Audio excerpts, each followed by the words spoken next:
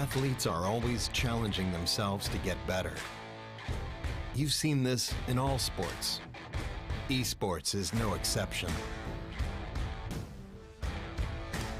You can never predict the outcome. The only thing you can control is how ready you are.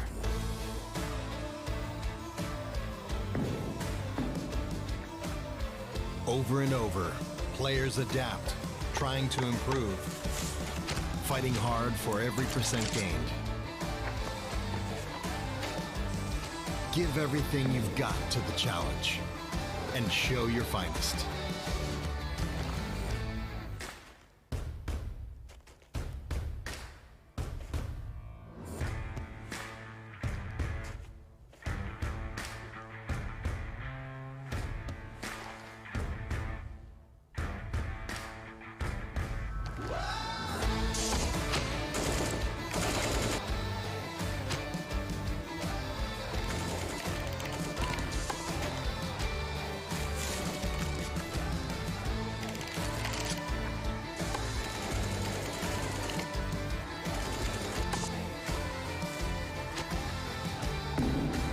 Bring your best out.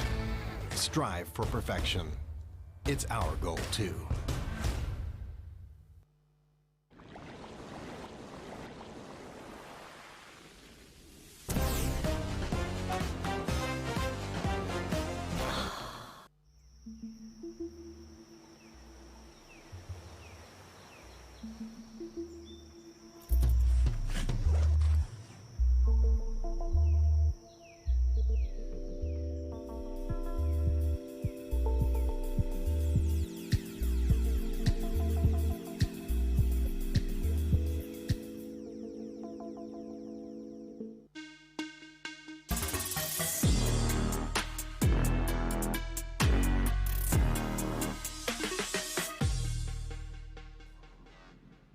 Zone. That one's taken pretty hard already. Banging nade comes in. First knock will fall. Yoon down. Next one goes up. Silden looking to try and confirm the points up. He's trying to make a play for this one, but it is coming apart very quickly. AAA coming in at the tail end of this fight. Meta still just trying to survive up in this higher position, but you can see it's Molotov's doing a massive amount of work, and now it's just Uba right up against the blue zone trying to make his way forward, but there are a ton of AAA members out in front of him just trying to creep along this. Everybody's dropped down to the belly, but it's going to be the blue zone once they want to make their way down through it. Spit's going to go ahead and hop back in the vehicle, but you can see that blue is chugging over towards him. He's going to go down to the blue zone, and it's just going to be reversing. Levi, Silden tagged up, forced to go into heal mode. But now the smoke's there, might be able to try and hide him for all, but a second LG Divine, another fourth place. It's rather unlucky. Sparky and Silden do the 1-2. Hillside, small bit of cover, but FaZe Clan's got this completely nailed down. Here comes the Tommy push. Oh, never mind, he's dead. Gotta fight this one out, and I think that the grenade range is going to start coming into play now, rolling in, but they're just not connecting. Cars running over other players all over the place. This is just chaos, Rich. Big nade goes off, and finally two of them will go down with Fuzzface probably about to bleed out. I'd be surprised if they manage to get a res up him at this time. But the shells just keep raining. Trying to get more utility, thrown back over towards AAA's position, and it's just going to be a roll right through. Vehicles coming out, trying to run and gun their way through this, but this is not working. Jin is just putting in work off to the side of it, and you can see there's only two members up for AAA, and they're already down to about half-life, trying to get those men back up, but it is just a full sweeping advance coming in from Divine. They're rolling right up on top of this, not a care in the world, and this could pay off huge for Sills, and if he can find some way to get some work into this, maybe inflict some more wounds onto the backside of it. AAA, you got to try to make something happen here, but it's just going to be dismantled piece by Divine, just walking. Did you see those two nades come in for the flushes, just back-to-back, bounce near on perfectly to take them through? Core trying to find the angle on the outside, but lose. Spyro in the back, Blue on the left, Omamo in the front. It's a very tricky situation, and the bombardment all of a sudden from Petrichor Road has come through, and it's continuing. The nades are relentless. Lou is forced to run back from this one. All of a sudden, VP are on the retreat. This is... They've just lost 3 players back to back to back, just like that. It is just trench warfare, nade to nade. Lou back over there by himself, trying to get something out of this off to the side of it. But there is near on nowhere to go. There we go. Let's start bringing out some shotguns. Try to get some play for it. Long making the play around the outside of it. It's just a smoke dance. Still spots it. Mamu reads the information, is behind. Gives Desenia the false sense of security. Arrives at the tree and then says bye-bye. Out of the vehicle, the drive-by attempted. Doesn't happen. Blue damage, my word. 1 HP. Tab has fallen. It's all on Besto to try and hold the line. He's up against the blue. One more nade on the side of Mamu and it'll be job done. Doesn't matter. It's going to come from a different angle altogether. Miles spots him, gives the information. The second nade's a follow-up and it's GG. Job done. Navi goes out in Georgia can't make the push back up the hillside just quite yet. Do know the fact that BP do have the closer position back over towards the center, and it's going to be the Bison coming back out for it. Norjo wants to go for the play, but you got to try to get something out of this when Edie lines up another one, trying to get some more damage back over towards him. And now how is BP going to play this instead? Make the play back over towards the center, and it's going to be a quick shot coming out. And Edie, yet again, just walking up this hillside and destroying Virtus Pro. Blew the last one up, trying to look through it, but flanked on both sides, tries to get the shots, and Burrow back in. Grenades going on underneath of his feet, and still going to creep back up on top of this and says, fine, you want to play for center? We'll play for center. On the other side of it, Navi says, hey, you want to throw grenades? We'll throw some of our own, and there you go. Burram is gone, and you said Navi needs to Navi gets the win, and then maybe things change up because that'll be 10 points and send them up to the 30 mark. They can't let VP get any kills. Ooh. 1, 2, he doesn't get it, he just misses. E36 starting to make a little bit of a play back over towards Gen G. Hopefully they aren't going to regret that one as it could be spotted out quite quickly. Blue doing a ton of damage, and it's just going to be a double-up catastrophe. Headshot will just fortify the push straight through. Behind the bushes, small amount of cover. For TSG, they have the better position here. Gen G has to do all the work to get close to them. PO wrapping, but it's instantly shut down. This is TSG holding and controlling that hillside. It now gives them a little bit of foliage just to work with. Einonic says, you know what? We're not going to lose. Excuse me, we're not going to win up this. The hillside, but Song's got the side of it. Spray comes through. That's one down. Looking back over for the second one. Gets a little bit more damage, but not going to quite get it just yet. Both players cycling there. Utility about to come out in abundance. Bit of damage done on both sides of it from two different. Yes, removing one player makes it that much more easy, but my word, down one. They have read the lay of the land here, and they're taking full advantage. Saiga comes out, last player around the back, job done. Should roll back over here. You can see Don Juan just brings the vehicles up by themselves. Songjong trying to find a little bit of a play, but it's going to be Gen G that's trying to exploit this back over towards the east, trying to get in third-party position. Songjong just trying to make a play back through this. Not a lot of cover to work with. Is off of it, but it's going to be a reposition for Bully Bear to take down PO. Center control now goes over to Triumphant Song Gaming. This could be their opportunity. Meanwhile, the other two members from Gen G have to figure out how they're going to want to respond to this. Bully Bear now starting to make his way up the hillside. Loki decides to push him through the smokes, but it's going to be spotted out as he makes his play, already down to about a quarter of his life. Bully Bear will get Esther, and all of a sudden the time's ticking. It's a 1 versus 3 scenario, and I think this is job done when we look on the side of TSG, unless Loki can somehow pull something amazing out of them. No vision for either one of these teams. It's just a matter if you can line up something, and Shrimsy does manage to connect with one. Luke keeps peeking out from the smokes on the other side of this, but he's one of the few members from Shoot to Kill that's easily revealed. Sonic's opts into playing along this, says, okay, we can't see anything through the smokes. Instead, let's use them to our advantages. Molotov's coming up from Shoot to Kill side of it, but it's not going to connect with it enough. You can see Sonics are just spraying into where they think somebody's going to be at. Finally, Pentalol steps forward. Quick shots coming out from everybody, and that was a quick go, but it looks like STK is going full send map. Yep, it looks like they lead right into this. Everybody just rolling through. Shrimsy's got to hold this one. H1 up above him. You can see the throwables aren't coming through, but Shrimsy's already down. H1 does get a knockback on the other side of it, so it's 2-2 on both sides of it.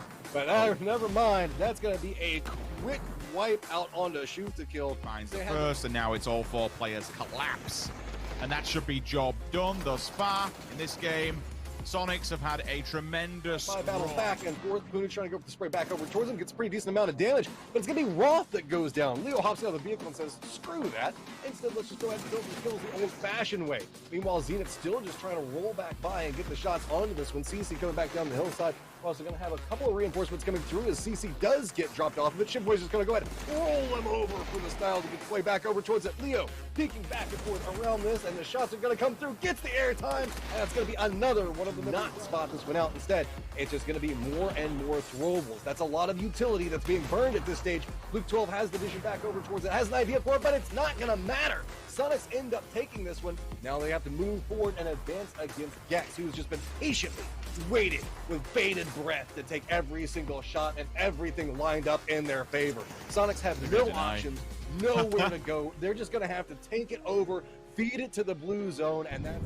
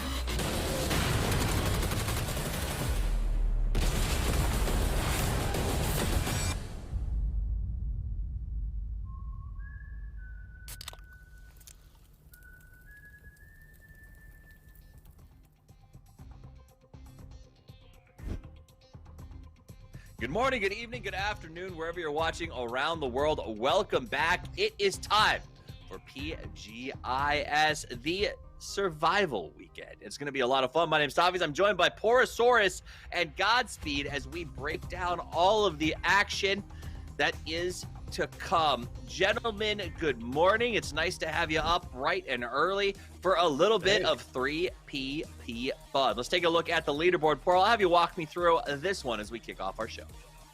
Cool. I've decided that in honor of this tournament, I'm just going to refer to myself in the third person.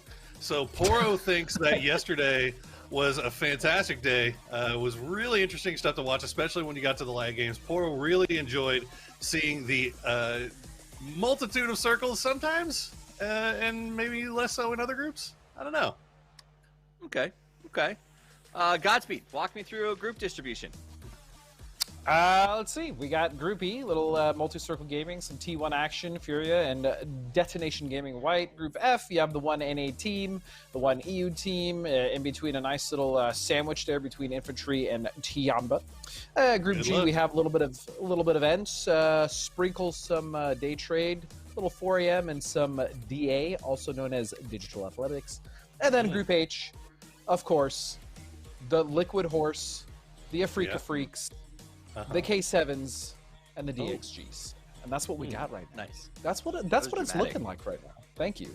I liked it. So, that said, 4 groups today, 3 games in each group, and only 1 team advances to the semifinals. There is, if you read certain websites that start with Liquid and end with Pedia, you might think there's a quarterfinals. There isn't.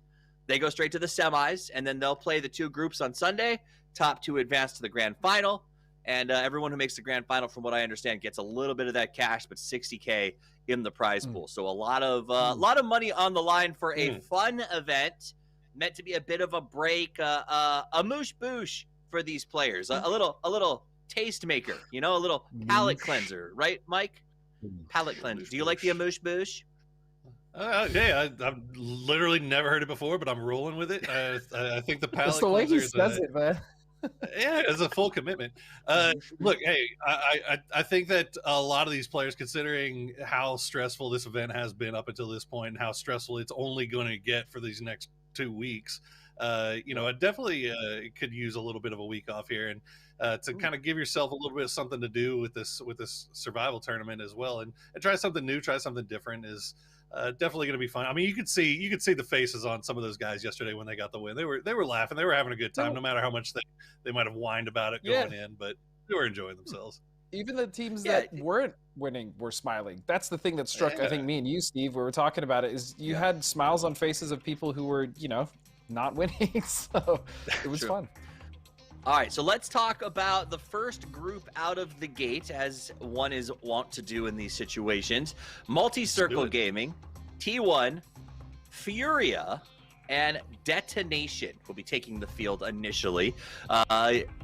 We'll start out so that we can get on the table early. I want your picks for this group so that we can then go back and forth about why you like these guys maybe just a little bit, or make up a story about, or tell us something from their past. Who knows? So your pick, Godspeed, because I know how much you love to go first.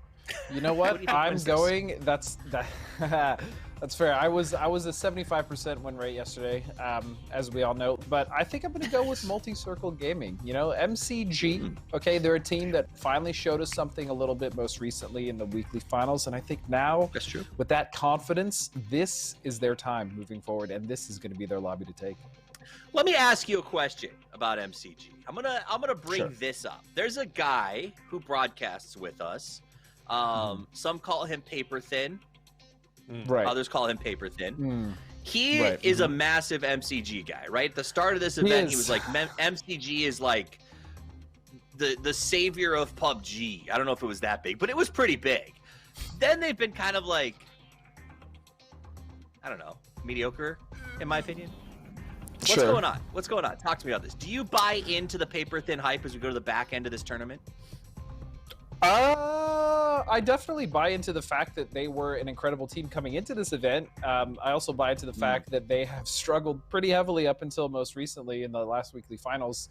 And I buy into the fact that, Paper Thin is he's a pretty smart guy. I just think they've had a rough run of things so far. And I think this survival series, this TPP action, Steve, I think this is what's going to turn him around. This game right here. I like it. And you know what? How can you not trust Paper Thin, right? Like, that's the face of a man that was built to trust. No one knows the East like him. What's that, Poro? Your pick? No, I was just gonna say that's a really, really hard sell, thinking that the TPP tournament is gonna be what turns them around. I mean, look, hey man, I'm gonna be real with you. I think Multi-Circle Gaming is the poster child of a team that gets hot at the right time and just dominates and looks really good, and then everybody's like, oh my god, this is the next coming, and then they kind of come back down to earth. That's just that to me is what MCG is. Now, T1, on the other hand, has been a team that has never they get hot. They get hot and cold in between games. Like it's incredibly frustrating to watch, and we've been talking about it all the time. Adder's really pumped though, and if Adder's pumped, then I'm pumped. I don't know if I'm picking T1 though. You're making me. So you picked MCG. You're asking me to pick against a Chinese team in a TPP lobby, and that's really really hard for me to do. But so since you took MCG, I'm going to take Detonation. I'm going to say that this is going to be the Japanese squad. Detonation. So we'll visit their booth in just a second. I want to give a shout to T1's shoe game because that has been incredible. Right? It's fire. That's it. Let's take a look at Furia. And I'm going to make this my pick. Okay, I'm going to pick Furia. We're going to leave T1 to the side here. Shoe game aside. Okay. In large part because I am excited on a personal level, gentlemen, about Furia becoming part of the league that we cover next year. Furia and Meta, 99%, will be joining PCS Americas, and they had a really good start. They're exciting when they just go out and fight, and I think that that's what they're going to do today, because what else are you going to do, right? apparently grow sick ass mustaches. But no, I agree with you, man. Fury, I'm excited about America's, and who knows? Maybe the boys from Meta got just slid into the Furia DMs, and they were like, "Hey, man, this is how you want to win." And you saw Meta have success yesterday in a group with FaZe Clan, so maybe Furia is going to come in with something. But I'm sticking with my choice, man. I think the boys from Japan, I think this is going to be the spot for DGW to really kind of step up and show, hey, you know what? Maybe we're falling a little bit behind as far as like meta goes for the international LAN. But our mechanics are just as good, if not better, than a lot of teams in this lobby, and we can really stand out this TPP tournament. Are they? I think they are. Okay. I mean, they're 28 after 3 weeks of play. Yeah, well, I'm but just saying look, 20, the meta's, your mechanics don't matter if you can't make it to the late games, obvious. So, like, but I've seen the Detonation Nation boys scrap, So maybe this is a good chance. Like, at the end of the day, third person is third person, but shooting is essentially the same, right? You're looking down, ADS is ADS. If you're ADSing, yeah. Right, if you're ADSing. So I guess there is an argument that maybe DWG just can't get out of the early game, and this is a chance for us to see them in all of their glory. But I don't know if I'm buying it. Godspeed, do you buy into DWG? Do you think that they are? I was a real big DWG fan until they started to kind of slip it up. But the other interesting thing to me is the fact that Poro has sat there telling us how good China is at TPP, and he fails to pick the other team in this lobby from a region that was also incredibly dominant at TPP, Korea, T1. Well, what's up with that, Poro? Right. You just skipping over T1? What's going on, dude? Yeah, it's T1. They're trash right now. I don't have faith in T1 to win a third person. I don't have faith in T1 to make it into Circle 3. Like, I just right now I just can't. There's nothing about T1 that I feel confident about. Like, I mean, it's maybe TPP, maybe this will be like a nice little relaxation, a little thing for them to kind of think of the reset, drip. Look, the drip is there. The drip is there. The drip is real. I mean, your boy's rocking Supreme Jordan. Yeah, but look, that's hey, clean. I'm not going to say I'd be surprised if T1 stepped up and won this, or shocked, but I would be surprised. Like I wouldn't be shocked, but I wouldn't be surprised. It sounds like that's exactly fair. And I mean, the reality is like they're Detonation and T1 are 4 positions apart on the leaderboard. So either way, you're sort of hoping for the best, right? That said, though, good times. Final thoughts before we kick off lobby number 1. Are you guys excited about this first circle? We need to get that man on the desk. The beard desk. We need to get the mustache on the beard. We should. Look, all I'm going to say, Steve, for my final statement is that anything can happen, okay? Anything can happen. Anything can happen. Poro, do you agree with that statement? Do you think that anything can happen? Wow, that's a really putting himself out there, really setting things on the line there with the anything can happen statement. Winners. No, look, honestly, like I'm picking Detonation, but if anybody but Multi-Circle Gaming wins this, I think it's gonna be a shock.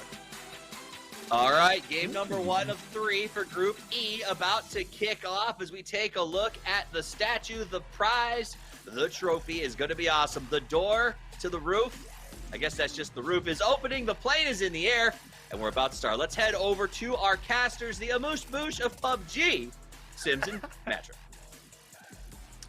Thank you very much, Steve. Yes, indeed. Welcome along, everybody. Good morning, good afternoon, good evening to everywhere across the world. And once again, we are moving into the Survival Weekend. Yes, this is a much different event to what you have been normally seeing.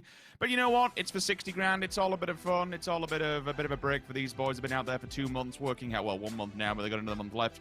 Working hard in Korea, working on the PGI.S. Remember, at the moment, I think we're over $5 million or something ridiculous currently with the prize pool standing with the 3.5 and then the crowdfunding. So it's it's a top 10 monetary event at the moment. I think we are the highest ranked FPS in terms of largest prize pool in the world, something ridiculous like that.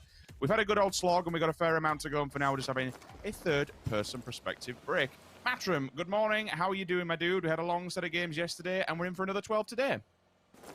Yeah, still hoping for some circle diversity, but hey, look, we're bringing in some new teams. That means it's going to get a little bit spicier as it goes. And let's be real, these are 4 teams that could use a little bit of a pick-me-up game series like this. I mean, whenever we look across the board, these are all teams that, as the analyst desk was breaking down, have had opportunities that they just haven't been able to capitalize off of. So now looking at a tournament like we're doing right now, which again is for fun, it isn't third person, it is just 4 teams that are dropping at a time instead of the normal 16, and it's just going to be very fast circles moving through this one. There is a lot of opportunities for these guys, specifically just to get like a better feel for like what could be going wrong inside team fights. This is a great time to really just break down and practice how your team fight communication is going to work out, because it's just a late game simulator, for lack of a better term. So yesterday we didn't know how this was all going to go down. It was a bit of a new thing for us and seeing how this would all react and stuff. But we'll kind of give you guys an update as to how this will be playing out and what you'll be seeing on your screens and really what the achievement is today. So you'll have 4 groups going through it. It's a single elim, best of 3. Round robin, essentially. So you do 3 rounds. If you're at the top of the tables, you advance forward. That's it. Once these 3 games are done, only one of these teams will be able to advance forward to the quarterfinals. We then have 2 quarterfinals, and again, we get our 2 grand finalists. It's just single limb all the way through, job done, until we find an overall winner. So 3 rounds, top advances. We've got 4 groups today. A, B, C, D, E, F, G. We'll go through them all. I think you can look on Wikipedia and look on the PUBG main Twitter account. You can see all the teams that are going to be going down. But for now, we have an interesting lobby and some interesting words from the analyst desk. I mean, it was. I'm going to say, I don't know if Poro's had his, not had his coffee yet. I don't know if it's just a little bit late over there in Texas for you guys. But going from MCG, they're going to win this, job done, to like throwing T1 quite literally under the bus.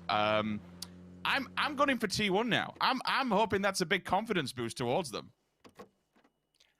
I mean, I'm always kind of a fan of the underdog whenever I'm looking at this. Like, that's one of the things about PUBG that I love, is that the underdog can step up. But I think that the thing about it is that T1 was supposed to come in and they were supposed to be like a dominant force. Like, we were hearing so much stuff about them whenever we look at how they were playing inside of different, like, they're just a storied team if you look back through PUBG history. And they're just not really playing on the level of expectation that we had for them. I would say that they're playing far under that. And that leads to, I guess, a lot of the, heartbreak that we're seeing from a lot of their fans. And in a similar vein, we're seeing that coming out from MCG whenever we're looking through there. Detonation White didn't have the same pressure coming into this. So really, they just kind of get a little bit, more liberty on how they're wanting to do it. Now, personally, I'm still leaning in. I'm going to follow up with Toffees on this. I think that this is also a prime opportunity for Furia to show a lot of what they can do. We know the fact that whenever we're looking at teams like Furia that are just phenomenal at scrapping, and just really whenever their backs are pressed up against the blue zone and they're having to fight their way out of something, this is a team that really can thrive in that type of environment. And we saw that really worked out for Metagaming yesterday, who's a team that plays very similar to that. It can be a little bit scrappy, it can be a little bit messy. Circle will pop and will be split between the kink on the Plateau Road, Pachinki Hillside, or Potato if you want to call it. One priority compound more down towards the south. If MCG need more gear, then they can at least loot through the final farm area. But again, we've seen how much damage the blue can do at this point with with it kind of just chunking it at face far and away you go, bang. So many people died yesterday to blue. There is that very viable option with such a small lobby and so little points on the line, like denying to the blue and giving it up so your enemies can't claim the free frag points. It's a very viable and very much, to be fair, rewarding option. If you're very close towards the top of the table and we get towards that second game, it's like, well, okay, we'll just throw it out there, die to the blue, no points given, no harm, no foul. Yes, the opposing team gets a jump up on you and 4 points for the 10 for the win, but you know what, it is what it is. So we'll see how this kind of goes down. It's always hard to analyze something like this when it can be mega scrappy, and compared to the standard default super rule set with 16 teams are playing in, the circle here plays an insane, it has such ramifications on this game, and it just it kind of determines, or at some points more than any other lobbies that we've seen, it does determine at least who's going to get top 2. If you have a secure compound, if you have a secure position, if you have something that's central, it's so much harder to teams to work around you, because sometimes we've seen with these specific circles, there can only be one compound in it, and we've seen ones where they are just smack bang in the middle. For now, I'm going to take a pause on that one because I think, Matt, we've got a promo code to give away. Hey, there we go, everybody. I know that this is one of the things that a lot of you are excited about every single time. So you can see down in the bottom left corner, go ahead and enter that inside the PUBG client itself under coupon codes, so that way you can try to pick that up as fast as possible. At the first game for every group, and remember we have 4 groups, you will be getting a coupon code. So I know you guys are going to be asking, hey, where's the coupon codes? First game of every group. So 3 more are following up after this one. Oh, rotations will begin to set in. Damage is done on the player in the vehicle thus far. He'll have to get himself in, have to pull up on this one and try and get the heal off. That is a hard shift and a half. Okay. So now, keep your eyes on Detonation Gaming. This is a point where they've been given a circle. They've been given a very stable opportunity to try and make something happen. They do have the only compound within that circle. The question is, do they want to play the outskirts? Do they want to play the back lines? Is it worth putting someone in there and then maybe playing forward? Given the terrain and how the upper hillside of this works, I would say yes, because that plateau is quite high. T1 is actually going for the play on it. Absolutely blind. Star-Lord straight into the meat grinder. Job done. He's gone. The rest of them don't know how to fall away from it. Yes, he is the scout. Yes, he is going to be the person that is essentially the one to always kind of give it up for the greater good. He'll be the one that dies. The rest of the team can survive. But still, a full-blown blind send. I respect it, because you've got to try and get that compound where you can. We know how dirty and how dangerous some of these circles can be, and having a prime compound like that should work. The next team maybe to be on the chopping block. Multi-circle gaming, they've been tracking Fury for quite some time, and once again, damage is going to be done. The pull-up is here. The first player, well, he hasn't quite fallen just yet, but damage is in abundance. That took way too long to get that initial down. I thought that was going to go horribly for Multi-Circle Gaming, and it still could. One down off on both sides of it. Fury is starting to reposition around this. You can see Multi-Circle Gaming just leaning into the cover points that they've got right now. They do already down in position off of this, but you can see Fury is trying to find the angles to work with. That's another down back over towards this, and this is starting to get a little bit more one-sided with Multi-Circle Gaming. They have the angles to play, but Rusty Zero's trying to make a play for this one off to the side. Looks back behind him, goes for the spin back around. He's 100% surrounded. There is nowhere to go except for the tree, and he's not even going to make it to the cover in time. That is just Furia driving up into the wrong neighborhood. But T1 hears this and wants to reposition right on top of it, trying to see if maybe they can catch out a couple of these stragglers and get a couple of free kill points. This is the perfect time, the perfect opportunity to jumpstart into this fight. You realize what's going on. You realize a third-party scenario is prevalent for yourself, so why not get involved in this? Why not try and take out another team? Evil Lee will fall to the blue, rather. Unfortunately, now it comes down to tank. T1's already been damaged. We lost Star-Lord early. There is potential to try and take a couple of scalps of them, but I think for tank, this is... yeah, this is all he wrote. Not much too further you can do about this when two people have not only a line of sights, but more importantly, your position, the vehicle. It's loud, it's proud. The smokes will just give away further information to where you are lurking. But for T1, they now have to go up against Detonation Gaming White, a team that got the first frag of this match and more importantly, removed it from T1. So a little bit of vengeance. It could be in order here for T1. I suppose the catalyst, what could be here in theory, if Tank somehow manages to get a knock onto one of the Detonation Gaming White players. I mean, you can see Macau at the back's already damaged up. If he can do that, and then it evens the scoreboard for T1, gives them a fighting chance to work with. But I'm seeing a couple of level 1 helmets here and there. It's a little disconcerting. Yeah, we're starting to see the third party come into effect now. And by third party, I mean perspective, is everybody's starting to hide back behind rocks and trees to get a little bit more information. I love that T1 knows exactly where Tank is and is just kind of letting him do his thing because they know that they can use him against Detonation White. Finally, looks like they might opt into taking the shots and go, okay, we'll finish this one out. But back on the other side of it, you can see T1 does get the line up shots to get one of the downs back over towards it. Aqua 5 has a beautiful position up here. Line up and could just be able to rain grenades back down onto this angle. Should be able to roll back through. Card's going to go ahead and eat the first one for it, but Aqua 5 is just holding the line. Dangshay back over towards the east is starting to find an angle to work with as well, and that's going to be another down coming through. T1 starting to get all the advantages in this as they do have the center position. Remember, guys, we only have 4 circles for this, so this is already going to collapse down to the center point, which T1 controls. Grenades in range now, starting to roll through. That's going to be close enough to take down yet another one.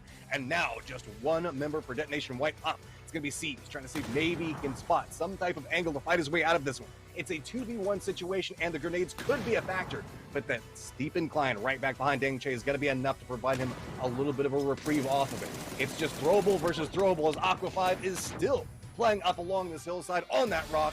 and it's just going to be a power point for that team, and T1's going to walk away with 7 kills and a round victory.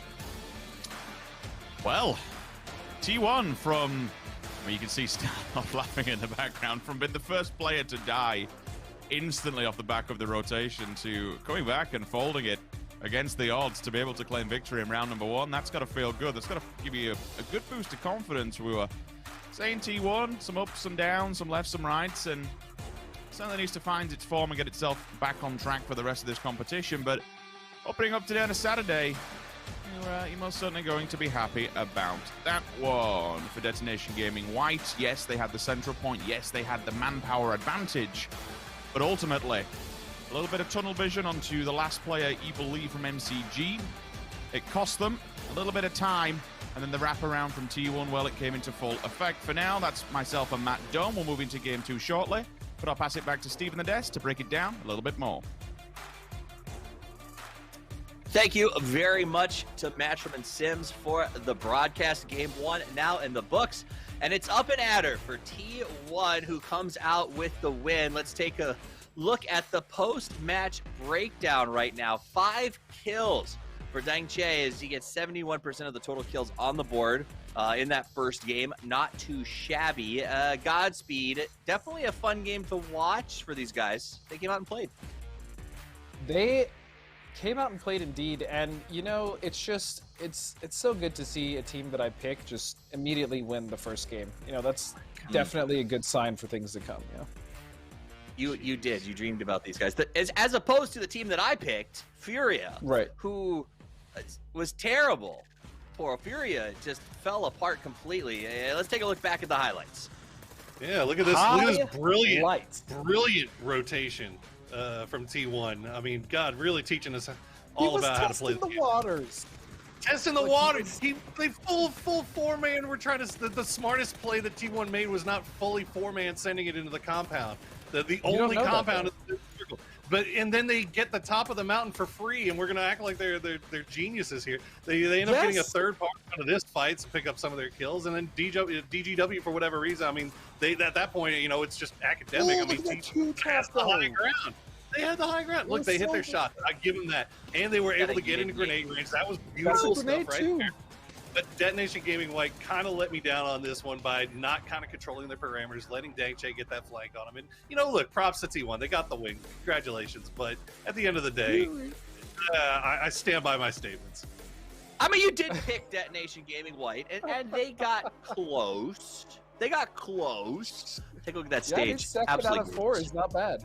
Oh, I'm sorry, they got 3rd. That's true. That's true. They only got 1 kill. MCG got the kills. Hey, my team got 1 kill too, so really, it's almost the same. I feel pretty strongly about that. But it was a fun match, all the same. And you know, I think that we'd be reticent at this point not to call back the famous quote from Poro, that you probably have to answer for. What was your? How did you phrase this? I gotta remember exactly how. Yeah. I believe it went something like. Look, unlike many analysts on this desk, I will stand by my statements. Dang it! And the whole reason T1 was able to win that game is because they got the high ground. The high ground at the top of the mountain was free. It was free. They could have rotated directly to it, but instead they tried to go to the compound for some strange reason, lost 1, and they still end up winning it because they end up catching the third party on the Fury and MCG. They were trying to go for the top of the mountain. You say that, but riddle me this, Poro man. There have been other teams, okay, sir, I'll have you know, please. There have been other teams that have been in this survival event that have gotten the high ground, and they have lost. So T1 clearly did something right. That's true. So that said, everybody, just to remind you all specifically, Poro said, and I quote, T1 is trash, and then they won the game. And I just want to remind you, that is an important comment. I think that did you say hot trash? No, you just said trash, right? No, he just said trash. They weren't hot. No. Okay. So we're going to continue to track this development, and then of course notify all of their fans if they win today. That Poro felt strongly. Are you still on the DGW train after that, Poro? You still on the train? To be honest, I think they played it a little bit passively. I mean, look, they got a compound in that third circle on the pop, and they kind of hung out on downhill. But they stuck out there. I think they were planning on making a move, and then they got rushed by T1. They kind of second-guessed themselves. So, like, once you see that third circle and you see that there's such a difference between the high and low ground, you kind of got to realize what your win conditions are. They kind of hung out too long, and they just straight up lost their fights. What are you gonna do? Yep. Yep. Poro saying realize your win conditions as he selects So you're- DW as his champion. Yeah, so It's you're... fascinating. Oh, never mind. No, come on. What do you got there? What do you got? I was going to say, You so you're got saying 13 one of the more passive teams of the event, Bring you're it. surprised that they were passive. That is, wow. I'm also Yeah. surprised that you were surprised that they were passive. Fair Well, enough. I'm shocked that you were surprised that he was surprised that they were passive. That said, it's time for all of us to get shocked by more games as we get ready for match number 2 of 3 for Group E. Let's head over to the casting of Matchroom and Sims. Thank you, Steve. Yes, game 2 is underway of this group. A few little changes and adaptations on where people will be going. A bit more of a bigger split, to be fair, especially for Aqua 5 will be on his lonesome. But the vehicle's there. However, he does have 2 members. Fury. Denied. Absolutely yeeted. Just jumps down, and now what you gonna do? You were safer inside the seats. There's nowhere to go, man. That And he's is got a some gun. trouble for Aqua 5. You got the jukes? You got the jukes? He's got a gun in the back. He is. I'd get in, honestly, just like, yeah, you've. There you go. That's the play, Aqua 5. Just get in there and start doing the dance around. You can't hide from the What gun. you got? Please kill your own teammate. That'd just be like accidentally knocking. Oh no! No! Oh, rip. There wasn't it. Oh, Well, are please they- don't go there. He's got a gun. He's got a gun. Dang shit, run! You don't realize this. Chase him. Chase him with a handgun. Oh god, I can't. That's.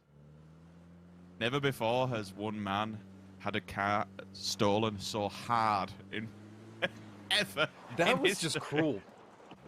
I mean, I saw it. I was like, he's got the inside track, and then suddenly you just see it pop up in front of him, and heartbreak. I mean, you know that there was some type of profanity, or at least a coming out in comms right as soon as that one happened. All right, guys, let's give you a breakdown of what's going on.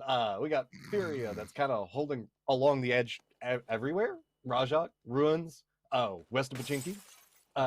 T1 spread out around Pachinki. Multi-Circle Gaming, that's going to be back over towards the southeast. And then over in school is going to be where Detonation is going to be hanging out with one member back over towards the east near Shelter. A lot of teams will be looking at this coming into today and understanding the lay of the land from yesterday and how the circle is going to work. There's like 5% chance of it not being in this position. You might get a little bit of deviation to the left, right, up, down, whatever, but to actually get a different circle altogether, the chance is minute. Yeah, it is what it is. Look, we're just going to go with it. We can kind of hope and pray that we get some different circles and we get that small percentage chance to come in and give us something different, make it a little bit more fun.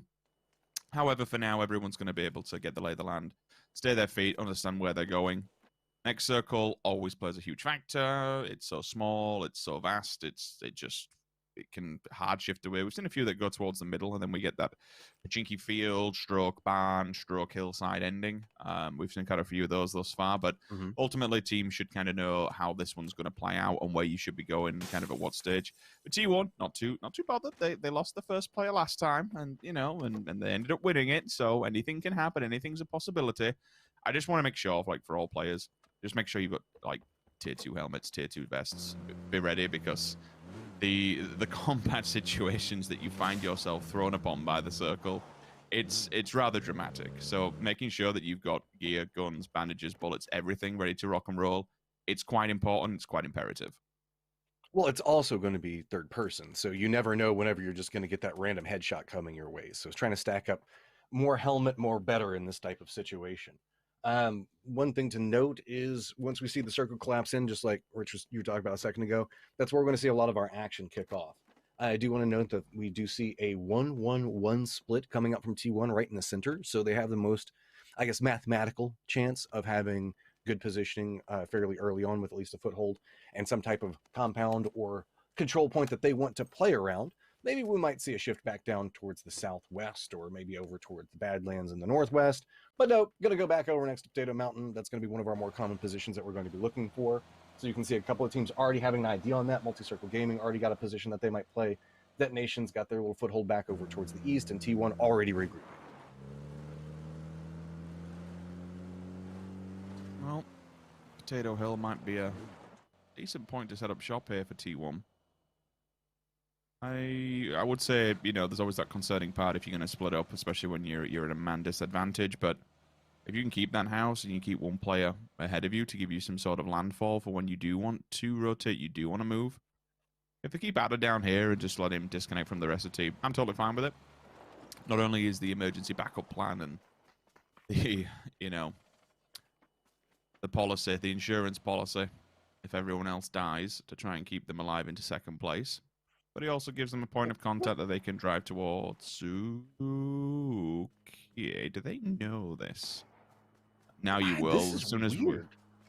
Well, as soon as we hear the audible cue of the vehicles on their screen, that's basically their POV. We know that they've heard it as well. So now we should see the fight unfold. I mean, I kind of like the idea coming out from Multi-Circle Gaming is playing back down towards the south, seeing if maybe you can catch somebody in rotation, feed that information over towards your teammates. The thing about it is nobody else from Multi-Circle Gaming is trying to counter move around this. So if anything, this is kind of more of just a distraction. So with this reposition coming out from Link, the rest of Furia can just kind of get a feel for what's going on and track how he's moving to figure out where the rest of Multi-Circle Gaming is at. So it's kind of like the scouting is just kind of assisting and scouting for Furia right now. Furia gets a read on what's happening and is just cutting away from this, going north. Now Tank does have a little bit more of a northern position, but he's kind of by his lonesome right now with no real good sight line onto this.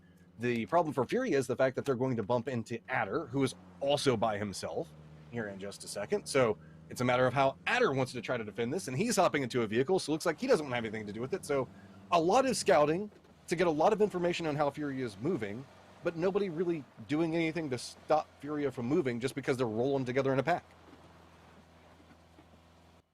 I think the first game gives them some sort of idea of how this is going to unfold. That third party is a huge, huge thing in this type of lobby, or this type of environment, should I say, is a better word.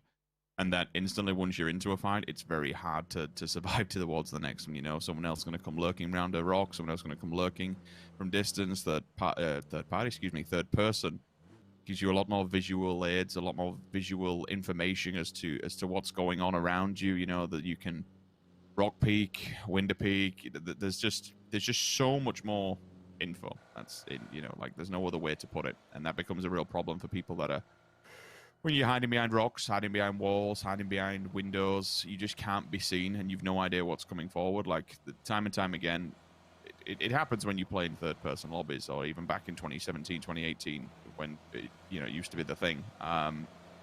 Driving towards buildings blindly, it's one of the most catastrophic scenarios that can unfold, really, because all of a sudden you get close, you're lured in. Oh, no one's here, great, crack on, boys, away we go. And then boom, someone just appears out of the window with a bolt action, dead, gone, buried. Nothing you can really do about it. You don't anticipate, you don't expect. So that surprise factor of TPP is one of the worst elements of this, and you always have to be aware of it. So blind push is never going to work. Complete lack of info.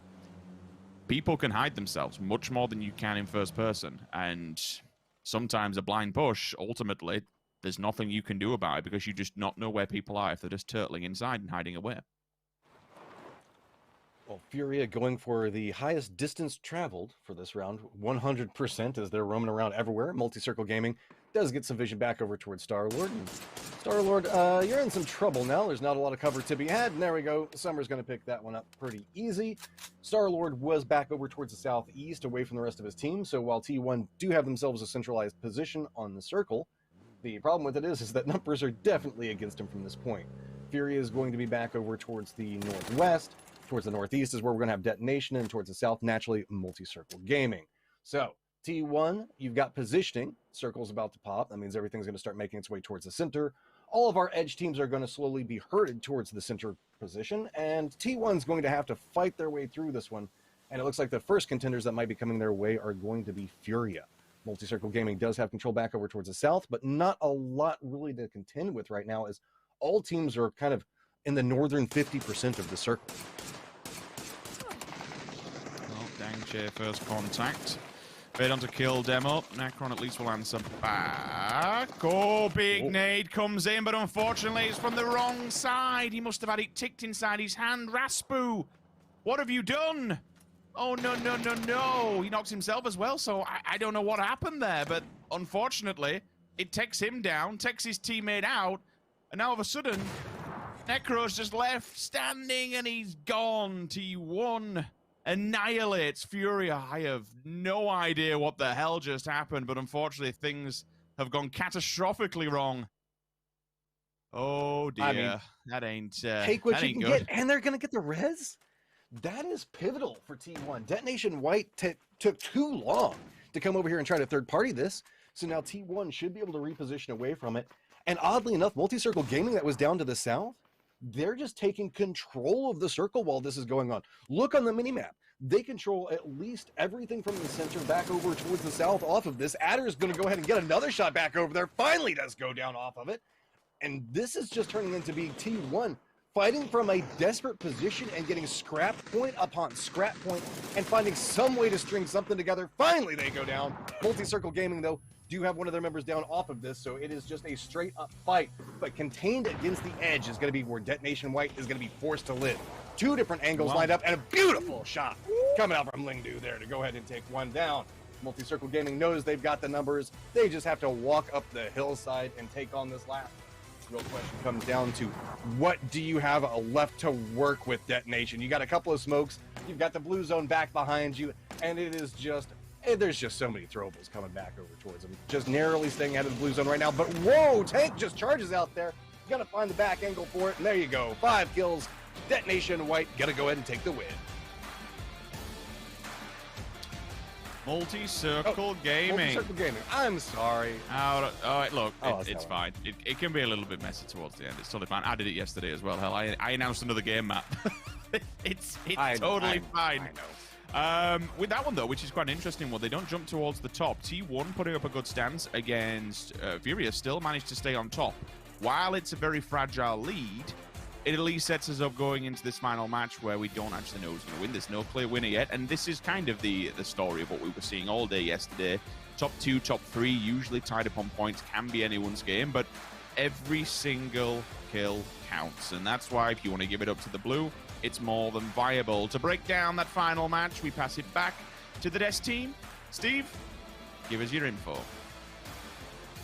Thank you very much, gentlemen. Who's down with MCG? Well, you know me and the rest of the team as they come out in first place with 5 kills. Big win. Though I will be honest, Matchroom seems to be in your corner, Porosaurus. He tried to give the win to DGW, but alas. You know, I mean, look, hey, DGW, maybe I overestimate. Like, they got great mechanics when they use them. They haven't really been wanting to fight people. I don't know what's going on. They got good position. Oh, no, look at this. This is just. This took forever, man. Aqua props to Aqua though. Like he kept this thing going for real. Almost lasted long enough for Dangshay to come rescue him too. Almost Summer, of course, hitting some key spot-on shots, and then Dangshay. T1 actually destroyed Furia, I'm not gonna lie. The thing that confused us as well is I feel like there was a point here where Necro forgot it was third person and he tried to prone where Adder clearly had vision of where he was. Yeah, it was really rough. What are you gonna do? Hey, well, as long as Furia is in the lobby, down in the open, is able to pick up points, so that's good for them. But you know, hey, like right now T1 I think still should be right around the top of the leaderboard, right? After getting a couple more kills, even though they go out early there. So, you know, and maybe this is one of those days that T1's on. Who knows? Who knows, dude? In a world. T1 stands for Tier 1 except at this tournament. Anything can happen. Well, MCG comes out on top. Godspeed's team picks up a W. Poro's team has not picked up a W yet, unfortunately. But 2 second places are nice, right? So that's a win. I mean, it's not a win. Is it though? Do 2 seconds equal the first? I think there's a math thing here, right? I don't know. You're using that funny math. I don't know. I don't know too much about the funny math, but yeah, no. I mean, it's again we see the same circle roughly. I mean, there's still a high ground, low ground situation, and this time the low ground won. I mean, I was looking.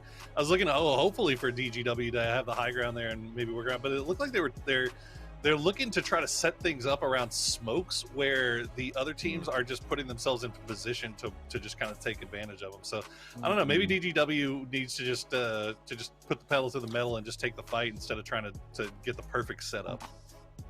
All right, standings. Look. T1 still in the lead, and then you got everybody else below that. Yeah. What you got, Godspeed? What you got, Godspeed? Look, Steve. Okay, I'm not. I know I'm the guy.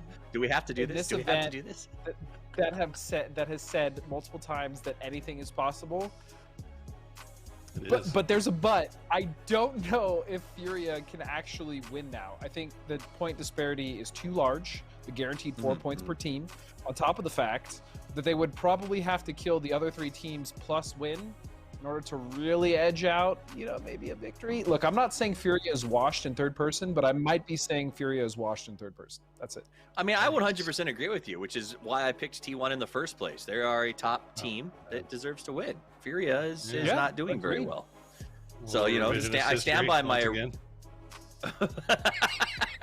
Fair, you're right. No, I thought Furia would do better in this mode, to be blunt. I thought they'd play a little more aggressively, but in that last highlight, we saw it. The running out and laying down in a field was like, it made no sense to me. Like, they can see you. I think maybe they're just having a good time with it. Oh well. Final thought, Poro. Do you have anything you want to say to the people at home? Yeah, Poro. Yeah, I'm rooting for T1 to come back and win this one. Let's go. Take it home, baby. Really? Wow. What if Furia won it and your DGW got second place again, and that would advance them to the final without ever winning a game? Now there is a scenario they're going to need more than one kill to do it. That's fair. Well, I mean, my dad used to say second is the first loser. So, but the question is, if you get second 3 times in advance, are you still a loser, Godspeed? Yes and no. I don't know. That's interesting. That's like that's like a consolation victory. It's a bold question to ask somebody who played for the Rumblers for so long. Easy. Yikers! Okay. Easy, big fella. All right. Played for them, that didn't play for them. I won't stand for this. You won't stand for it. I don't want to make any jokes about you getting sat. Anywho, it's time for game number 3. Group E. Let's do this thing with the cat. I love you, Godspeed. Casters, Sims and Sims and matchup, not Godspeed. There you go. Wait, I'm still laughing at Rumbler's comments. I gotta love a bit of Eddie banter on the morning. All right, then, here we go. Rock and roll. We got T1 31 points, MCG 28 points. So 2 teams looking pretty strong here for the advancement match room. But then again, as Godspeed keeps kindly reminding us, anything can happen. It's 3 games. There's still high opportunities for these teams if they manage to get a ton of points. Do we see Necro actually making a play back over towards Yasnaya to collect a car? This is kind of a nice little modification we could see coming in. Instead of vying for all the vehicles just inside of Circle, you've got some time. Go ahead and hit up Yasnaya, super loot up, grab the vehicles that are over there, and then roll those into the zone. So that way you're not having to contend with, I don't know, the chaos that feels like T1 is having to contend with after going for every single vehicle. Yeah, it's a little bit mishmash towards the north. We got some players from Destination Gaming White mixed in with T1. We got Fury, who eventually will be coming down the way of Destination Gaming White. Jinky should go the way of T1. Should fold and wrap into that pretty easy and without any kind of risk. Aqua 5 probably more so in the more cautious area, the poor man's Pachinki up towards the north. You do have the drop-off from school and then the scrappy houses and garbage compounds, which could play a factor if they decide to push into that and move towards Aqua 5's position. Multi-circle gaming, well, it's pretty straightforward for them. They've been away from the fray every single time. I mean, there's no real downside we can say at the moment until we see where the circle's going. If it hard shifts towards them, then they could be in for a damn good chance of winning this, just given everyone else's position. You might see some early scrappy rotation, some early scrappy fights. We shall see. At the moment, it's, yeah, All calm on the western front, and we have to wait until this next circle pops. No deaths as of yet, so a little bit of a shift up from what we've been seeing in the last round. T1 still holding a strong control. You can see that they're running fairly separated out. Not the best looting coming out from Dangje yet, but so we'll see if maybe you should be able to find a helmet and stuff here in just a second. Multi-Circle Gaming still back over towards the southeast, holding down all that area that's just west of Farm. So they're all the way back down to the coastline even, just trying to make sure that they can pick up every single bit of loot as they can. Really no big modifications other than that Yasnaya drop coming back over from Freer earlier. It's just a matter of seeing if people are going to start making a little bit more of a play back over towards Potato Hill so that maybe they can get some positioning early. We've been seeing that being a little bit more of a Hail Mary play coming out for a couple of people. Most notably, Sims, I've been noticing that we've been seeing a lot of very northern rotations coming into these circles, about circle 2, 3. That's where we saw T1 lose the first member inside the first round, and we saw a lot of action breaking down similar to that last time and yesterday's matches. So finally today we're seeing that trend break down a little bit to where not everybody is just going, okay, let's just rotate to the northern part and have a three-way fight up there while somebody just kind of sits, listens in, and then jumps in the fight afterwards. It's kind of hard, especially now. I think we'll see differences today, just because yesterday people got the lay of the land. People understood how this was going to go down, and generally with the circle always being middle, and with points being so relevant, there's nothing but like third parties for this has been a potential of qualification and not at the end of the day, and you have to capitalize on those opportunities. If there's anyone that you can get involved with and take some free points, then absolutely you need to step in. But there's always that risk reward play. You fold into the fight. Got to try and keep it as clean as possible, especially if there is still another team on the map. I mean, T1, like that first game, for still losing a player off the bat and then being able to go into it and what it was, a 4 versus 3. But it's still, if you remember from the first game, keeping that MCG player alive and not just killing him at first sight, shoot on sight scenario, he was a nuisance. He was rather annoying, and been able to at least work off the back of that and use him for bait, draw out Detonation Gaming into the open, let the rest of the team wrap on them. Ultimately, they won the game. Circle, not too dissimilar to what we were seeing yesterday. Quite a few of these where we have the farm split. You see Pachinki, Potato Hill up towards the eastern side. MCG can kind of backfill into that green pasture land and plateau area, pretty much where Dangche is looking towards. So that's going to be viable. That's going to be within play. And we saw... who was it yesterday? Was it TSG qualify off the back of that, or certainly win that against Genji and win it quite strongly, been able to hold that off. So that for them will be the next point of play. For everyone else,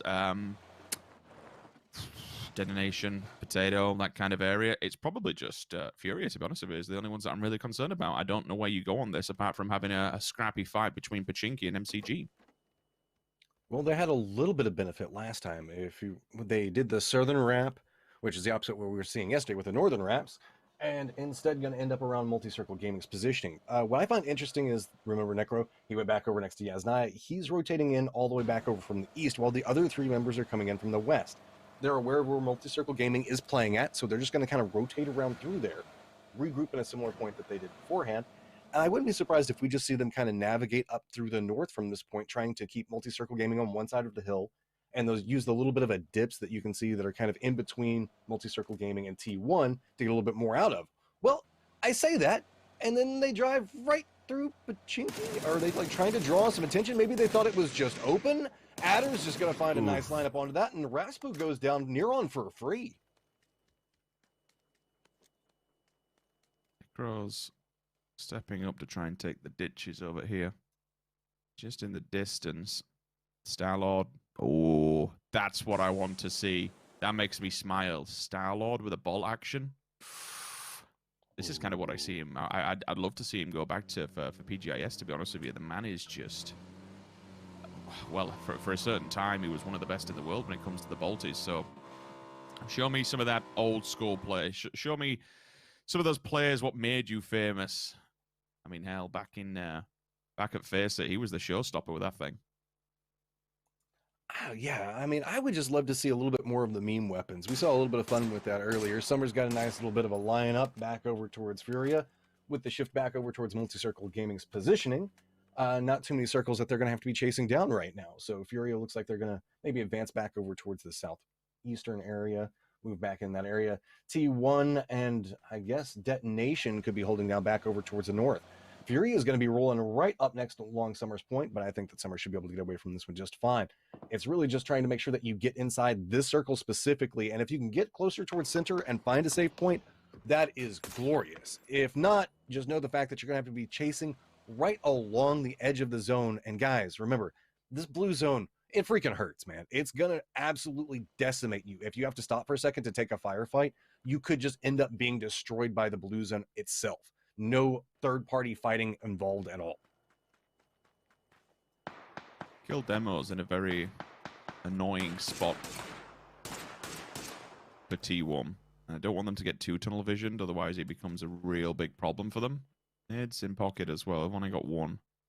Nothing else in terms of utility, so he needs to let them either get grouped up or know they're going to be perfectly in situ to be able to make use of that thing. We'll keep the pressure up onto Furia, but eventually Demo's going to have to come out from his little hidey hole. Away he goes, finally. Shots in abundance.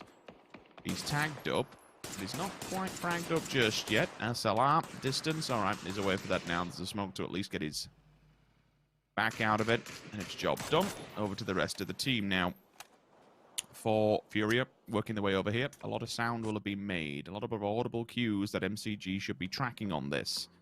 Macau in the distance is moving. That becomes problematic for T1 because the position that he will take residency in, the position that Detonation Gaming White has made it to, well, honestly, I thought this was T1's. I thought this was going to be the place that they try and play. Ultimately, now it's a bit of a make landfall, smash and grab scenario, Matt. Aqua 5 took a ton of damage trying to make their way up, get out of the blue there. But now Detonation White kind of in a beautiful gatekeeping position back over towards T1. Furia is still taking a couple long-range shots back over towards Multi-Circle Gaming, so they can't get involved just quite yet. So T1, while they were trying to get those kills back over towards Furia and didn't manage to pick them up, that's kind of delayed them for just a moment. Now the question comes into play, can Detonation White capitalize off of this? Because whenever T1 crests the top of this hillside, they will have the high ground advantage. They will be able to just dump grenades back over onto this angle, but you can see T1 is still very focused in back over towards Furia's position.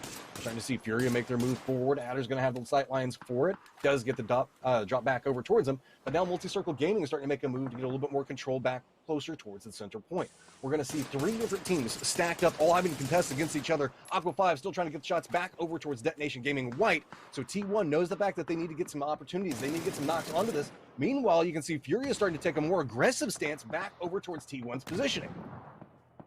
I like that. I like that a lot. A quick look over the hillside, remove one player, and it's job done. Necro will fall. Becomes victim as Summer. For both of these teams at the top, T1 and Multi-Circle Gaming.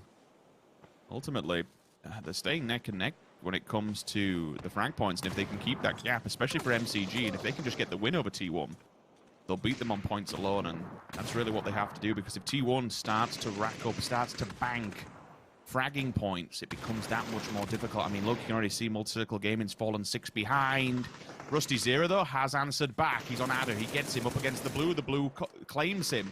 That's rather important in this fight, and it plays a huge factor. T1 goes down. They've gone down early, and all of a sudden, it now comes down to Multi-Circle Gaming up against Detonation White. To win this is rather important. Shots are in abundance and they're coming back. They're answering back, but Melofo sees they've fallen, and now the barn burner begins. He's out to the blue. It's job done.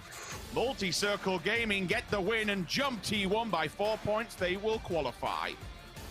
The patience on that pays off so big. Lingdu made a very far northern rotation back over there, was looking back down, providing kind of an overwatch position on where we saw T1 taking over their fight, and they just kind of set up position for this. So Multi-Circle Gaming just reaping dividend upon dividend off of positioning and jumping into essentially fourth party that. Right as soon as we saw the fight kick off, they just crept up back onto 3 different approach angles and just got kill upon kill and weakened every single defensive line of the teams in front of them, and then just wrapped in, forced somebody right up against the blue zone, and then just went for the last couple of shots to pick him off. That was just a clinical way to play this game. hindsight's a beautiful thing, and it's so much easier as casters when we have the map and we have the full lay of the land and information. But you saw at the end, Detonation Gaming White, where they made their last stand. That was the place that I was expecting T1 to try and make the emergency push towards and take control of. Ultimately, with them crashing out and going down early, it does cost them, and it is MCG that do advance. So for now, I'm going to pass it back to the Des team to break down the all 3 matches a little bit more. Thank you very much, you two. MCG, congratulations. They advanced to the semifinals, and they do it in style. That is a lot of points. I think like when we get to the leaderboard, it is going to be shocking how badly they drubbed everyone else around them. So congratulations to them. I do believe calling fair is fair. Godspeed. You picked them to win this thing. You were right. Ah, yes. And now, as a reward, we yield the mic to you, so that you can really rail on anybody.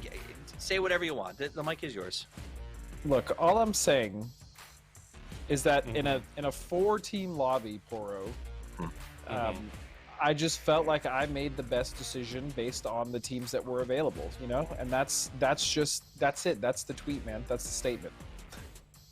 You made Do the best with it decision. what you will. You made the only decision. It was the only decision. Like MCG getting away. I agree with you. You picked first. Toffee's picked. I was going to pick Hello? MCG. Well, Toffee's is you can't account for what Furia happened here. But look, I was furious about it. I agreed with you. I thought MCG was going to win. But yeah, Detonation Gaming, what are you going to do? They 3 second places. Hey, that's something, I guess. Yeah, I mean, the than my team. consistency is unreal. That's, you know, they move up 50% of the placements every game. You know, there's only 4 placements, so they were in there. The other thing that surprised me, again, is that you were surprised that DNG was passive. Okay, well, that's fair.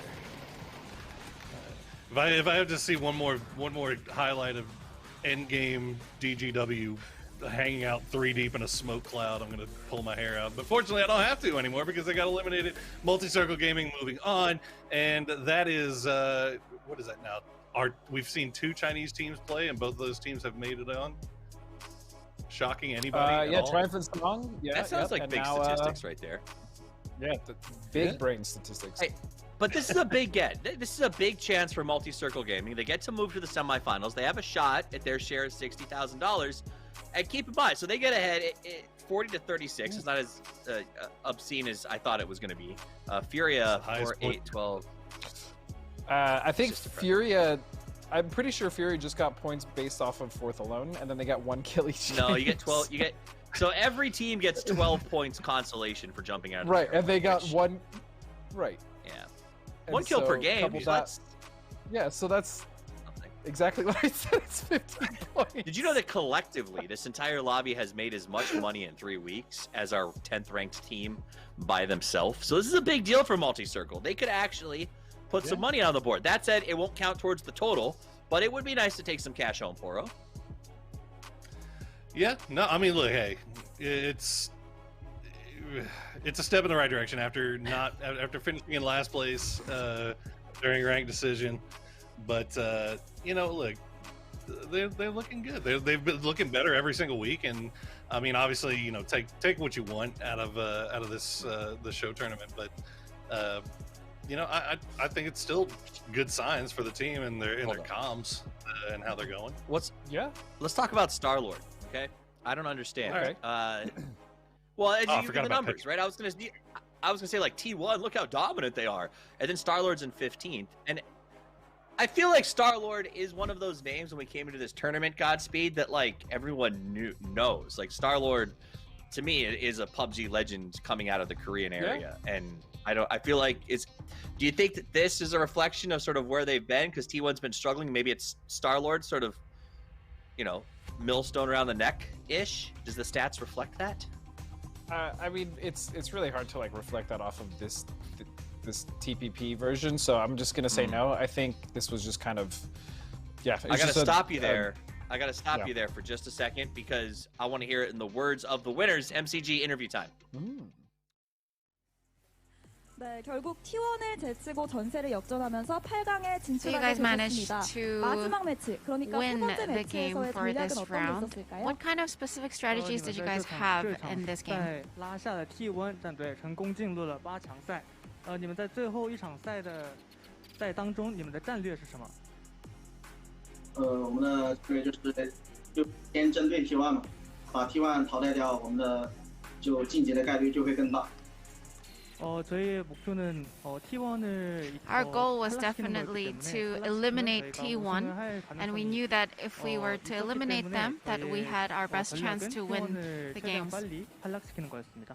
멀티서클 게이밍은 위클리 시리즈의 현재 총 상금 순위도 5위로 참 상당히 좋습니다. So your team is also ranked number 5 in terms of your prize money. 피드백을 해보자면 어떤 것들이 있을까요? What kind of feedback would you have towards your team from the last 3 weeks of the tournament? 我们现在全球邀请赛的一半过去了，还剩下一半。你们对于前一段的比赛你们的表现，你们是怎么看的？我们前面的表现不是特别好，然后我们现在是感觉上的话是慢慢在变好，我们后面会打得更好。 사실 저희가 앞에서 보여드렸던 모습은 그렇게 좋은 모습을 보여드리지는 못했던 것 같고 Towards the beginning of the tournament, our team, we didn't really do very well, but we are going to try to up our game for the remainder of the tournament. 뭘 하면서 보내시나요? 혹시 회식도 하시나요? What do you do as a team on a day like this where you guys win? Do you guys go eat or do anything special? 大餐吗？其实海底捞吧，火锅。 중국식 요리 호거를 보통 먹으러 갑니다. We enjoy eating a Chinese dish called fogo. 서머 선수 인터뷰 감사드립니다. Thank you for your interview. 바이바이. 네, 이렇게 해서 2조 그룹의 주인공 MCG의 서머 선수.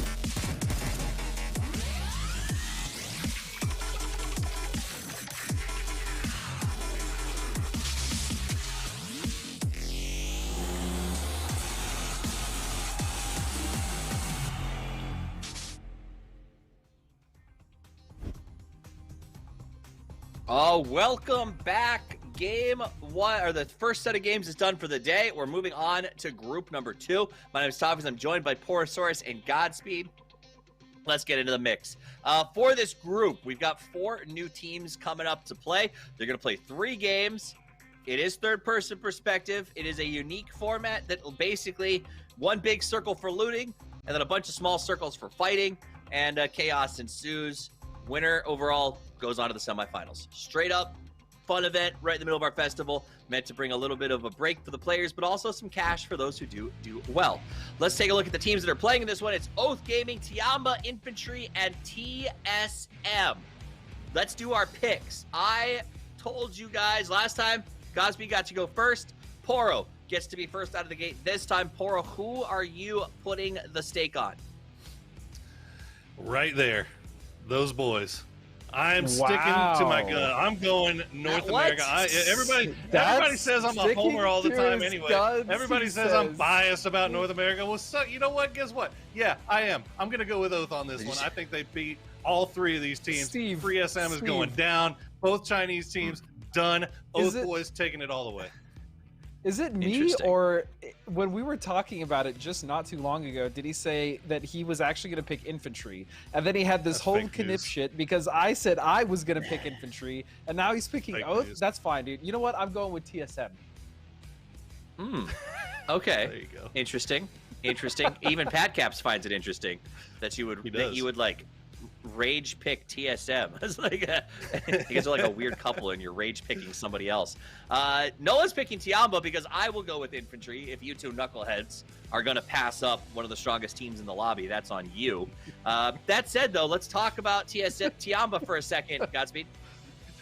I mean, Tiamba's a team that has kind of struggled, if I'm being completely honest. They finally seem to get it together towards the last survival, but yeah, I mean, Lorena has been really nuts. Linshun as well. M200, I mean, Mings, but they just, I don't know. They haven't really come together as a team. So I'm hoping maybe some TPP action will change that. I don't know. We'll see. Lots of TP peaking in the last game. Move on past Tiamba. I kind of want to know who the next camera shot is so I can ask which of you love the team. We know it's not going to be Oath because Poro already saw those guys. Got a little love for the stickers there. Yeah, infantry or TSM? I'm going to guess they show us TSM. Infantry. All right, so here's why you'd be wrong. Right? Well, you know, you saw me pick Furia, so wrong is just a way that we do things these days. And I hope that I don't curse infantry. They're 22nd in rank, so, you know, not looking great for me. But I do believe that they've got the potential. They've got he is experienced pedigree in third person. And I'm probably going to be in last place again, so it's a big win for me. You guys, come on. I'm gonna say I think a pretty good one fell into your lap on this one. Infantry should win. I think they've got to be the favorite, right? But that being said, the favorite doesn't always win in 3 games. You know, winner take all kind of thing. So. That's why I'm going with those, baby. Let's go. That's true. Just yesterday, my kids had a foot race outside, and my favorite did not win. So that is true. Talk to me about TSM. Godspeed. I mean, we got Wookie Bookie, the giant fragger himself. Iroh's been insane. Actually, I think Wooks and Iroh for me have been just so on point. Miracrew and Bard have also been playing well, but I just look how much fun Wooks is having, dude. Look at the thumbs up from Iroh in the back, dude. He's all about it. He loves it. Oh yeah, you love to see he's really excited about this one. You can tell. That's why I picked this team, man. Well, when you have a 0 prize pool earned so far, I guess you can be throwing some thumbs down, huh? They have challenges. They didn't get to bring Fex. They're using a sub. They don't have Dofos there. There's some excuses. What are you, Twitch chat making excuses? You say it's a sub like Wookie is some 3rd string player. I mean, he was one of the best players at one point. He's nuts. But Fex is actually insane, though. To be fair, like, no, Fex is actually ridiculous. Fex really, so it is. Arguably it's best unfortunate. Player in Europe. Yeah, it's unfortunate that he can't be here, but like Wookie, if I had to choose anyone, like Wookie is a phenomenal choice for that sub slot. No, 100%. Absolutely. 100%. But the reality is, if you give me a choice, I'm not picking Pippin over Jordan. You know what I mean? Like, sure, he's a good player too, but the reality is there are just players who far exceed. Speaking of players who far exceed, there's Pat Caps, Toro. Oh, Patulous Caps. I do love the miss. Okay, that's all we got. What do you want to say about that? No, look, hey, okay, so, all right, touching back on TSM, I'm poking fun. It's not that big of a deal, guys. Calm down. TSM is a fantastic team. I definitely expect them to earn a lot more money. Now, will it be in this TPP tournament? I don't know, but you know, I think we'll see some pretty good plays out of them here. Well, we're going to see some pretty good plays as game number 1 gets underway. Let's see some pretty good plays and some pretty good frays coming from Sims and Matchup. Matt, new circle. Matt, new circle. New circle. What's happening, Matt, Sims? I'm confused. I don't know how to handle change. Yasnaya in play. Pachinki just narrowly not. What is this? We've got the God compounds up north of the river of Rajak. I'm excited, Sims. This is, yeah. This kind of shakes it up for a bit. I mean, you'll still get a team going Pachinki. That's totally fine, but it's not, you know, totally far to the north, but it's something. Look, we'll take everything we can give at this point. You've brought Yasnaya in. You've brought some water in. While we won't get to see it played, I'm fine with it. Some new terrain. Let's kind of talk about it. TSM, they'll get kind of their old home position, so to speak. You'll be able to take out ruins. You'll be able to go through Watertown. Maybe even move into Rosok. Happy days for them. Matt, I know in America you guys can get kind of whatever food you want at any time of day whatsoever. I've seen the amount of apps that you guys can use to order food at no matter what time it is. Can you get Poro some coffee? The guy seems really unhappy. Like, I don't know if he's unhappy or just angry. We have to save Poro. We have to get him coffee. I'll figure it out. We'll message him right now and set this one up. I'll even pay for it, Poro. We'll have it delivered over. Yeah, there's got to be some type of thing that's open at this point for him. I mean, there's always IHOP, right? That's the way that it works. I'm just hoping that we don't see a far southern shift. Just to give you guys a breakdown, infantry is kind of spread out from Yasnaya all the way to the compound that's just to the east of Rajak. We've got Tiemba that's playing around school and the apartments. Then we've got TSM that's spread across from Sunken City down along the road in between school and Pachinki. And while Pachinki isn't inside the circle, we still see Oath that made the commitment back over towards it. So really, if we see this kind of center up, what we've been seeing pretty regularly, Sims, is we might be seeing like a potential for a school apartments Rajak finish. I could be down for that. Yeah, we've got quite, compared to many other circles, we actually have an abundance of buildings that it could central on. So Rosok, town finish, a little bit of urban combat. The school apps are always an interesting one, especially with the elevation and shooting through the buildings and so on and so forth. So we'll see where we go. Pachinki will not be. This is actually outside the circle, but it's right on the edge. So both are going to be absolutely fine with this. Yasnaya, I mean, we speak about town endings and speak about city endings and compounds and so on and so forth, Matt. Like, how many times do we see shifts towards those fields? How many in and around them at least? Mm-hmm. So there is potential that you get the infantry push, circle goes that way. The good thing is that by circle 2, we kind of have a rough guesstimate because it's so small compared to anyone else. Once we get this next shift, we generally have a home position where we're going to be ending at least around. Well, we've gotten thrown a little bit of a curveball. You can see that these players are dropping in places that they have been kind of leaning into where they think that the circles are going to be going towards. Group B was yesterday, our second group yesterday was the one that kind of gave us our more random circles. So maybe that trend is going to continue forward. Hopefully we get more of this variance coming into play. Sure, it's not a lot, guys, but it's enough to really change the nature of the beast. As long as we don't see a southern shift coming into play on this next circle, we're going to be seeing some new territory. And that's really what I want to see. Like, if we do see a Yasnaya urban ending, 4 teams fighting around Yasnaya is a perfectly compatible thing to do and can make for a lot of fun. Most likely the fields are going to go outside. That's all right, Longsker. Just going to go ahead and flip itself back up. No, nothing to worry around on that one. I'm even down to see like Rajak or School. These are places that we have been seeing in the other circles, but the later circles just haven't gone that direction. So really just getting a little bit of variance, moving away from Potato Hill, Potato Mountain, whatever you want to call it, moving back over towards the more north means the fact that we are going to get a little bit more spice added into these games, as it's not going to be so rote from what we've seen from some of the other rounds. Go on, hit it. Okay, there was an attempt. I'm totally fine with it. Sniper bolt actions with a 3 times on the back. Totally fine about that. Totally all about that. 2 times becomes a little bit more harder, but certainly 3 times with the sniper, more than viable. Player moves right at the very end, but certainly now with the upgrade as well, should be able to at least hold back Tiamba. If not, they'll just kind of fold towards the apartments, and rightfully so. Apartments will be the prime position at the moment. Smack bang center of the map. So all 4 players will regroup and set themselves up for what could be a very edge-based match. With apps being there, it's not somewhere that you're going to breach, somewhere that you're going to attack from. TSM, they'll have the outskirts just beyond the school. They can kind of play off the back. If they really want to play the long con, they can take Rozok Hill towards the water tower, chill there. Yeah.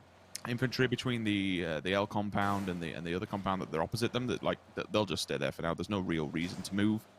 It's probably Oath that have all the work to do here coming down from Potato Mountain. It's, don't get me wrong, you have the trees, you have the bushes, you have a little bit of defilades and bumps, and you have something to work with, but the problem is because Apps is an apartment block, you have the elevated line of sight, and it's so much easier to be able to just ping Oath at distance rather than and stop them getting anywhere. For now, we'll pause for a second, Max. I think we've got a promo code to throw up. There you guys go. Remember to input that inside the game client itself. It's going to be YT704GWFZJPEP. That way you guys get that input and pick up your EP right there. And I 100% agree. I think that Oath is going to have probably the hardest situation to deal with, because Tiamba is playing apartments and they are playing the southern apartments. So that means that it's just going to be a stack of people in defensive positions in third party mode, so that way they can kind of like lean down. Perspective is going to be a big factor for that one, so that way they can kind of chill and just wait for Oath to start making a little bit of a push back down the hillside. Belfrost does have that foothold that he can play from, and infantry still controlling the north. There is a 2-2 split that's happening back over towards the west for TSM, doing a little bit of that Rajak hillside that you were talking about beforehand, while also playing the road that's leading outside of school. Edge is going to be a little bit more of a dangerous situation. Tiamba has all the power points to play from, and the circle is going to pop back over there, giving us a little bit of Oath's hillside, all of the apartments, and a touch of school to play from. School is kind of its own trap, because remember that this is going to be the third circle, and then everything's going to go more centralized from here. So a lot of the teams, I wouldn't be surprised if we see them make a play back along the hillside that Oath is trying to play from, because that's a little bit of a safer position rather than just crashing right into apartments. Rotations, full abundance. TSM will commit just in front of Oath. Now they'll have this info. Wookie, you talk about the bolting. That's in hand. It's time to step up the plate and make something happen here. Not going to be the easiest thing in the world when all the nades in the world are just going to be thrown your way. The vehicle, okay, it's it's a little bit here and there. I suppose the vehicles are going to be the rolling roadblocks for now. If that gets over the edge, that's going to get him. If not, it's just fallen short. Rather unfortunate now for TSM. It's it could be the scrambled egg effect here, because there's 2 teams either side of them, so they have to be careful. They can't aggressively push onto Oath, and there's 2 reasons why. One, you go over, you're going to be open to Oath, but you go further down and try and run away from it, bang, you're in the line of sight of Tiamba. So this is not an easy fight to take by any means. You can already see Mr. 200 is lurking and looking to get himself involved in this one. Nades still been cycled. Utility will be committed their way. They'll see if they can get some kind of knock, because at the end of the day, this is the position that Oath needs. It's really the only position that Oath can take. It's their next point of contact, Matt, as they move forward.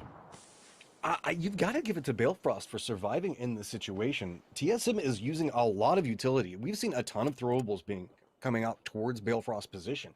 And the more of them that TSM use at this stage means the fact that they could be weakened for the fights that come in afterwards. Sure, even if they manage to hold back Oath, they manage to kill them. That means the fact that whenever they do have to move closer towards center and go down that hillside, there's not going to be as much utility for them to work with at those stages. Sure, they're probably going to have their smokes, but the grenades are going to be a key factor for coming down this hillside and making a lot of use of that high ground we keep hearing so much about. Do note while all this was going on, we did have infantry rotate back over towards the north. That does put them into like the apartments area, but they are also going to have to make their way down through Tiemba to get towards the center. So while they do have a foothold for now, it's not going to last for long because you can see it's only a couple of seconds before everything starts to collapse in. Keeping an eye on how infantry opts into playing this could be huge. I wouldn't be surprised if we maybe see them make a rotation and decide instead of foot pushing right through apartments, which could be a bloodbath, for them to try to go for some other type of play, some type of reposition.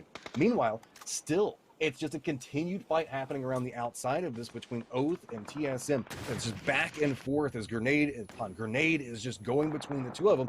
Nothing really connecting just quite yet, but here comes infantry off the side of this, and this is going to make this a lot more problematic. Iroh's trying to step back over towards it.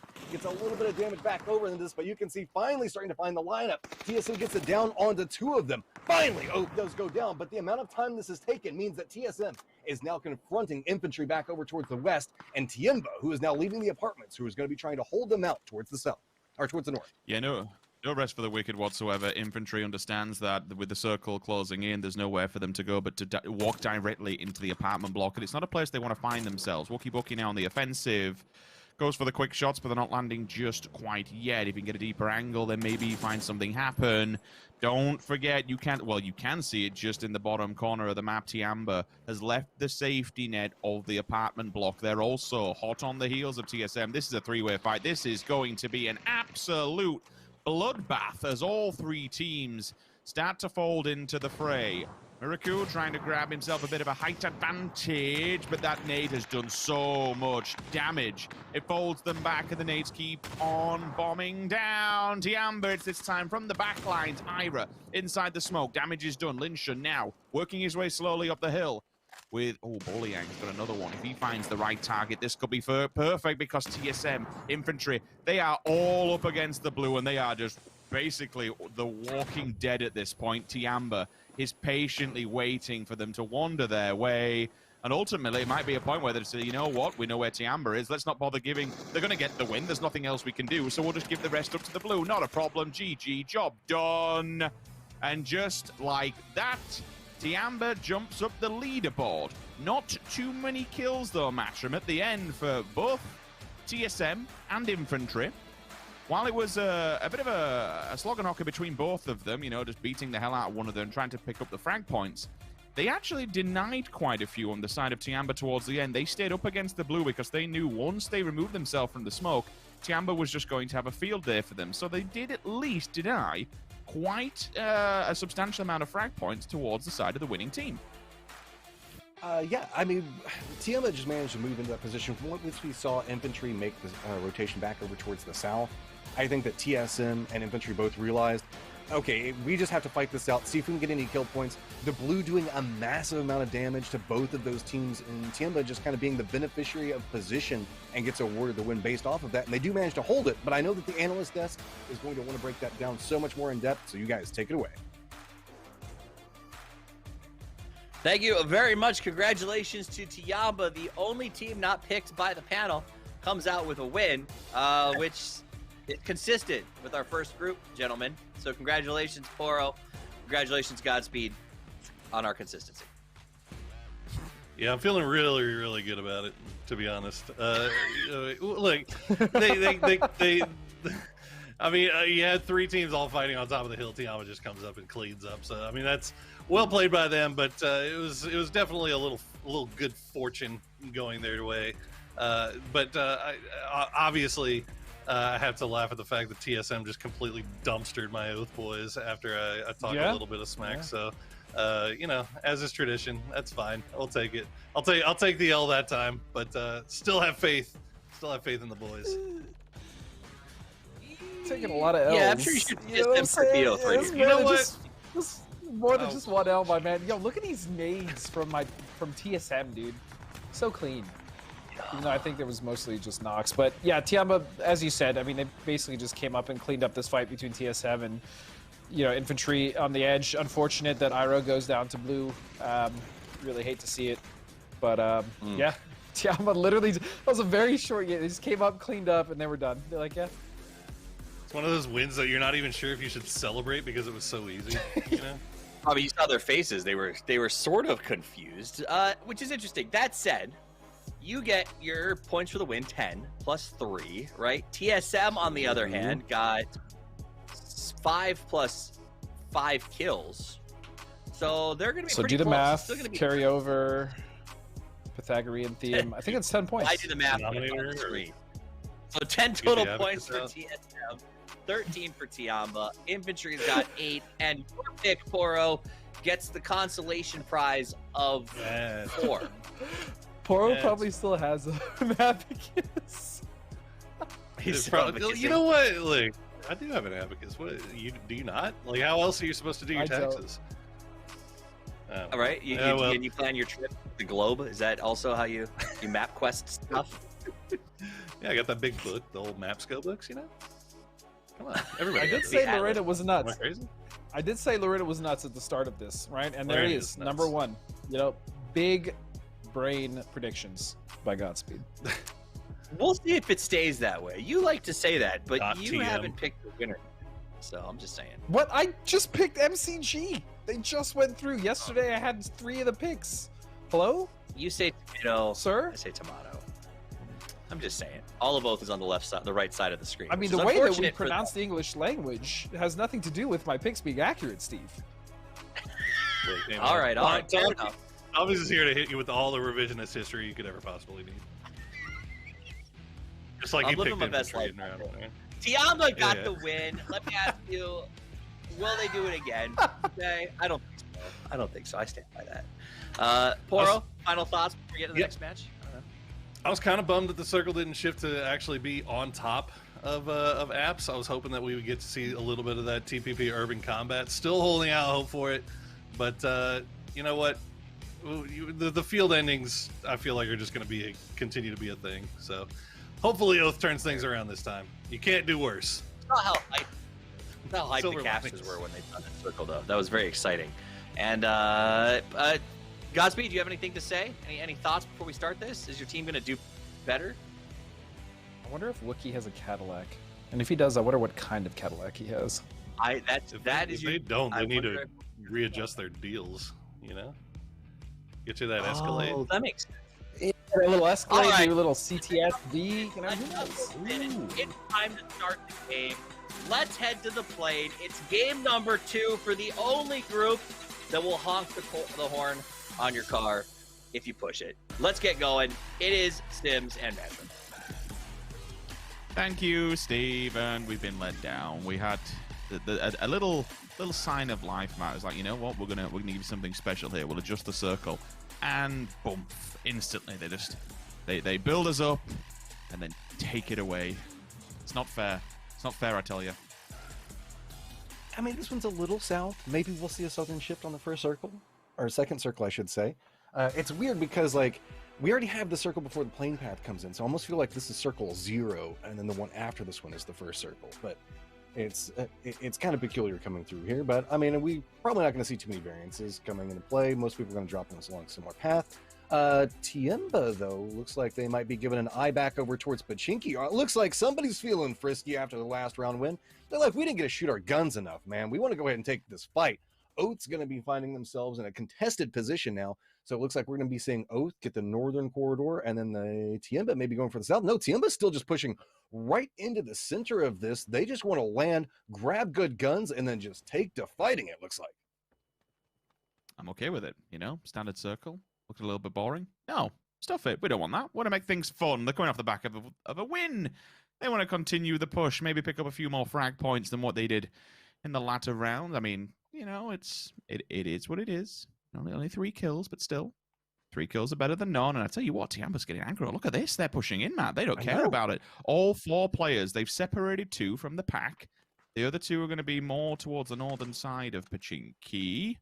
Shotguns in abundance, SMGs, close combat weapons, ready to rock and roll. Up the stairs, first contact made. Shotgun answers back, though. He's waited for a second. He's pulled the trigger. Now he knows it's time to go. That's the only problem with the pump action.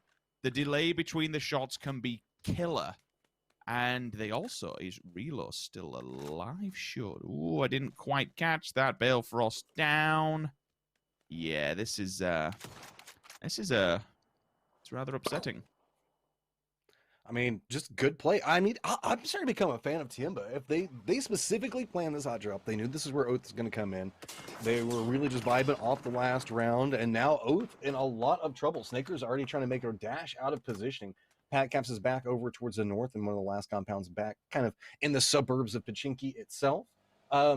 Towards the east from this, we're going to see that Infantry is running a very wide separation hold, but Snaker should be able to get out of this and find himself somewhere to hang out for just a little while. To the north of this, TSM still got complete and utter control on what's going on. So Tiemba just comes in. They're like, hey, we're just going to go ahead and pick up a couple of early kills off of this, make Oath's life absolutely miserable from this point forward. I mean, they were already kind of tailing back in off of points coming into this round.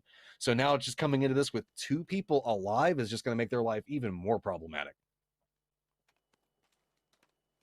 Yeah, Infantry is setting up shop, aren't they, and getting ready to maybe push into them. Snakers, oh, does he realize Longska's there? He pulls into it to try and loot up. He's a dead man. And honestly now, the information should be passed on to Bolyang, and maybe Bolyang can cut him off, stop any further advancement, unless Longska gets a belter of a shot. No, not going to happen this time around. However, the car's smoking. If Bolyang can literally... There's nothing too far he can go. He will have to skirt the edges unless he just goes... sits in... Oh, this is Oath in a nutshell right here. They're like, sure, let's go ahead and honk around. They know that they're in some trouble. Oh, and that just came out of nowhere. I know, Snakers. Do you remember yesterday I mentioned NA driving? Do you remember when I mentioned it? Yeah, well, hey, look, you got to read the map, bro. That's always the excuse the players give, right? At this point, I feel like Snakers is going to kill himself by running into things and damaging his car as he goes. He's the only player that's in the East right now, so if you're an Oath fan, pray for an Eastern shift. Maybe that'll give you a little bit of benefit. Pat Cap's still holding down inside that northern house inside of Pachinki itself, but you can see the run-in coming off of this one. That's just a beautiful angle coming out from Mings to spot this out. And look at Tiemba making this push. No helmets. They know that the early drop come into play, and they also realize the power of the Vector, although I was a little bit worried. Making that initial push with no extended mag on that Vector, we were talking about it yesterday, Rich. Once you pull that trigger, it feels like it's a quarter of a second, then you're out of bullets. That first time he stepped up and went for the spray, he was already out. But luckily, the reload time on the Vector is super high, so just chased it down and continued to get that first kill. And there you go. Circle is going to pop, and it's going to be right on top of Infantry and a very familiar section of the map.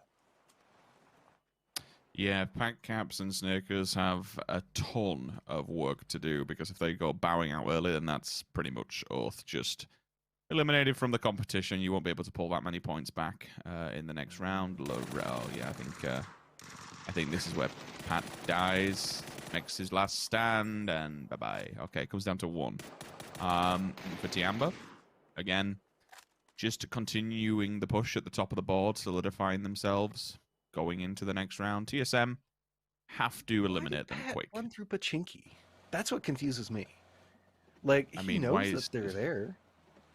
Why did Snakers drive into a wall? You know, we don't question things in TPP. Yeah. This is true. Oh, he hit him! Oh, come on, Wookie. Do it. Oh my god, he hit him in the car! Back down off of that. This is why we want more bolts, man. This is the mode to use them in, and I love the fact that we're seeing some people start to bring them out. So, all right, TSM, you know exactly where they are. You already hit a hard shot. Now they're just going to be going for peeking back over onto this. Keep in mind, it is third party, so it's going to be a little bit harder to look back over into this. But while it didn't, I'm really sorry to break you off, Matt, but just like big brain here. While it didn't kill him, look at how much it slowed them down. He panicked off the back of that shot, turned the car into the ditch. I can't remember if you can get the car out of that ditch from there. I think it's in there permanently now, so don't quote me on that one. It's been a long time since I drove down there. Oh no, sorry, it's not the walls that, so you can get up. No, I don't think you can get up from that unless you ram it all the way from the back. I know you can't get out of some of the ditches that you go in up further afield, but yeah, like bigger picture, he shoots him, he panics, he turns into the ditch, and now they've slowed them down. Now they're in Pachinki, the blue's on the back. All of a sudden for Tiemba, this is nightmare scenario. This looks so good, but one shot from Wookie has broken their best plans apart. Guys, that blue ticks hard, and they're having to run through it right now. So New Circle pops. It's nowhere near Tiemba's positioning. So while they did end up being the kings of Pachinki for this one, Lin Shun just narrowly makes it. Mings does not. Goes down to the blue zone, and you can see it's just going to continue to wreck him back over here as he's trying to crawl back through.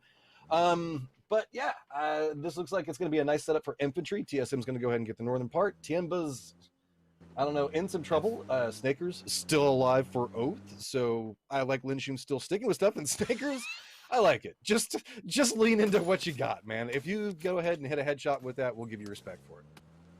Style points. That's what Oath's going for now, right? Style points. Need style. Come on. You know you're kind of wanting it now. You really want him to see somebody. He's just running into battle. That's what it is. This is the sign for war. He's got the pan in the air. He's just ready for action, ready for anything. But I'm also ready for him to throw at somebody. Like, that would be... There has to be some sort of bonus. Some sort of... no. What? That was a great shot coming out. That's a Saiga! Gets the shot. That was a shotgun! Good place to come out from that. Yeah, no, trying to chase back through. Tiemba, you tried so hard, but it's not going to work out. Infantry gets that one. Looks like should be able to get the res back over. And now TSM, you joining the party? What's going on? He just Saiga'd him out the side of the car in a window. I love it. Okay, this is what this mode should be about. I'm glad that we're starting to see a little bit of the sweat drop off and have a little bit more fun come into play. TSM, give us some more bolty action. Maybe hit some shots onto this one. Can you imagine a world where Snakers ends up getting second? He's just down here throwing the pan and picking it back up. Snakers, I love you. You are everything I want to be, and you are my role model in life right now.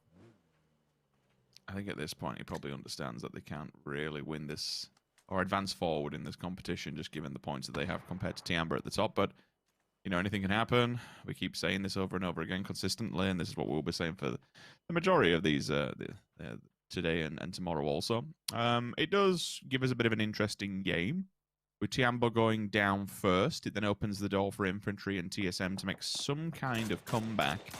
TSM are in third, but only by the frags that infantry picked up initially. Snakers is going to be able to do minimal damage, but ultimately he has to walk the way of infantry. I just want him to throw a pan at somebody. Like, if I see it in the kill feed, that for me, that's it. That's the weekend done. That is everything we asked for. In my opinion. We'll never see it again. This is the only time that it's a possible, like, you know, to see this happen. I just want to see a pan knock. Lots of amount. There we go. Miraku in some trouble there. Does a little bit of a bounce back and forth. Blonsker is going to go ahead and continue forward. We talked about high ground advantage. Well, you're seeing the benefits of that high ground advantage. Nine's on the other side of this one, looking back over towards it. Bullying's up pretty close onto him. TSM finding themselves in a little bit of a more difficult situation as grenades are starting to rain through. Bookie finding himself in a tough spot right now. Iroh wants to try to get a little bit more vision onto it, but you can see it's a push coming up from the side. Nine and Bullying trying to find the back flank onto this, spraying right into the smoke. Not going to connect with Iroh just quite yet.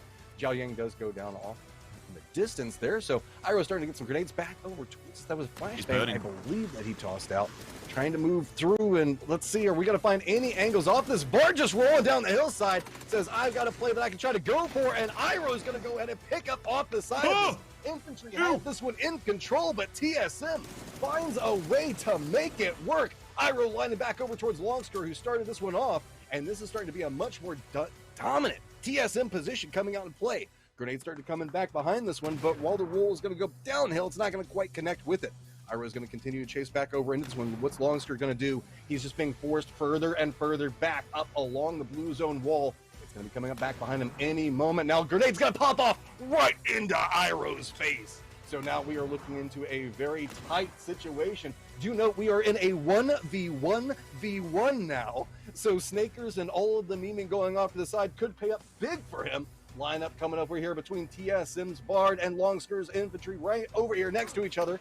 So let's see how they set up. Snakers lines up back behind this one, takes down TSM. Longsker's going to have to fight himself out of this one, right up against the blue zone, running across the side of it. Snaker's going to go ahead and throw out a couple of smokes, see if maybe he can get himself closer towards the central position. This is going to deny vision and provide a potential opportunity for Longster. You can see Longster going ahead and starting to prep up the Molotov, throwing him down in here, seeing if maybe he might be able to buy out a little bit of extra damage. But it's going to be Snakers that does get a read on what's happening with this one.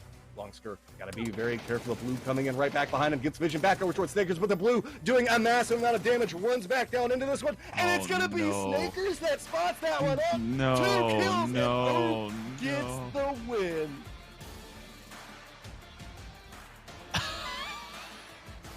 Yeah, I got you. Yep, that's the face right there, man. What else you want?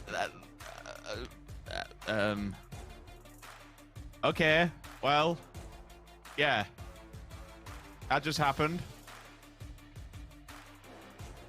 I'm just disappointed. Snakers, where was the pan? You could have gotten a pan. That is true. That is true. Yeah, I mean, the world, like, to be fair, there's those pictures and those memes, the world when Snakers gets a pan kill, like in the year 3000, something ridiculous. But to be fair, regardless, we laugh, we joke, it's all fun, it's all banter, but credit where it's due. He's clutched it out from a solo Snake, no pun intended, to winning the whole damn game. So, you know what? The North American team on the desk, gents, take it. Thank you very much. Congratulations to Oath as we take a look at the stat breakdown. 100% of the team kills go to Snakers with 2 as Oath comes out on top. But I'm going to give you a second, Poro, to answer the people who doubted Oath. But I want to give you a list of them, okay? Kick also, Wizard, Team P, Pixel Blue, Froz, Chard, Lousy, Nixwell, Godspeed, and Oxy, who apparently is now a frog, all doubted Oath. But you did it, Poro. You did it. I never. Haters? Question mark. Haters?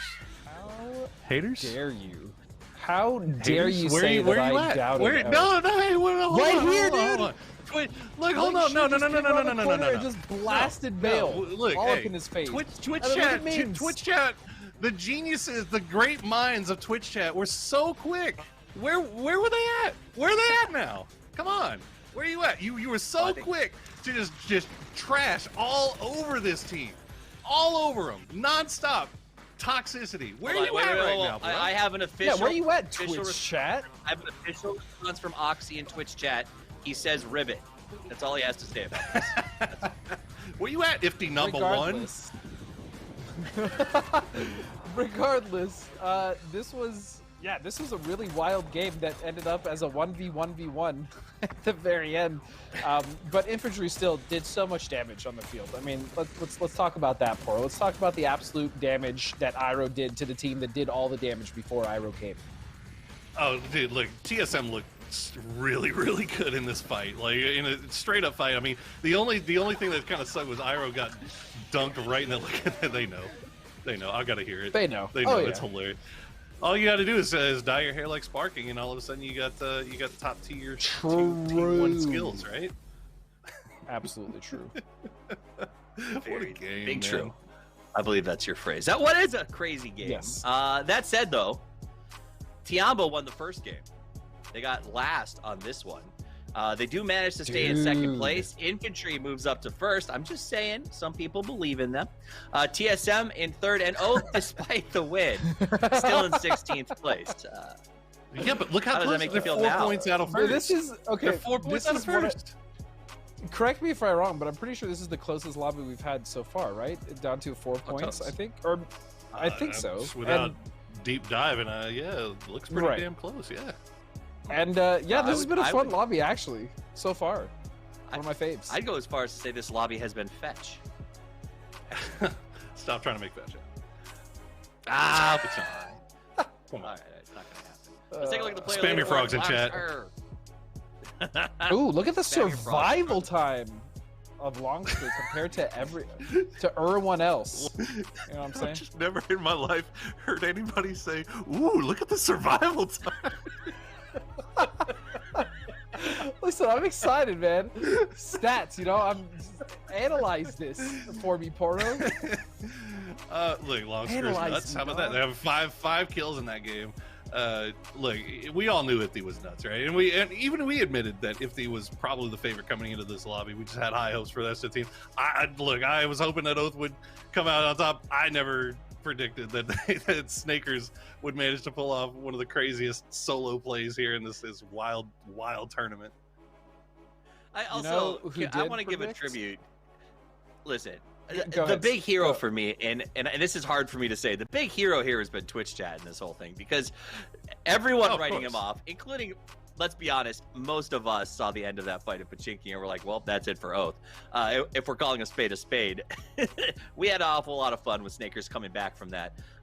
That said, he did have to win a 1v1 while on fire to solidify that win, which, Godspeed, I don't know if you've ever been on fire, but it is not the easiest way to take someone out. Well, yeah, it sucks, first of all, because you can't ADS, you can't really do anything. You're literally burning alive. But you know what? Those who can fan the flames, so to speak, and survive, do so. And I think, you know, Snakers is just one of those rare exceptions. He's one of those special talents, so to speak. He's just It was better. a good turn of phrase, right, Poro? He's just better. I like it. Yeah. He's just better. He is just It's lit. better. So a as team that we the haven't kids talked say. about, we haven't talked a lot about Infantry. They are on the top of the leaderboard. They got lots of kills, many fine kills, 2 second-place finishes. That's pretty cool, I think, Poro. Well, I mean, at the end of the day, that's what's going to really do it. I think when you start looking at quarterfinals or semifinals and finals, right? Is, you know, getting circle luck is great and all, but can you manage to pull off 6, 7, 8 kills in a round as well, in a round where you may not get that circle luck? So Infantry, I feel like that's one of the reasons why we were looking at the Chinese teams do so well, because they are that team that will push you and try to chase kills, as Tiama did to Oath and Pachinki right off the drop. Infantry seemed a little stressed there. They seem it was a stark justification or juxtaposition to what we saw from Oath. Godspeed. They looked like they were they wanted that 60,000. I was just gonna say it. Oath. I mean, you're right. The juxtaposition, the complete contrast in attitudes between Oath and Infantry is very apparent. Obviously, I'm pretty sure Relo was sitting back in his seat, like hands behind his head, just laughing, while Snakers was still fighting for his life. So yeah, I think the Oath guys are having a good time. Also, shout out to the cameramen. Well, I want to give a shout out to the cameramen who are really playing, like getting comfortable with their Zoom features today, as we get up close and personal with Zoom's been on point. And Zoom has been on point. Wookie Bookie and TSM. These are who picked TSM again? Somebody was really prideful about that. That was pick. me. That was me. Yeah. Tell me more. What's They're gonna going win. wrong? Look. So this is a roster of players, okay, and they are from the European region generally, and they're pretty good. You know, they've gotten some frags here or there. They've rotated. And overall, they've picked some fights that, you know, they've won, and sometimes they haven't. But this is, look, anything is possible, Steve. I think this is the game that TSM is gonna take it home, and they're gonna shut up all the naysayers out there. Okay, all right. You heard him first. No horses will talk crap about TSM after this one. Poro, we're gonna look at Tiamba.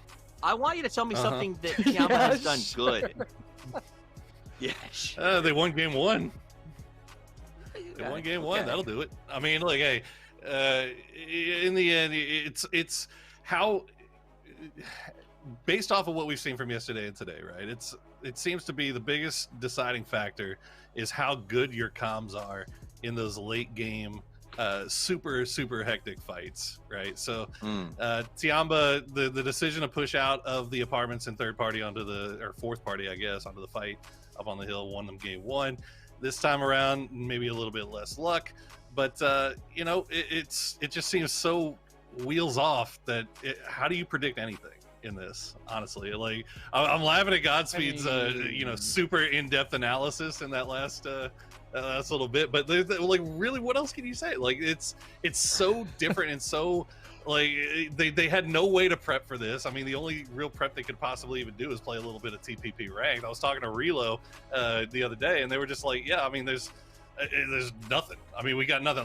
Playing a little bit of TPP ranked on the side is the only thing we've been able to do, but we don't even want to do that because we want to keep focusing on, you know, keep our eyes on the real prize, obviously. Yeah, so, you know, sure.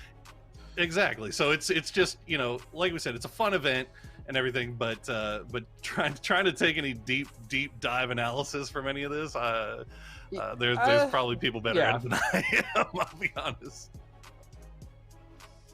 There's there's something there that you could definitely kind of dive in, but it's just, again, it's meant for fun, and the games aren't necessarily deep. Obviously, we see a similar circle, so yeah, it's really just meant for these guys to just hang out, throw the pan around, maybe mess around and win a 1v1v1, just something like that. Yeah, test their skills, stay warm. I mean, I think Snakers was streaming yesterday and commented that, like, honestly, if we go out first, it's not that big a deal. We'll just take the next day and stream or play or whatever. I assume that changes a little bit, though, for after you look at that and you go, oh, man, we're only 2 points away from actually advancing, which means you're only 6 games away from 60,000 or your shot at 60K or your share of. I guess that changes your opinion a little bit. Yeah, I mean, I wouldn't be surprised to see them kind of maybe chase a few more kills. I mean, everybody in this lobby really has a shot at coming in first. Everybody's so close, right on top of each other. Would you say that anything could happen? I guess I would. I guess, like, look, whatever. I feel like whatever team is the most willing to just go after kills, just chase the kills as much as they can. As it looks like they're still practicing. That's weird. Well, that's actually everybody's they're in the next screaming at us to start the game like it's our decision. But yeah, I mean, I think whoever is more willing to go out and chase the kills, right, and try to be aggressive, that's going to be the one who gets the win. Aggressive. All right, here's the jig. Last game about to start. 30 seconds away. Do you stand by your pick, Poro? Do you stand by your pick? We'll both win this. Yeah, Poro. I told you during the break. I told you I'm standing by my man like Tammy Wynette. I stand by my pick, and the team that I pick will win. That's all I'm gonna say. You can't change your vote next time around. I didn't change my vote. I just said the team I picked will win. That's literally all I said, man. Okay, get off my back about this, Steve. Says the guy who literally changes his vote at every single time. TSM. The final game is starting from Group F. Let's get this thing hopping. Who comes out on top? Wrong time, baby. Sims, Metro, do it. Thank you very much, Steve. Yes, indeed. We have a slightly adjusted circle. We're a little bit over to the left-hand side, moving towards the west. Pachinki is well and truly in the middle, so this will be a very hot point of contact for these teams dropping in. And I've got to say, Matrim, thus far, throughout this competition, throughout the lobbies we've had, this is the closest one. All 4 teams are within 4 points of one another. 2 at the top, they're tied up on points also. For Oath to win this, they kind of have to hot drop somebody. They kind of have to go after a team at the top on 24 points and eliminate them early. Infantry, Tiamba, they're the 2 at the top. TSM with 22 stuck in the middle. But look what's going on towards Pachinki. Infantry and Tiamba this time around deciding that they're wanting to fight it out. I could be down for this one. That means the fact that it's going to be just that much harder, though, for outlying teams such as TSM and Oath. With whoever picks up these kills, that could give them a much-needed extra little bit of push right now. Whenever we're looking at only 4 points separating out 4th through 1st, this fight could be extremely pivotal for how we're going to see the ending leaderboard finalized. So with this, we are definitely getting this hot drop, building off on towards Pachinki, and it is a quick pickup. Who needs armor? Who needs helmets? It's just time to charge with shotguns, running up this one. Longskir's trying to find this one. Beads back down. I like this. Open it up, pop it back down, go back for some more guns, and oh, sneaky little angle there, Linshu. Longskir, you tried to go for it, but it's not gonna work out. Tiamba already starting to get a little bit of authority back in Pachinki. Yeah, with the no pump action shotgun this time. It's the double tap. He's trying to bait people in, but there's someone at the door. What? Oh, M200. Wait, what? Wait, what is happening? Just kiss him once? What? Rich? Really? What is even happening right now? Oh, they're having a fight. Yes! They're having a fist. Let's do this. Fist fight. Let's do this. All right, I know this right is it. now. Okay. I'm telling you, right now, Godspeed is tilted 7 ways from Sunday. We're watching this happen, but we're gonna get a lined up fist fight. Infantry, Tiamba, you just gained a fan. Now the question comes into play: how is this gonna break down? Who's starting it up? How are the lines breaking in now? Who's gonna have the balls to step up first and go with the swings? Okay, so they're lining up, they're getting ready. The guns are going to go on the floor, but who's going to be the first one to open up here? So we've got a boxing match. It's a bit of a Royal Rumble. The first swing's in there. The first damage is done. So they're doing the one... Oh, they're doing 1v1s? Yeah. This is sick. Yeah, I shoot. love this. Tag team partner comes in. Matt, you're up now. Your turn. All right, we got Lorena shining up right up against Zhao Yang. Let's see how this sets up. Stepping up forward, goes for the Superman punch off the get-go. Lorena just got destroyed there. No tag team following this one up. Zhao Yang's got to back away, tag in the next partner. Sims, take it over. Infantry, 2 players up, Tiamba 2 down. First swing goes in. It's a huge jumping haymaker. Infantry, the fists are being thrown, and currently they're in the lead. Final fight is underway. What you got, Mings? You're the last one up. You gotta survive this for your team. You are an uphill battle. Managing to take down Longskirt. Gotta go ahead and shoot him out. There we go. Any meds for Mings? Let's line it up. Next one in line. Who we got? Okay, Bull-Yang, I like it. Go back, get you some meds. Zhao Yang, 9. Who wants to step up against the Master? That's it now. Oh, you know what? He's going in. He's like, you know what? Stuff this. It doesn't matter about being weakened. We'll try and go for it anyway, but the lay down jab misses in. A quick swing. He's on top of his head. What the hell is going on? Minx, Fist of Fury, chase him, kill him, hit him! 2 versus 1 now continues. Mings is running the dungeon gauntlet, Matt. 2 more to go. All right, Zhao Yang, what you got here? Ming's a little bit wicked, doesn't care, runs in, trying to go for this first punch, gonna connect with it. It's a quick back and forth between them. Mings, this guy's got Fist of Steel. Look at him juking, ducking in through this one, just absolutely decimating everybody from infantry. You can see Zhao Yang's just trying to run. You can't run from this. Ming's gonna chase you down. He's got the shotgun. You say the fact that you're gonna break the gentleman's agreement? Well, what's when we bring out the shotguns and take him down? Nope. You still believe in it, Mings? You're just going to go ahead and chase him down. I like the faith and confidence that he has in himself. Quick juke back and forth. Line it up. Take him down, Mings. You deserve it. Every single swing. So close. Finally lines it up. And there you go. We're down to a 1v1, Rich. Well, that's it. Mings has done the unbelievable. And now it comes down to this. The 1 versus 1. The top of the charts and potentially qualification to the next round. Your champion Ming so far, Bull-Yang. Round 8. Time to fight. Here we go. Bandages done. Guns on the floor. Ladies and gentlemen, it's the final round. The guns have been sounded. And here we go. Mings first. Punch goes to infantry. Mings on the back foot. Not sure what to do. Does he have any response to this one? The 1-2 FU is about to come through. He's on the back lines. He's running. And it's infantry. Ding, ding, ding. The bell goes off. And infantry potentially off the fists may have just qualified for the next round.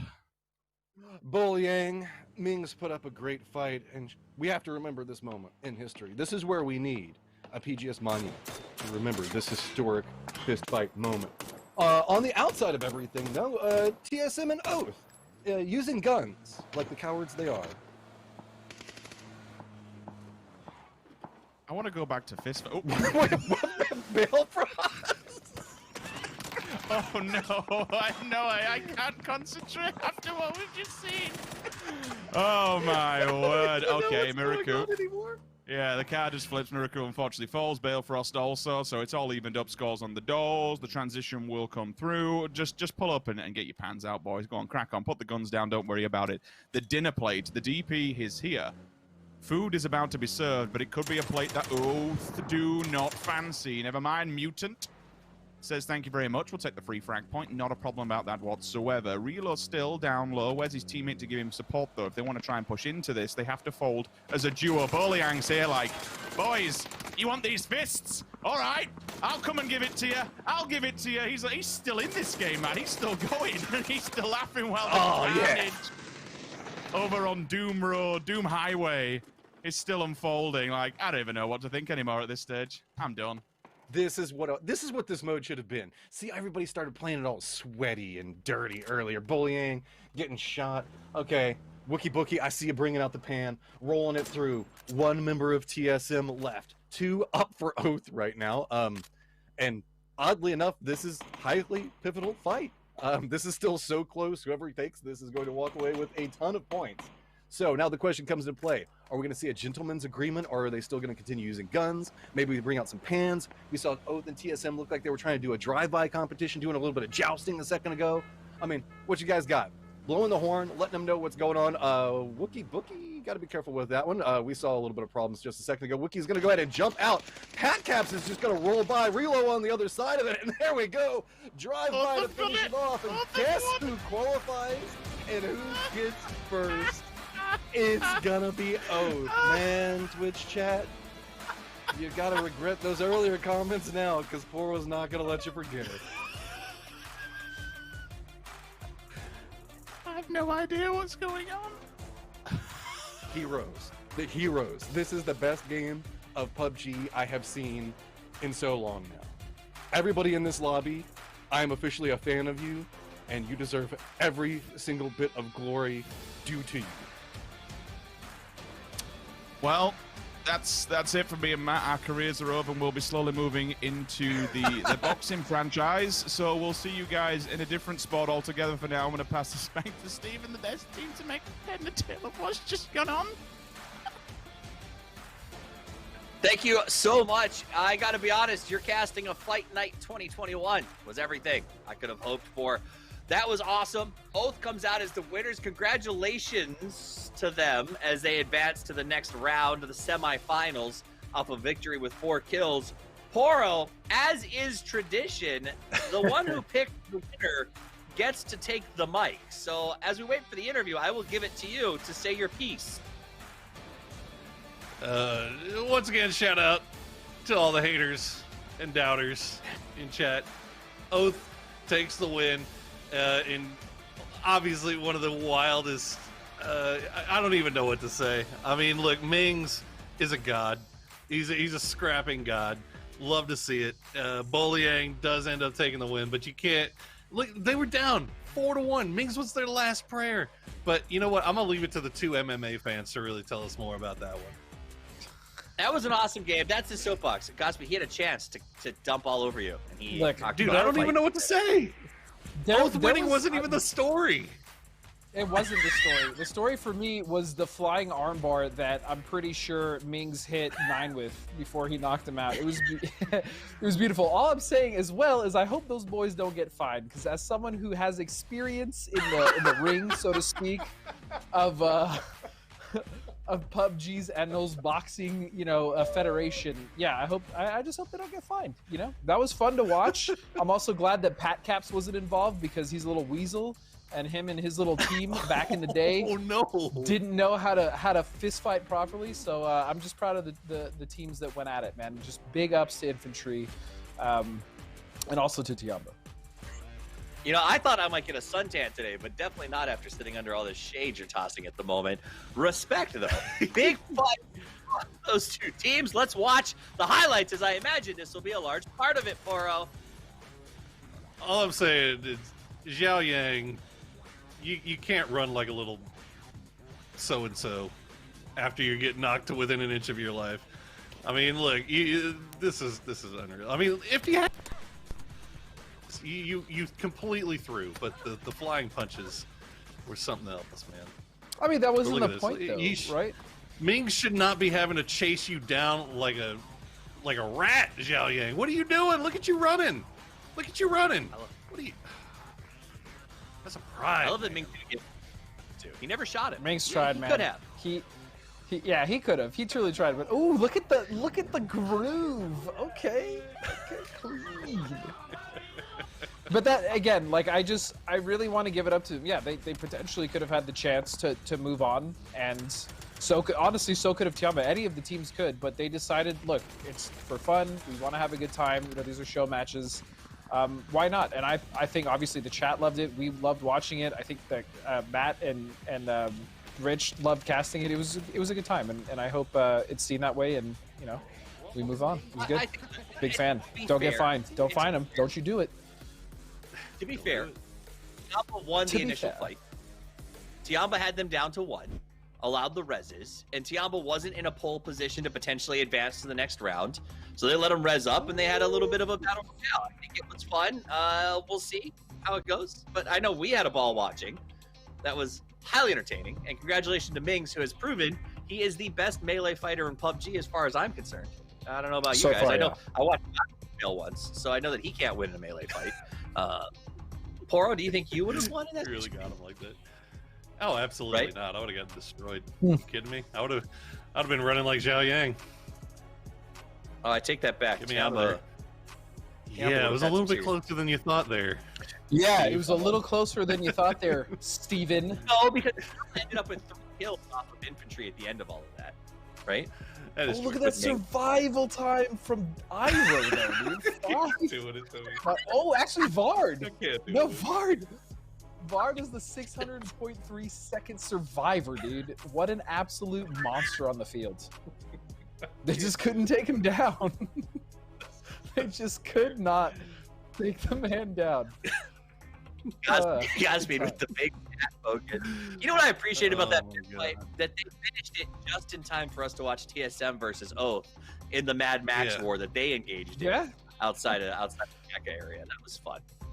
So we're waiting for an interview with the. I can't wait to hear it. Poro, go ahead.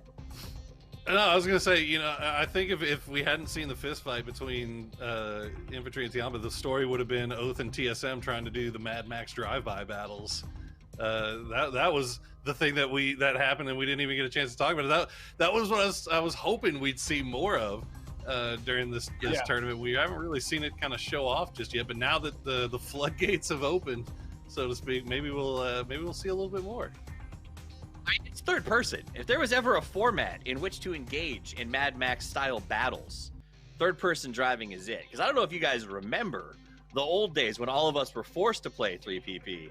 Driving was like, I mean, it still is one of the best mini games in PUBG, but it was epic back then. Like the fights on the road when everyone thought, remember when Neil was like, the strategy is 4 people in a UAZ with guns. Like when people played that way. Do you remember that? Really gonna like call that was him out awesome. like that, huh? Early on. Really gonna call that man out like that? At the time. No one would do that anymore, but there was a time when I distinctly remember 6 teams loaded up in cars driving around in Gatka shooting at each other, and it was so much fun. The old days of PUBG. I live for that stuff. So, Godspeed, how you doing? I'm good, man. How are you doing? You're reminiscing? Having a good time? Thinking about the old days? He's reminiscing. The corn shuckers? We're reminiscing. We're forgetting about the mermaid meta too. Like that was a good thing. Come on. Gross. No. Don't reminisce about the sad things. The sad things. Yeah. What the heck, Poro? Honestly. Great, right? PSS in crates.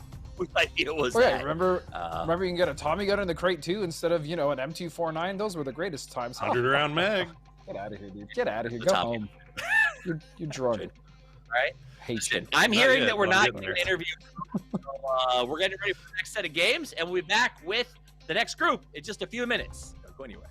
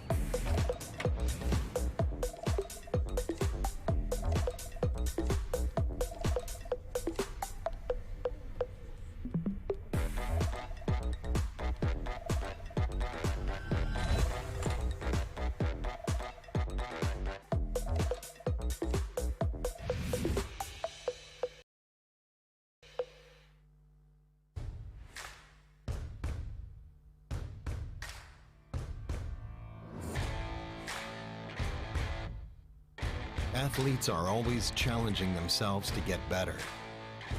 You've seen this in all sports. Esports is no exception. You can never predict the outcome. The only thing you can control is how ready you are.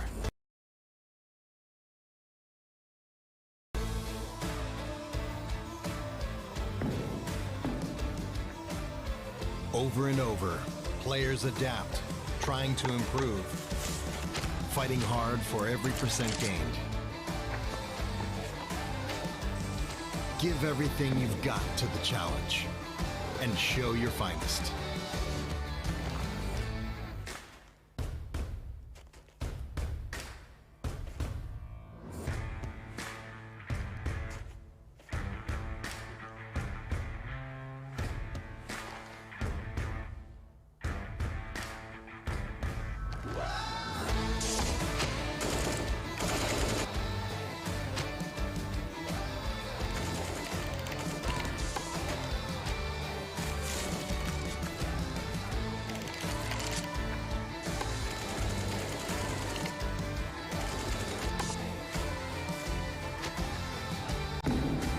Bring your best out. Strive for perfection. It's our goal too.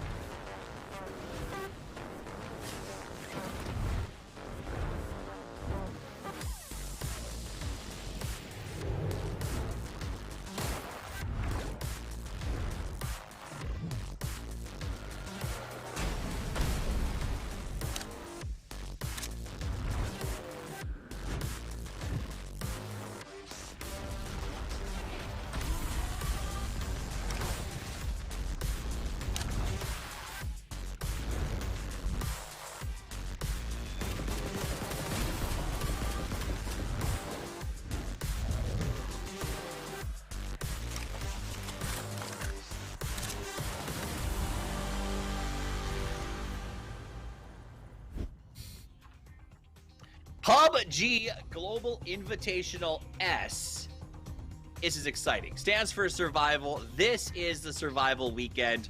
It's a bit of a one-off. We're giving the players a break from the chaos of the $5 million tournament and telling them, hey, prize pool is 60K. Format is unique and different. Let's have some fun with this. And I think we've seen today that this can be fun. So far, new round of 4 gentlemen. My name is Taviz. I'm joined by the intrepid Porosaurus and Godspeed. Ents, 4 a.m., Digital Athletics, and even Dave Trades here, as it is going to be a phenomenal lobby. I think a lot of fun. Let's pick our favorites to start this thing off. I'm going to open up with 4 a.m. as my pick to win this one. Because I'm tired of going last in turkeys. Absolutely. And then I will go to shocking. Poro. I was going to give it to Godspeed, but then I figured out during the break that he thinks Oath's logo has a cat in it, and I had to push it to the back of the line. I see. It was just depressing to hear. So, Poro, you get to pick second.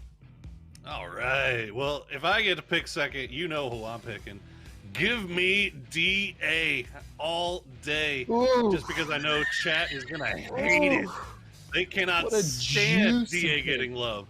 So I'm giving DA all the love I could possibly give them. I think they're going to come out on top of this. I think Ents is going to try to avoid every single fight. I think DA has the firepower to beat out Day Trade. And, you know, to be honest, ever since Godby has left from 4 a.m., I don't know what to think, man. I really don't. But we'll see. I think DA, you're going to throw Pigmans out there like that? Okay. All right. Oh, yeah. Okay. I would throw him out. I would throw him out there later, but he's never mixed it to the late game. Ooh. All right, let's get Godspeed pick, as he has been incorrect every time so far. So lay it on me. Yeah, that's not how statistics work, but I'm gonna pick. I'm gonna pick Day Trade. Actually, I think Day Trade, Vanatica, and Nora. These guys, okay, they play this game and they're pretty flipping good at it, let me tell you. Yeah, I think they're gonna take it. Day Trade for me all day. Get it? I'm into it. Okay, so to reiterate, Poro has picked DA. He was correct and picked the winners of the last round. Indeed. You, Godspeed, have picked Day Trade. You were the winner, honestly, of the first round, right? You had the first pick.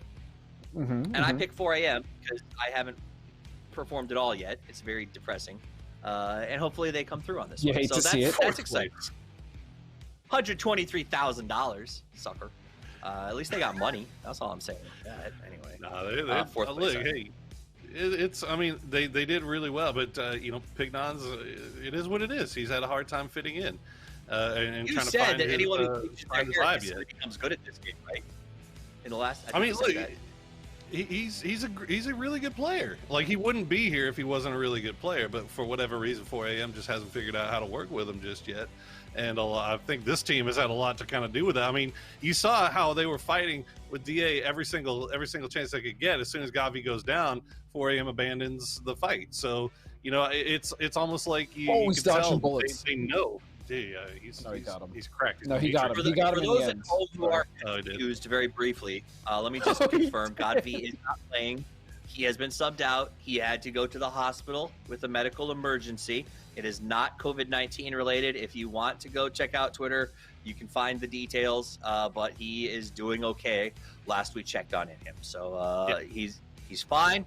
He's healing. Get well soon, baby. That's important. Get well soon. That's all we have to say. He's got a new baby. New baby. We want him to be healthy and happy with his family as he heals. So that's important. All right, Ents. No one picked him. Godspeed. Why did no one pick Ents? So I was actually kind of hovering between Ents or Day Trade as my pick, but I just feel like Ents is gonna play this. They're gonna try really hard, and then inevitably, I think one of the teams that. Well, so here's what I actually think is gonna happen in this lobby. DA and 4am are going to fight, as they do. Ents will go off somewhere, and I think Poro said this, probably get some loot and maybe set up to play an actual game. And then I think Day Trade is just going to come and run over everybody, and that's going to be the lobby. That's my prediction. Could be completely wrong. We'll see if it's right. I'm going to be real, Poro. It's probably the best analysis we've had on this segment. So 4am and DA not wrong. Poro and I, and wait to see what happens. It's game number 1. kicks off for the group. Let's go. It is Sims and Mastro. Thank you very much, Steve. Yes, indeed. We move into a different group. It is match number 1. And honestly, there's two things that are kind of a shining light here to me, Matt, as I think about it. First one is, I don't think we're ever going to be able to top what we've just seen in terms of a boxing match, a bit of UFC-style way to finish the game. Part 2, DA and 4AM. While the hot drop is not here this time round, finally we see them not going toward. There's. I was gonna say it might not be the hot drop we were expecting. Okay, I'll shut up then, because that's 3 teams going all the same way. Are we really seeing Ince and DA fight this out over here? That was the unexpected curveball. Ents has to be memeing at this point. They've done this on purpose. Why have you done this? Oh, I know, it's to give us a good bit of fun. It never rains. It always pours on DA, right? There's just no rest for the wicked. Oh, come on, Court. Okay, Marco, look at this. Running the bolt while everybody else is going to be running around with whatever. This is just going to be a mess. There's not a lot of loot to be had over here. Look at everybody from Ince already set up on firing lines, hidden angles, just waiting for somebody from DA to peek out. Remember, guys, this isn't in the safe zone either, and DA is already waiting on the outskirts to just take on whoever decides to win this or whatever happens here. Lord only knows. So, day trading back over towards the south and to the, I guess, northwest, taking shots into it, and are going to kind of supervise this fight, while there is very, very limited loot for these guys to work with. You can see Ince doing a firm regroup, maybe doing a little bit of a peek back. Window fight's going to be going through there. Good shot's going to come out from Smash. Go ahead and connect back over towards Tiksu, trying to get the shots back over on the other side of it. Marco does go down on the other side of this as well. So now we're going to have to start seeing a little bit of movement coming out. DA already making the foot push back over. You can see Molotovs coming out down below it. And this is turning into a very tricksy little fight for just having a few buildings inside of this.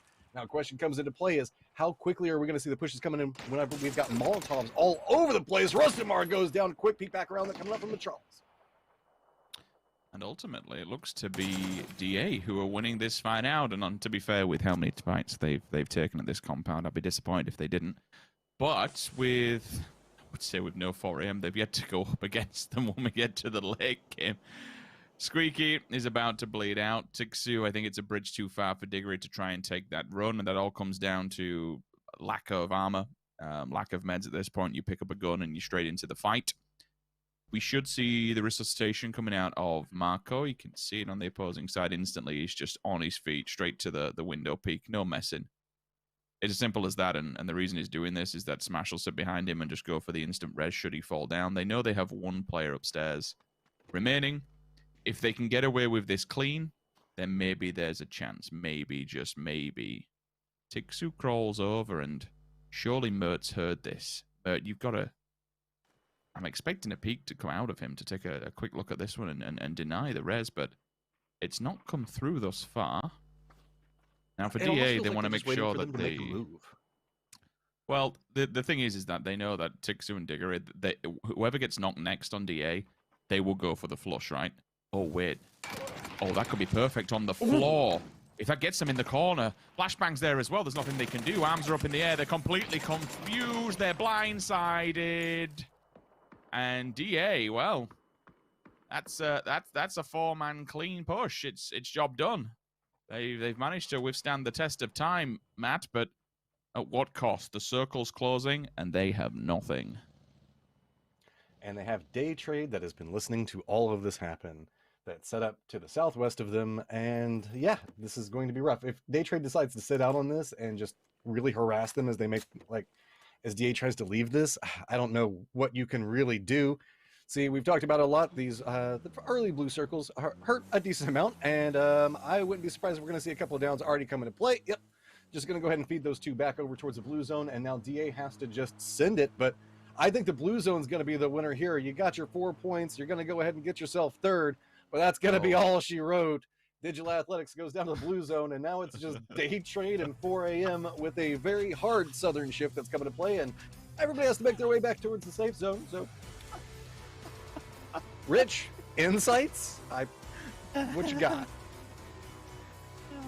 No idea. This thing. What? I don't even know what to say. I mean, N's are very clearly memeing at this point, dropping on them like that just for the giggles. Fair play. 4EM's like, well, you know what? Maybe going to that compound. Avoiding it wasn't such a bad idea after all.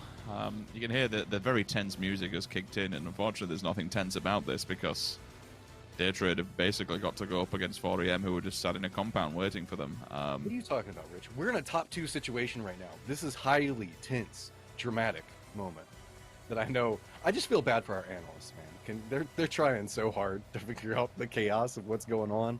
But today, I love the matches that are happening. Specifically, the last group we're seeing carry over into this group.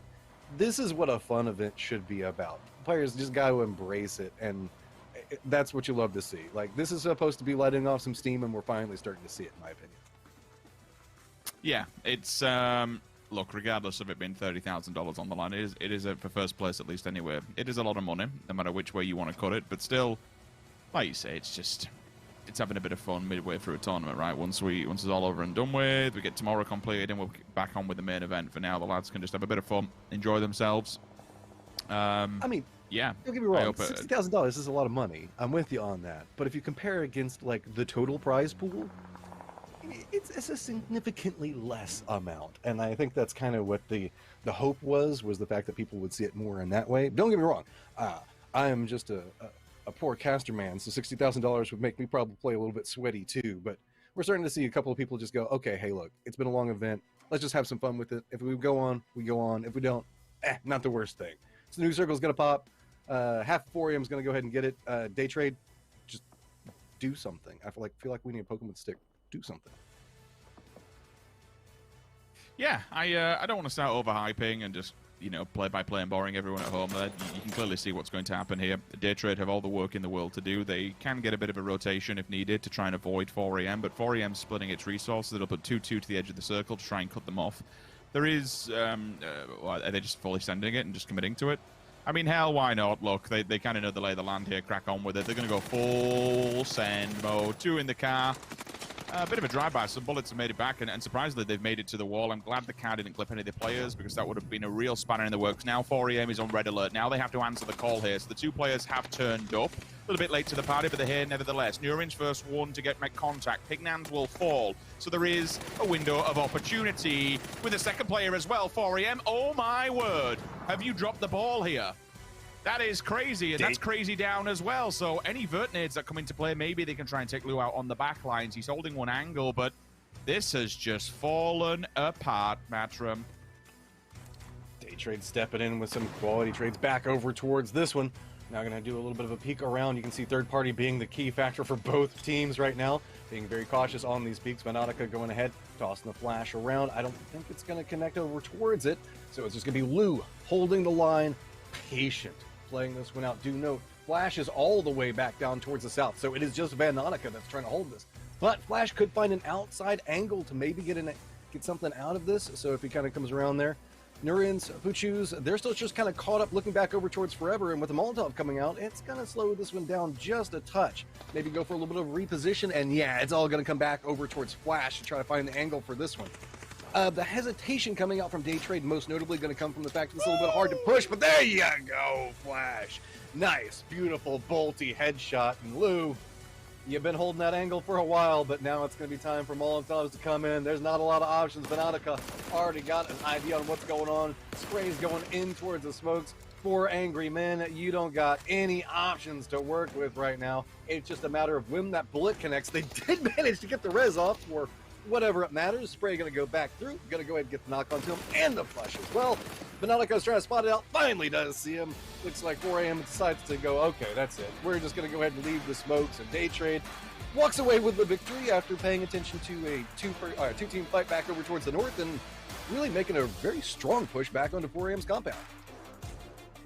4 angry men become 4 very dead men. I'm surprised that Daytrade got away with that. With the car push up onto the compound, we have 2 people watching. You have some sort of information where they're coming from, but all of 4AM were not grouped together. They were splitting the resources and ultimately allowed 2 players to get to the wall. The rest of them just sent it in. And with the double kill coming off the back of the player at the start, like, yeah, they just Utter destruction, no way to respawn, no signs of life coming out of 4 AM towards the end. Flash comes round, puts the nail in the coffin with the final player down on the bolt action.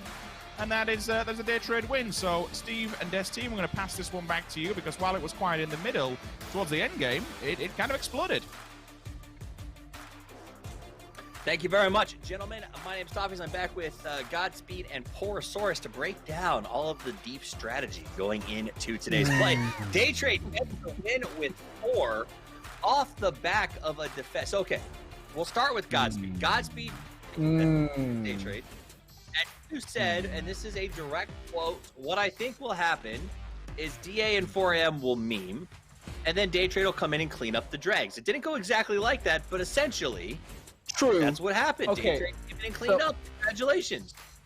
I miscalculated that ENCE would decide to fight DA. I'll admit that 100%. That's not me. I thought maybe it was going to be 4 AM, but I also didn't factor in the fact that DA was just going to die to blue, rotating in the first circle of a 4-circle game. So, that being said, the reason they died is because they actually won this fight quite clean. I'll give it to them. There was a little bit of a pushback from ENCE here. They got a few knocks back and forth, but I think DA, you know, being forged in the fires of fighting 4 AM here for so long, I mean, they're masters, right? I think the only team they're going to lose J Compound to at this point is probably just 4 AM. So ENCE, unlucky that they tried it. DA, even unluckier that they couldn't make it out of the first blue. But then we saw this beautiful ramp off, and then, yeah, 4 AM just got absolutely just dominated in these 2 yellows, which are now teals. So, at the beginning of this game, we talked about Pignon stepping in for God V. And Poro, we were like, he can handle it. He's good. He was in charge of a very specific job, and it was watching the window with which day trade crashed. And he did not stop them. Yeah, that stinks it for happens.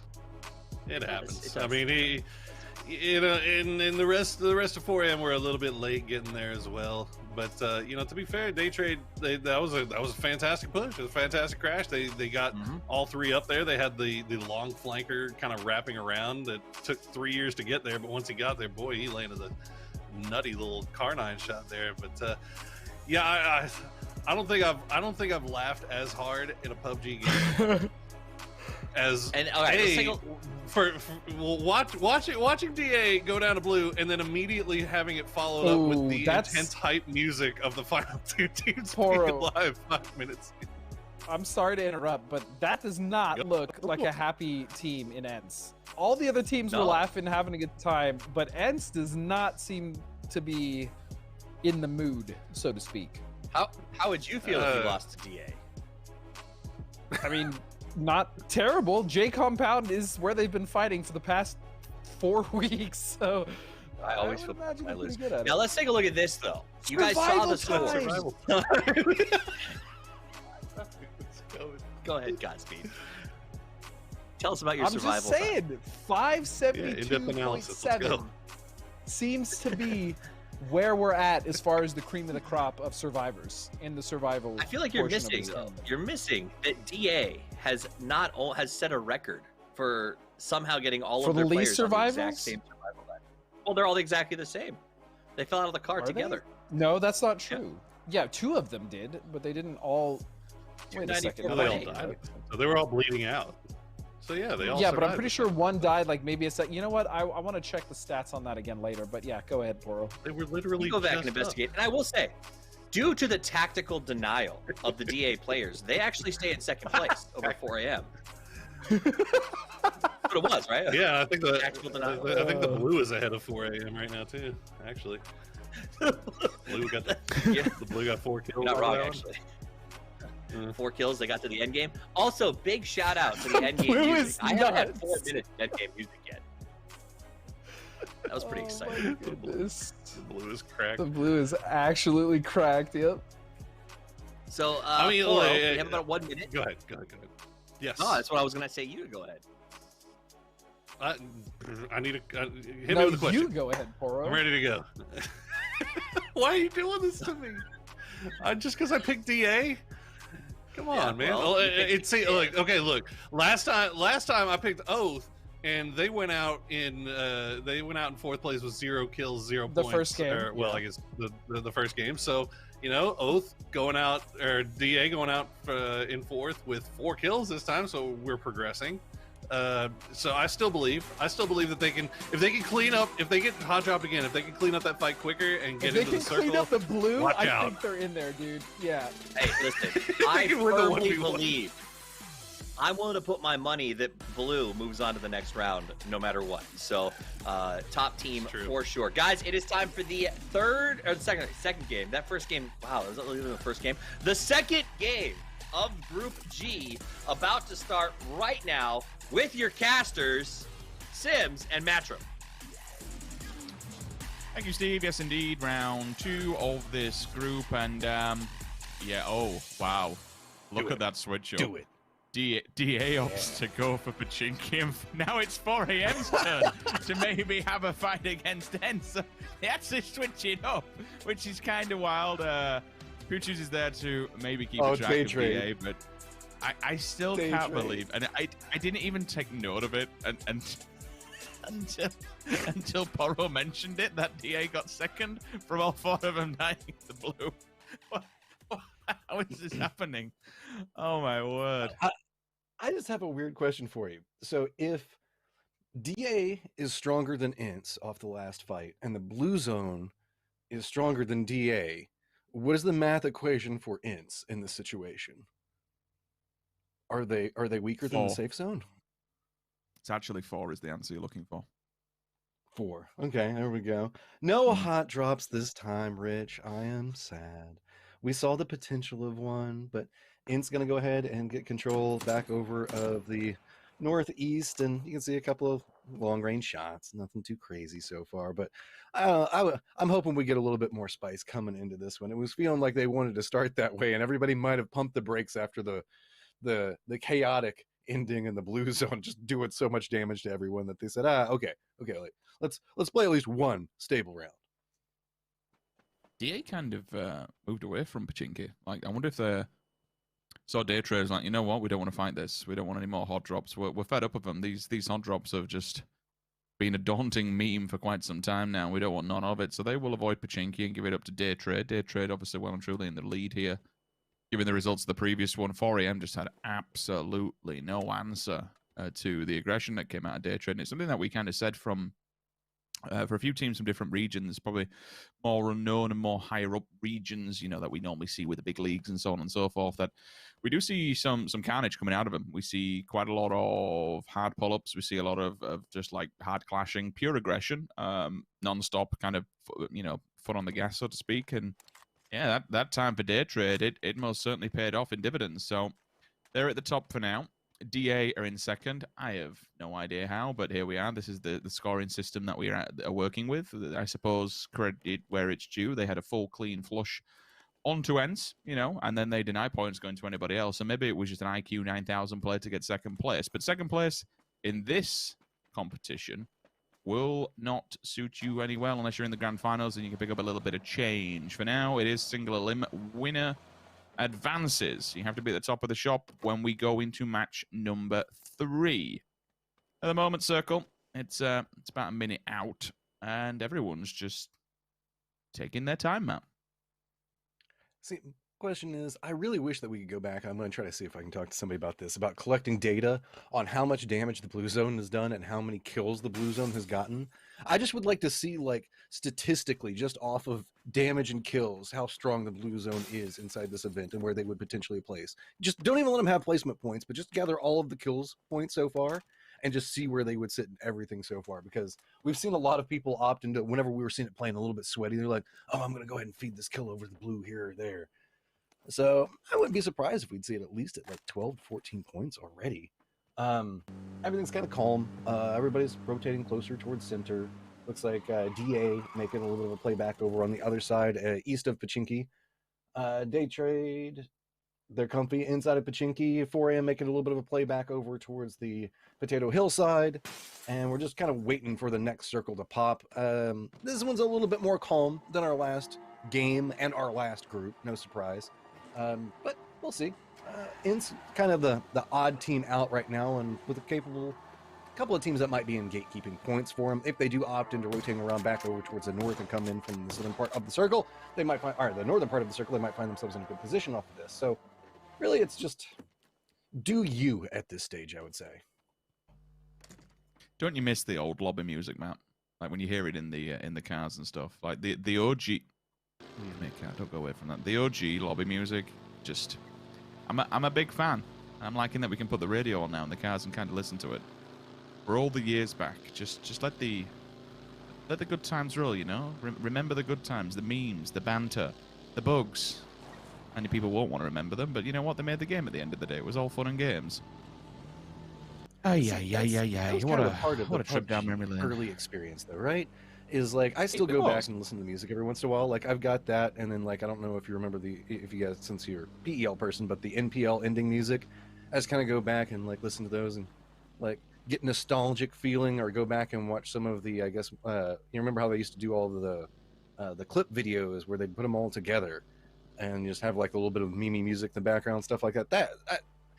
I still remember that style of PUBG. I love the more modern, more controlled PUBG that we have, but kind of getting a little bit of what we got last round makes me nostalgic for it. And Ince, you got a goal this time, and it's going to be trying to get 4AM's compound. 4AM didn't have the best success defending last time, and as the fact that Ince is already running up the stairs, doesn't look like defense is going so well this time either. Crazy. You're going to have to hold this one out, and looks like it's going to be Squeaky that's going to be the first one looking up, and you don't want to crawl like that, Crazy. I didn't say anything. How much did Squeaky's butt clench right there whenever he just saw a guy like creep around the side of that? Like you could see he was too close to the wall. Like it happens so much. If you crouch down, your gun will be put away. If it's putting up against the wall, his gun was away. It was not out. And he was laid down. I'm like, how do you respond to this? If you move, you crawl, your gun goes away regardless. If you got to stand up, you're still with. Yes, Ince. This is it. This is the energy. Give it to me. This is how you win this event right here. It worked for Oath, right? Is that what we're going to? It worked for Oath. So is that what we're at, Matt? Okay. I can tell you're mentally breaking right now, aren't you? You're just like, I don't even know. Smokes everywhere. This is just going to be Ince trying to extricate themselves. That's not going to work either. Now Ince should be able to get a little bit of a better roll off, but that was a lot of smokes to be used just trying to get the distance out from here. 4M, I don't know how many vehicles they're going to have to work with, but if they manage to pop all the tires on the Ince ones, you're on nothing, I'm guessing. Do it. So here we go. This is the high IQ player. Matt, what they've done is they put all the smokes down. They've lost Squeaky. This gives 4AM the false sense of security. This makes 4AM think, okay, there's nobody else left. So we'll, now all of a sudden we wait for Rustamar, and Rustamar pulls the 4v1. You just wait and see. 4AM are going to go down. They don't know, unless they can hear him drinking, in which case they have all the information. Yeah, they know. Never mind. I'll just shut up putting all this together. This is the back wall. If it had hit the spine in the middle of it, would have been laughing. Well, this Rustamar lives out his last days of life unless Diggory can help him out. We will bring up a promo code on the left-hand side. The beeping distraction tactic is in full swing. Nades down. Oh, Diggory, you landed on a landmine, my dude. Oh, no. Oh, Rustamar. Oh, no. Oh, Digger. Oh, it's... I mean, like, we're just jumping back between catastrophe. Back and forth between these two camera angles. Narrowly surviving with 1 HP. I mean, that Molotov is just, like, warming his toes. You don't need socks or shoes whenever you've got just a nice toasty fire back behind you. It's from Finland, Matt. They don't need heat. If anything, it's going to make him play worse. They survive in the cold. They survive on the ice caps.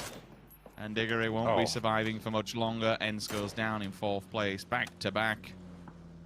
Hey. You know what? It was fun. It was fun, and that's what makes it most important. Day trade, however, still top of the shop. 4AM managed to pick up a few frag points off the back of that fight. DA also gets one. So beyond that, teams 1 through 3.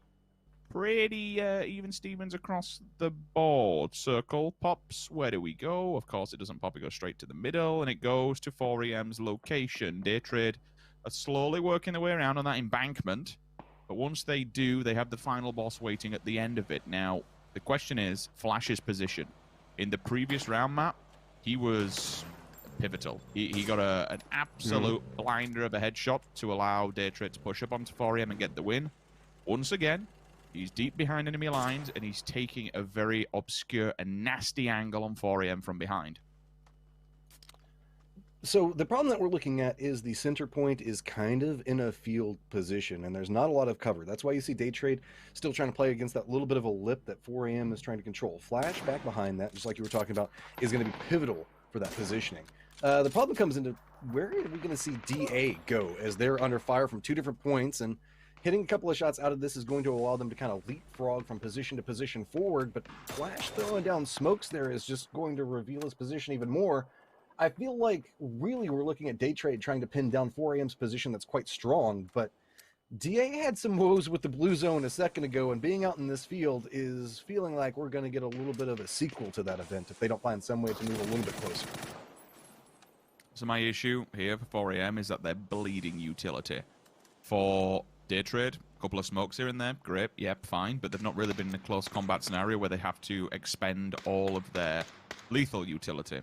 So once they get to the walls of 4AM, the bombardment can commence, the mollies, the flashes, the nades, and then the hammer comes down. They've already had one person get knocked, so his gear may be a little bit battered. Daytrade certainly have more room to be playing with. Yeah, I don't know. It feels like all eyes at the moment are on the side of DAs. They try and run the gauntlet of smokes and just pull the full-blown Ibby in the fields. Here's your TPP right here. Just crawl forward, throw a couple of grenades. That was a nice bounce back over towards it, but you're going to have to slow creep forward. You can see a ton of smokes coming up. Forever is going to be Forever on his belly right now. Daytrade still trying to make a push back over on the side of this, but this fight breaking up between 4AM and Daytrade is extremely pivotal for DA, as now they could find themselves with a couple of opportunities to work with Veronica, finding a nice angle back behind this Forever. Now up a little bit, trying to get a little bit more of an angle, going to find himself taking a couple of bullets, and there's not a lot of options for 4AM. Blue caught up inside the blue, having to run forward off of this, and you can see now Veronica in a similar position. Everybody from Daytrade going to have to start creeping up on top of it, and it's going to be DA, who was in a little bit of a rough position earlier, now finding themselves with the capabilities of a very huddled Daytrade right up against the blue zone. Keep peeking back out through this, and they keep taking so much damage. They have to stay ahead of it. Smokes upon smokes coming down right now as DA is starting to get a little bit more authority and a little bit more control towards the center. It's a peek back and forth, but Veronica finds an angle. Damn, that was quick for Daytrade. That left-hand peek leans into it and just mows them down like wheat in the field. That is how you finish the final circle. That is how you end DA's run. Damn, okay. That is a beautiful little three-piece at the end. Job done. Daytrade again. Back-to-back winners, man. It feels like a bridge too far for everybody else if they want to try and jump up to that spot so far through this competition. The groups are very even Stevens when we get down to that final game, but with back-to-back wins and frags to boot, I think we are already looking at our next team to qualify. But we've got one more game to go. For now, we'll pass it back to the desk, talk about that match of Group G a little bit more. Thank you very much. He said even Steven, but really even Daytrade dominates yet again as they come out on top. 9 total kills off the back of that game. They walked away with 5 and will put themselves in a commanding lead. We'll go straight to Godspeed for the coverage. Daytrade is no joke. These guys are very, very similar to the style of Petrichor, Little Burram, you know what I'm saying? They're incredibly aggressive. They take positions just very quickly, very in-your-face style, and yeah, you know, they're looking pretty good, you know, only 2 games in so far. This was... It's a little unfortunate, Poro. Crazy went for the peak, and then his gun hit the brick again. It was just disgusting. That was unlucky. I would say that's unlucky. Others would say that players of this caliber shouldn't be making mistakes like that. But I think, you know, all things considered, it's all right. They're just having a little fun. TP. Yeah. I mean, they are inexperienced with the TPP peak. You know, it is what it is. The TPPP, yeah. What are you gonna do? I mean, I'll be honest. I kind of like DA's how they had this kind of set up here at the end, and then Veronica just comes and bodies them. in one clip just gets 3, and look at them, they're laughing about it. They know. And DA, yeah. Oh, DA. Yeah, you just Monica is a lot. Unpopular opinion. I feel like he should be leaving the region soon. Just throwing that out there. I think that there's some teams that could really make use of that skill level. Is it impolite? Maybe. Spicy take. But he's just swallowed the whole ball of wasabi, Steve. I mean, come on, man. You know, that's they wasabi also have only Nurins. I actually think, like, yes, I think Venotica is probably one of the best mechanical players just at this event. I think he's been, like, if we're being serious here for a second, he's been unreal in a lot of the games, and I think a lot of the games Day Trade has been successful in have been because of mainly Venotica and Nurins, and that's not to, trounce the other 2 players on the team, but they've just really stepped it up so far for me. They're an awesome left-right punch of a duo. You gotta really respect that. All right, so 11 points ahead is Day Trade for. And while I realize that was a weird way to word it, it is a fact that everyone's significantly behind them. So what do you do if you're the other 3 teams that the rest of us picked? Can you still win this? Do you all drop in the same place and have a fist fight in a circle? What do you do here? I mean, look, I don't know. I think that you should try to go for as many kills as you can. So if anybody hot drops, I feel it. I understand. Like if DA wanted to hot drop somebody right now, try to win that. I think that's probably their best shot. Survival time. Let's go. Look at that, 655.9. You love to see it from Flash, my boy Venotica, Nurins, and of course Poochus. You love to see it, dude. Look at the survival time. 641 though for 4 AM forever. You saw that. You saw that. You're absolutely killing me with the survival time. They won the freaking game. Of course, their survival time is not. Anyway, they won both. Look, hey, that's why. Look, Day Trade. They've got so many good stats right now throughout these 2 games. We're just gonna throw survival time on top of it. Look, I have not given up on my DA boys yet. I still think they can pull it through. If they do another hot drop, right, if they can come out on top of an Ents hot drop on Jay, right, and then turn around and win this thing, I think they got a chance. Respect to Ents. They went back to Jay after a drubbing from DA in the last round. Godspeed. Look, if they can come back and frag every team in the lobby, like Poro said, look, anything's possible, Steve. Okay, I think. But do you if they think really it will wanted be easy for Ents? Is the question.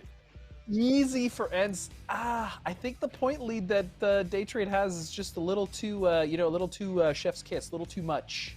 Maybe we'll see. We'll have to see. It's beautiful. I'm just rooting for Ents to get more than 1 kill. Same. They've only got 1 kill. I think they will. Ents only has 1 kill so far. Really? So I'm hoping that they at least get, if they get 2 kills, let's double that. Turn it around. Pooches, okay. You know what I'm saying, dude? So everyone has their own goals. In your opinion, Ents should just look for a kill, and Day Trade should look for a win. Yes. And Digital Athletics should go back to J Compound. Yeah. Hey, and several. DA actually looked quite good that game. They were moving up. They got to the end game. Last team, obviously, they look good. I really do think that anything is possible, Steve. Well, we are about to find out as the 3rd game for Group G gets ready to kick off. The winner of this one advances to the semifinals to make their way to the grand final for their share of $60,000. It's match time in the survival tournament with your casters, Sims and Matchroom. I'm no good at maths, but there might be a point unless DA does something completely unthinkable here and takes out Day Trade straight up on the drop, then there's probably no way that anyone else can win this group. With 2 wins back-to-back and, most importantly, a boatload of kills to boot. I mean, hell, 9 in the previous, I think it was, or something. No, it can't have been 9 in the previous. Or maybe it was, I don't know. Either way, they are well and truly in the lead here. This is a 1-horse race. DA, you're in 2nd. You have to kill Day Trade. You have to do it now in order to have any chances of qualifying. Squeaky, just taking in the sights, enjoying the great scenery that's provided in front of him. No rush to come down by any means. You can see just a new strategy coming out from Ince, who's had some troubles in the early games. If you just don't land, they can't kill you, right? Have you ever been like skydiving or paragliding? No, I've always wanted to though, man. Like I know that we have the what was it, the Face It event where Avenger did the skydiving, that there was in like all the promo videos for it. And then we just got the full. We got the best meme ever. That face with the wind is phenomenal. It is super good. The Avenger face. I'm scared of heights. I am not a big height fan. Not a big flyer either. I like planes. I like being on planes and the notion of being in a plane. But I you know, what goes up must come down. I'm never a big fan of it. There's always something in the back of my mind. So I don't think jumping out with a parachute is. It's certainly not on top of my list of things to do. Put it that way. Yeah, like heights don't really bother me. That's why I've always wanted to try to do it. Like I do a lot of like mountain climbing and stuff like that. So I feel whenever you try to see these people trying to climb up Everest and stuff like that, I know the struggle. Day trade, still leaning into bolts though. Maybe we'll see some more of that. Ince is running, I guess, a 2-1-1 split. It's hard to say because technically Squeaky is above Rustin Mar, but still not landed yet. So we'll keep you updated on that. And the other two members are in Yasnaya and nowhere near where we see the other men's players at. DA, go ahead and run in the Vector. Give me more Vector play. That's been my takeaway from this, Rich, is more Vector, more better. We've been seeing it be strong in this mode. But you need that extended mag, because otherwise you press the bullet and it's like, well, now I have nothing to shoot him with because my bullets just disappeared into the ether and there's nothing left whatsoever. Shotguns, something else that's played quite a pivotal change in how these games have gone down, certainly with the close combat and with it's mainly with the wall peeking, you know, being able to lean around with that thing, it just shreds, even if, especially on like hot drops early game, just not having any ammo, any armor whatsoever, like it is just a knife through butter. You pick up a shotgun and it's GG. I mean, to be fair, we've actually seen a couple of shotgun kills in the main event as well. Certain regions do use them and utilize them a little bit more. They do have a place within the battlefield. However, it is very, very rare and certainly more relevant in a TPP environment. I just, look, out of everything that is PUBG in the world, whatever happens down the line, I just want something to happen so we can see more. I guess even in TPP these last few days, the bolt shots have been banging. I just want to see a pan kill. That's it. This is the event that I should get one, Rich. This event. And we keep getting close. But Oath have faith in you. I don't rob in this group, Rich. Robbed. How come we have not seen a DA 4 a.m. hot drop? It feels like that should have been a thing that happened inside this group specifically. And there you go. Look, Tixu coming and bringing vehicles for no one? I guess maybe trying to push it back over there next to Squeaky. It's kind of close to there. Look, the 4 a.m. and DA fight, Matt, you don't get that now. That they're saving that for the main event. They're saving that for when big money happens. You know, that's the tactic. When there's hundreds of thousands of dollars on the line, what do you want to do? You want to go hot drop and make sure that you don't qualify for the weekend finals. That's the play right there. Or certainly what I've been told. Yeah, whatever works, we'll leave them to it. Ignorance is bliss at the end of the day. So, you know, you do you. I'm fine with it. At this point, guys, we've seen this circle fairly regularly. Potato Hill, right in the center. The hillside is going to provide 4 different quadrants for different teams to play. We've got DA that's playing back over towards the west of Farm. Day Trade playing the buildings that are east of Pachinki. 4 a.m. atop the hillside. And Ince over towards the northeast. This is kind of the tried and true setup we've seen in the approach to the circle over and over again based off of it. And now it's just about the TPP peeking around rocks and trees and who gets vision on whom first.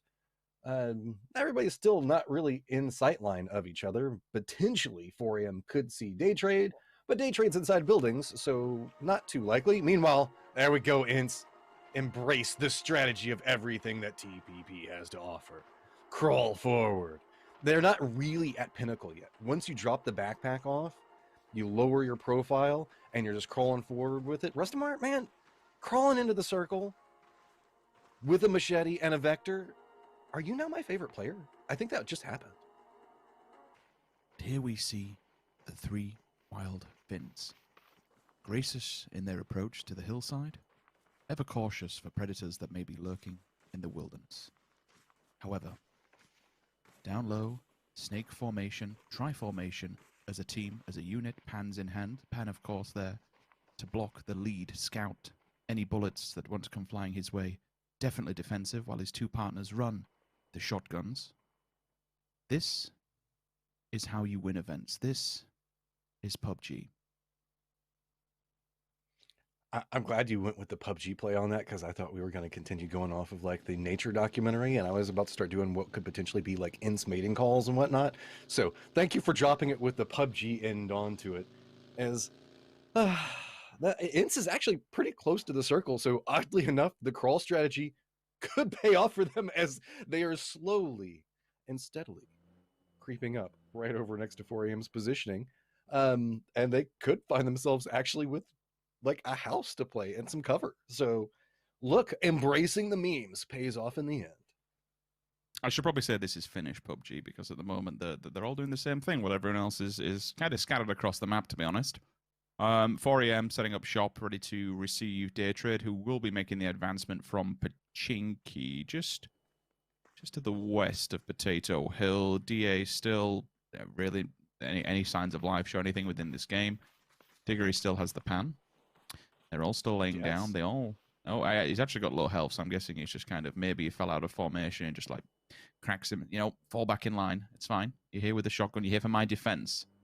That could, at this point for Ents, there's nothing else to lose. So if they're going to sending in with two players running shotguns just so they can get one player down with a pan, I'm in. I'm all in, man. Rich, what is this sound? Is that gunfire? I haven't heard gunfire in a while, it feels like. 4AM finally gets some vision back over towards Daytrade.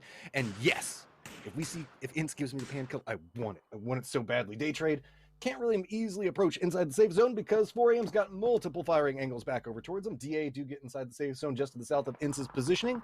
Ince is still rolling. Digger, just lean into the pan. Don't make the switch. Your gut is going to tell you, dude, I could probably snipe this, or I can hit this shot. Just Digger, pan and shotguns. And yes, Squeaky, you can use the bolt. That works. One pan, two shotguns. And bolts, because that should be the new meta. And yes, that's why, right there, Lou. That's why they should be meta. Straight out the back of the car. Banger of a shot comes in. They can now make the offensive play onto Daytrade to keep them downwind. Puchu's first one to fall victim to the blue. Knocked out the back. Vernotica down also. Second one will fall. SLR does the job. Crazy. And all of a sudden for Daytrade, this is starting to look a little bit sketchy. They need they're resting on all the points that they banked in the previous rounds to keep them surviving through this. Again, with 4AM being the team that's third into this, it was really DA 3 points in front that maybe we were looking towards. Maybe could have put a stop cap on this. Daytrade goes down. 4AM jumps up. 10 more points to Ghana. It's doable. You know, if you think we're going to jump up points, it is doable, Matrim, but they basically now have to get near enough the entire lobby down. I mean, with two shotguns and a pan, anything could happen right now. They have the capabilities to do it. Ince actually have control over the center of the circle, so everybody has to come to them. So there is actually opportunity. DA is the furthest away from the safe zone, back over towards the south, and Lou using a little bit of shots back over towards Squeaky as he's doing a little bit of aerials as he makes his push back over there. He's going to find himself some cover. But now DA is looking like they might be able to hear what's going on. Find the move off over to Rustenmar. Yes, at range. Do it to him, Rustenmar. Okay. Now 4AM's got to find position off of it with those shots. You're going to have to stop being careful, Rustenmar. Keep it up. Do it. Ooh! Next grenade's gonna land. Hits forever. You got a third one. You got a third one. Just keep it on. Oh, now we've got DA that has a vector too. What do we do? Rustenmar, you've got the shotgun. DA's getting in range. This is your opportunity. Creep back down the hillside. Wait for them to crest up on top of it. And DA, you could potentially get something out of this one. Ince still controlling the center, and Rustenmar is fighting off both teams, peeking back and forth between them, trying to keep them off of that center point, Rich. Pan him. That's all I want to see. Pan him. He's close to you, Rustamma. Smack him in the face with that. Go on, do it. He's actually got a knife on the back, never mind.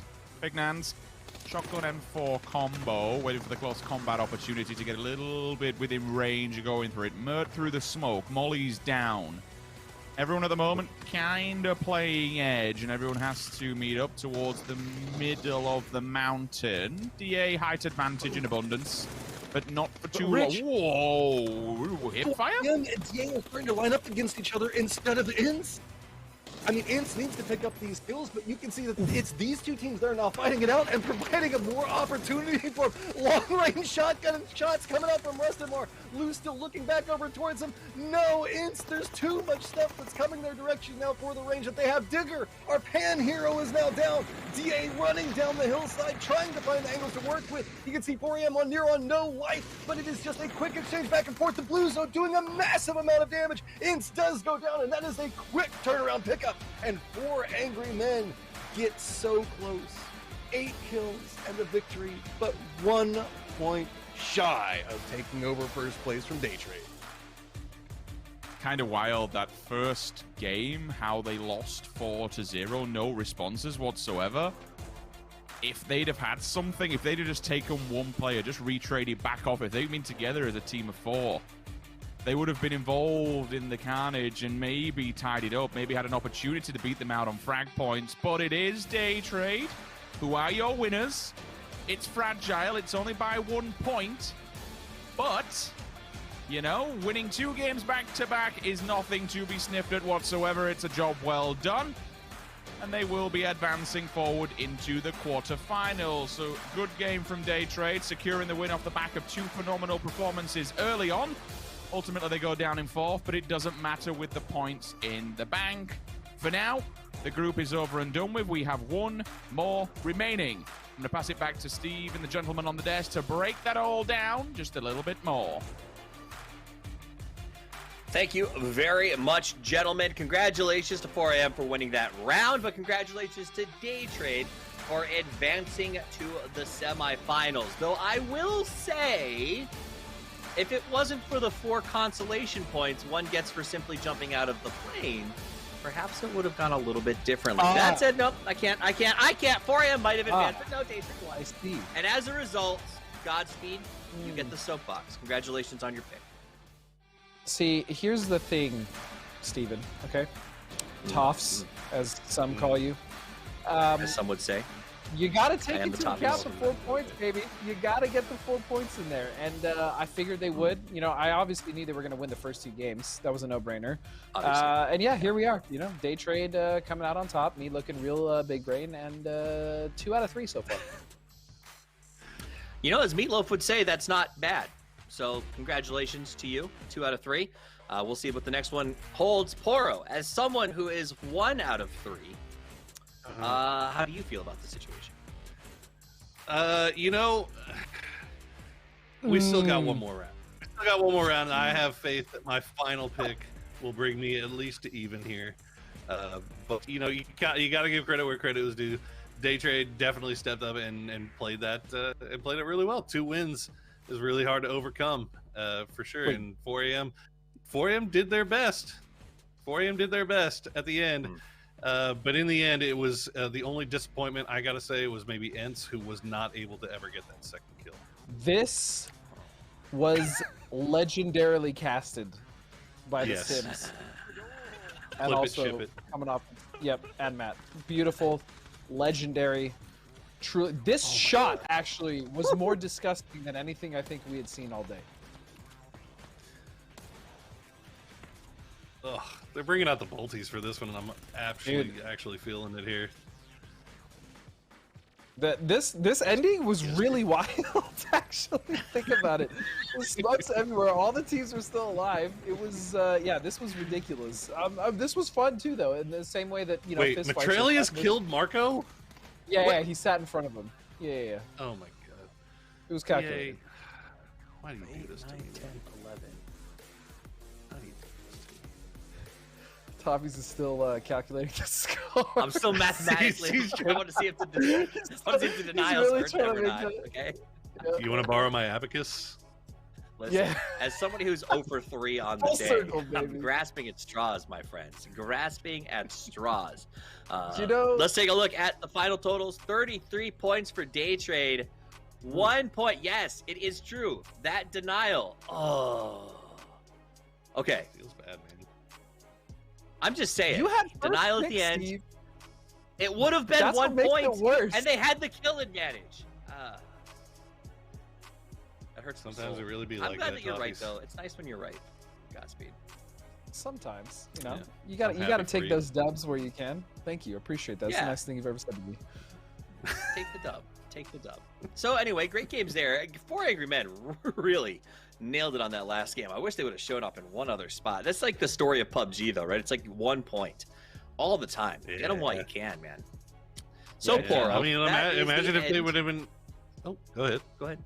No, you go ahead. I was gonna say, imagine if they would have. Imagine if they would have won the survival. Let's go. I can't even get a point off because of survival time. 674.4. Then he got the 677.5 from my man Lou. Yo, it's dude. lit. Not only that, but look at this. I was trash talking Pignons at the beginning, and here he is leading with 6 kills and 909 damage. The boy's cracked. All right, I take it all back. This one third person performance means that I was wrong about literally everything, and I take it all back. He is actually cracked. One of the best Chinese players in the lobby. 4AM is actually better now for having him instead of Godspeed. Wrong about everything. You're admitting it. So that means next time we're in LA, you're going to go to sushi with us, right? Because you've been wrong about everything. So now you have to eat new food that's not Olive Garden. I'm excited about this. Exciting. Everybody's sleeping on the OG, man. Breadsticks are Laurel loves fire. Olive Garden. Real talk. Loves it. Oh, interview. Let's go to it now. Was Day Trade Gaming. I'm here with player Veronica. 첫 번째 매치에서 정말 공격적인 플레이 그리고 두 번째 매치에서도 영리하고 단단한 You guys 플레이를 played a really 보여주셨는데요. offensive play in the first match, and in the second match, your team had some really smart strategies. Did you have any special strategies that you prepared for this event tournament? พันแรงหน่อยนิดนึงแล้วมีอะไรแบบสูตรที่เตรียมไว้กับทีมบ้างไหมครับไม่มีครับ뭐 따로 없다고 합니다. Not specifically, no. 전략 따로 없이 이렇게 치킨을 먹으면서 바로 또 진출을 하게 되셨습니다. 두 번의 치킨이었죠.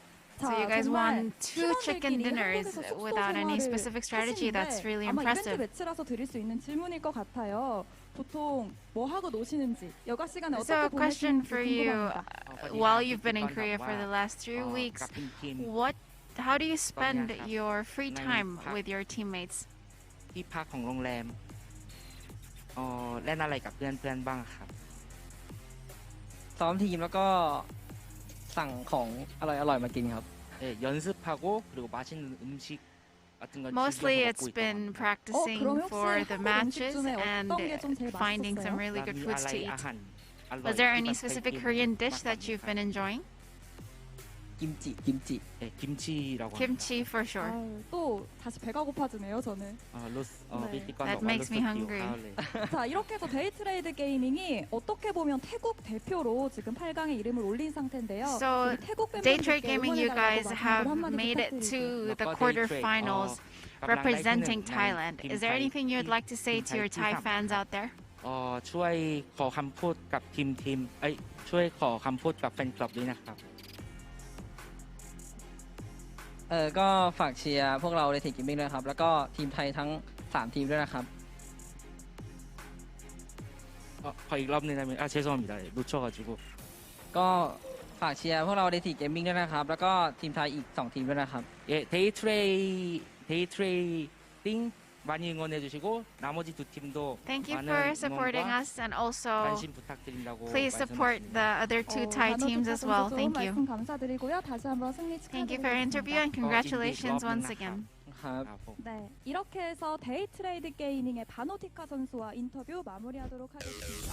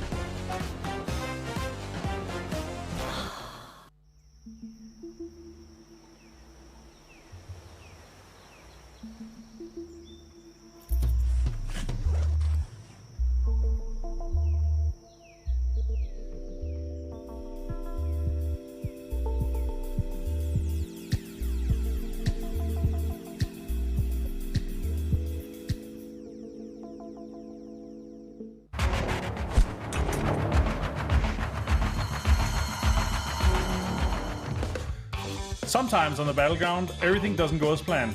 Let's take a look at some of those moments here. Alright, this is African Freaks trying to get into a car. But in the distance, we can hear Buggy. Oh no, get in, get in, get in, get in, get in! No! Sia did not get in time. The volley bear comes over the top and takes him down. Alright, got V snaking a little bit. Or let's sneaking a little bit at least. He's gonna take out a nade. Oh, that's a good lineup. It might go in. Oh, you can see Hikaru is doing the exact same thing from the inside. He's just about to throw, but no, he gets knocked right as he throws the nade in. Unfortunate. Well, here is Malofo pouring gas all over the floor, ready for the ambush coming in. Yeah, and he's gonna throw it in there. Leave the house. No, he's gonna stay in there. Oh no, and a molly. It's gonna set him on fire. Oh no. The irony. This is great. This is good. Oh, shoot to kill. Yeah, I remember this one. Oh no. Oh no, Face. They have no idea what's waiting for them. Uncivil finds the first one, and now chaos ensues. Oh, fast Face. And Uber's like, no, no, wait for me. Let me in. Stop. Wait. Let me in. Let me in. Wait for me.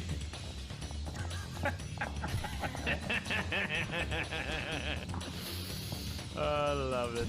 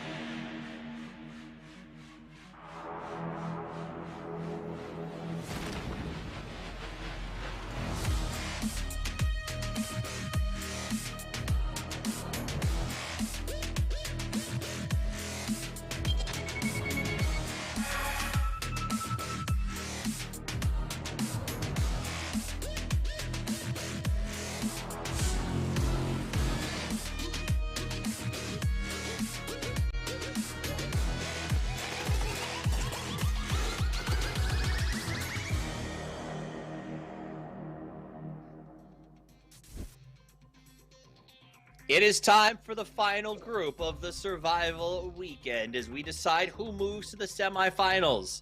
It is group. So far, you've seen A, B, C, D, E, F, G, and H. So this must be I, and we are very excited about it, right? I think I got it.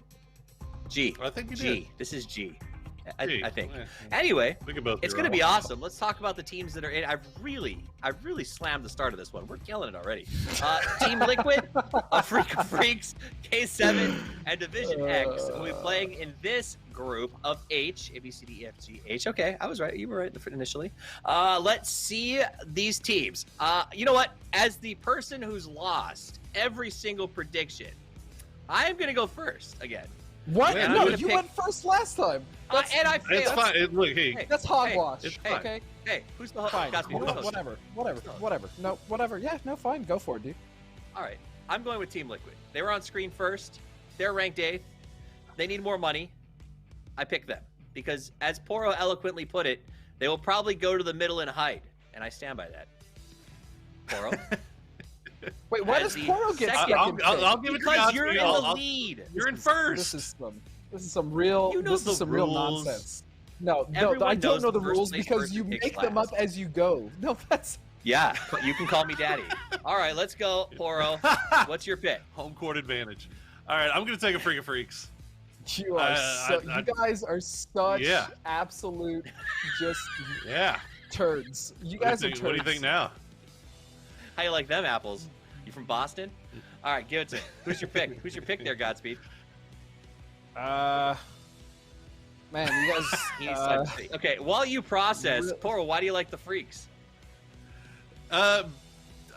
Because I feel like Godspeed wanted to take him. I don't know. It's Yeah. still. No, I like, did. I was probably gonna take. You know what? I'll leave. No, AF you know what? for I'm going with No. K7. Don't you give I'm him. going K7. K7. I was gonna take K7. I like Xenon. K7 is mine. That's fine. You can. No, you don't anymore because you picked a Freak of Freaks. Get off. All right, Xenon. time out. I need All to. right. I'll pen this in. Poro, who is your official pick? I'll take AF. I'll take the Freaks, but I think Xenon will be the kill leader. All right. Godspeed, talk to me about K7 as I believe they are your pick. Xenon, as I was saying before Poro rudely interrupted me, is definitely the strongest player, in my opinion, on this team. Savior, though, however, has been quite impressive as well as like a wingman for Xenon. Buihu, he's been good, but also just inconsistent. And then Lockslock, I gotta be honest, Lockslock's been a real letdown for me on this roster. I'm just gonna flat out say it, man. Big on Forge. All right, fair enough. So we've got K7 picked up there. So Division X, not chosen by anyone.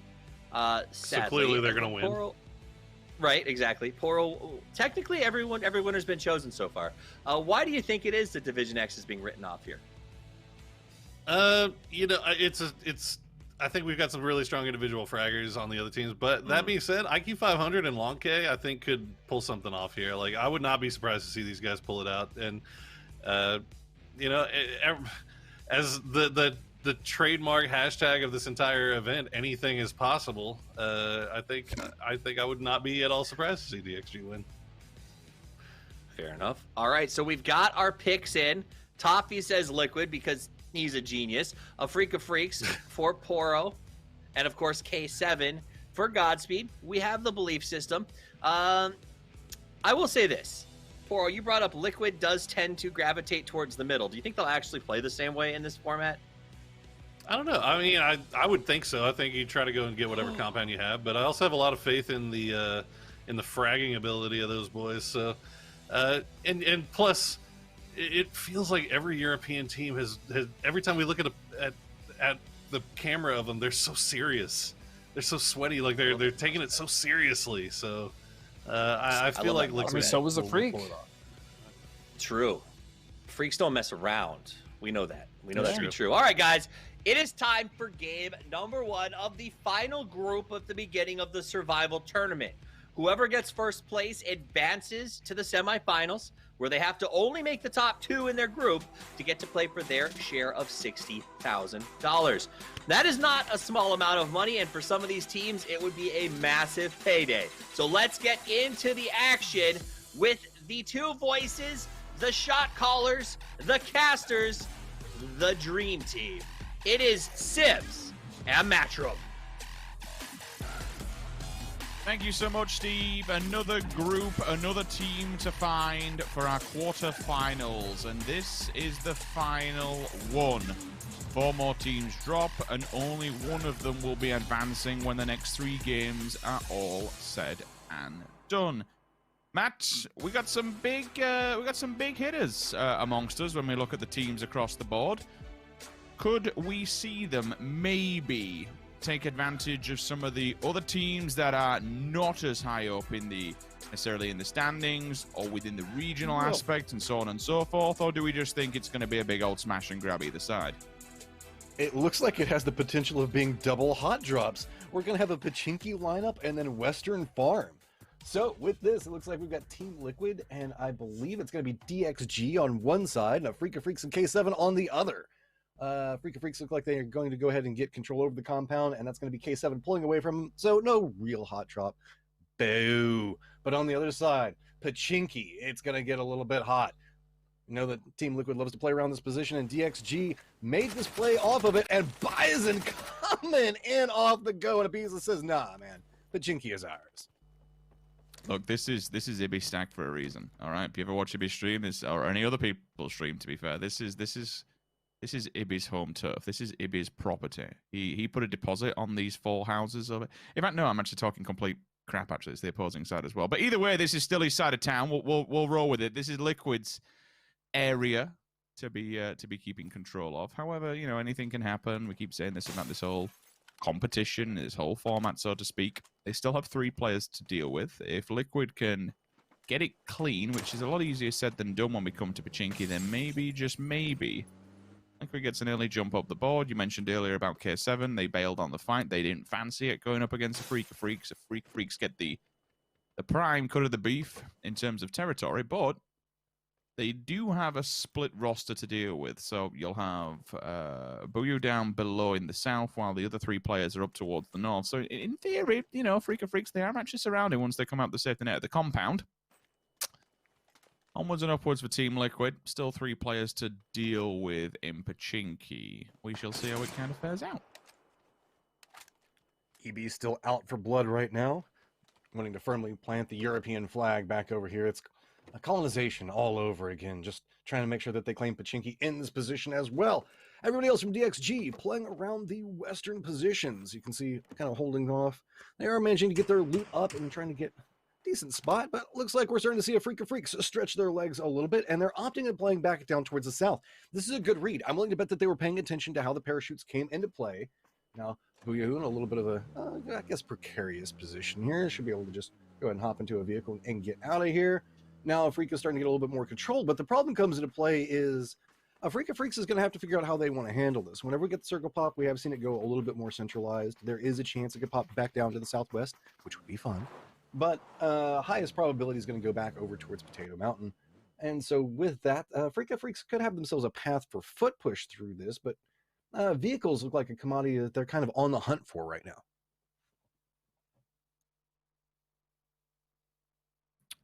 Stable for a second, or quiet, as you say, with K7 looking down upon Freaka Freak. Should be tracking them pretty damn well, but they are in a full 2-1 split. Who has moved back to the western cliff face, excuse me, the southern cliff face, the yellows, just to keep a track of that and see if they come through in full force. BK, didn't think I'd see him. That's a player that I never thought I'd see in PUBG, or a name I never thought I'd see in PUBG. I've got to be honest about that one. Yeah, it's a hard jump to make. I was gonna commend it if he did manage to pull it through. It's not the easiest jump in the world, hopping between those two, but if you do it, I'm always impressed. Just the little things, So it's kind of a bit of attrition here when we see 50-50 split going the way. And it's fair play. I understand why you want control of it now. So Liquid have the opportunity to jump into the farmlands compounds, the big hangars at the back, if they want to take control of it. Let's see with the circle, Matt, what Liquid have kind of been gifted it for now. It's actually K7 who are opening up them early. I can see Savior is trying to push them back. Afrika just really wants to try to pick up this free kill back over here, and they're committing a lot of time towards it. And sure, it's every kill point is important at this stage. EJ gets the spray back over towards it, gonna try to line back over, but no, runs out of ammo, and that is actually gonna be K7's Booyo. Trying to make it back over towards the distance, and gets away, and should be able to regroup back over with the other members of K7 back towards the north. There are no more Afrika Freaks that are going to be standing up against him, so with all the time commitment coming in, Afrika Freaks don't get anything out of it. Well, when we have a bit of a downtime, we will give you a promo code. Bring it up on the left-hand side of the screen, as Man's given you the instructions before. Get that bad boy written down, throw it up, and get it used online or within the game. Redeem coupon code, job done. Some easy free swag, and that's the last time today you will see a code on screen. Once it's gone, it's gone. It only has a limited time use, so make sure you use it well and use it wisely. Be fast about it. No messing around. That's it. No more codes for today. We'll return tomorrow, and I don't know if it'll be. I'm not entirely sure. It might just be group stage, so don't quote me on that one. We won't commit to it. It may have just been the group stages that you only see those, but either way, Liquid taken the middle area. We got the farm hangars. We're going to be with them. Ibby moves down towards the blown out trenches area. DXG still within Pachinki. K7 still loitering on the green hillside. It's actually Afrika Freaks have gone more down towards the south and the southern embankment that rolls down into Pachinki Fields. One that I keep saying teams should take control of a lot more, which they have done. They'll be there in abundance. And now we just wait for the circle to force the fights, because it's, everyone's stationary, everyone's plateauing a little bit. They're all happy, they're all comfortable. There's no reason to go into the open and just lose your life needlessly. So at the moment, it's just kind of ride this one out, Matt. Bide your time, see where the circle sends us, and it's a Liquid win. Yeah, I mean, this is... Unless we see multiple crashes come back in, we've seen that whenever the circle pops over here, this is a strong compound for Liquid, and this is a team that really knows how to play defensive positions towards the center of the circle. They're strong at it. The question comes into play, are we going to see any more meme approaches or strategies come in, as we do have a couple of people that are eyeing this position at the time. K7 doing a little bit of scouting off towards it. You can see Savior towards one point. Looks like Afrika Freaks, they're probably going to stop along kind of like the dips and the trenches towards the south here. Wouldn't be surprised if no big risk coming into play right off of this off the get-go. Keep the distance away from throwable range as much as possible, so that way Liquid can't bombard you with anything. So a little bit of a nice play coming out from them, and we do see DXG make the approach on the other side of Team Liquid. And do note, there's not a lot of good vision from where we see Team Liquid playing back over towards these other houses, unless you have somebody that's kind of out and about, and that could be a little bit of a riskier position right now. So DXG do manage to get a little bit of a position back over there towards it. Now it's just kind of calm, again, for lack of a better term. Not a lot of shooting happening, just really it's going to be mixing, just maybe taking a couple of shots back over towards the Freaks at the time, and K7 listening in, trying to get information on where everybody's at. DXG looks like they're taking the long approach around over towards this, so that way they can go ahead and regroup off of it, given, I guess, respect to Team Liquid's positioning, and not enough respect to trees. So they should be fine, as long as they don't take any blue damage. Guys, that hurts. That hurts really bad, and also avoid those trees. Good job, DXG. You managed to make it. The only defensive stance that if we could critique anything, and again, we're clutching at straws here to build something up. We know that the format's totally different. It's all for a bit more fun. Is Liquid have let a few teams get within close proximity of them. We saw yesterday Sonics, they were able to hold this one down. They were able to put mollies down onto STK and hold them back and basically just stop them being in the vicinity. What's a belter of a headshot. But now you've got DXG, who is sharing essentially that whole compound with them. Yes, they don't have the hangars, and Team Liquid will split 2-2 on the hangars to keep control of it.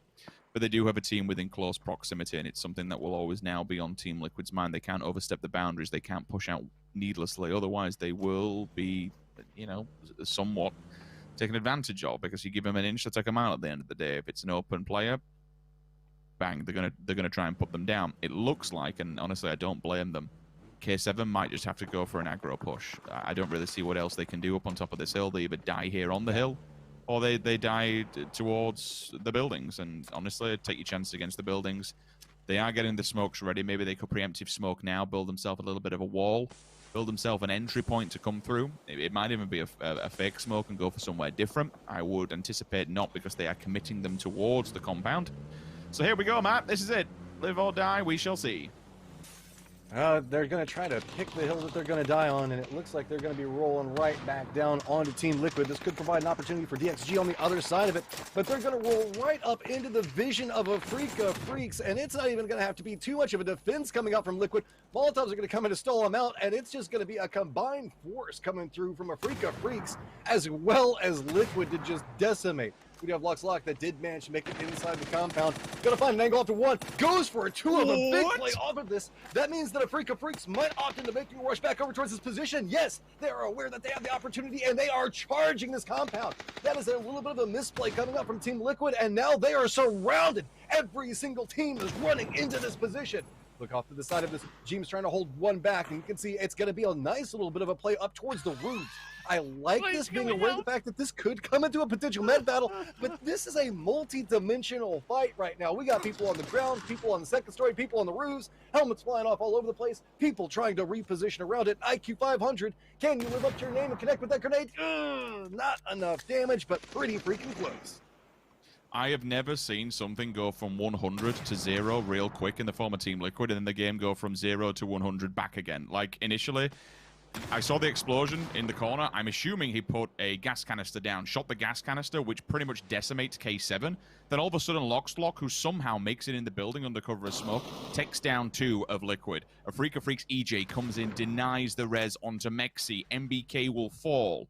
So this has just been like Liquid's downfall of allowing that one player inside the building. Again, there's 2 sides to that story. You could say, okay, maybe Liquid should have, backed themselves up into one building and consolidate their entire roster.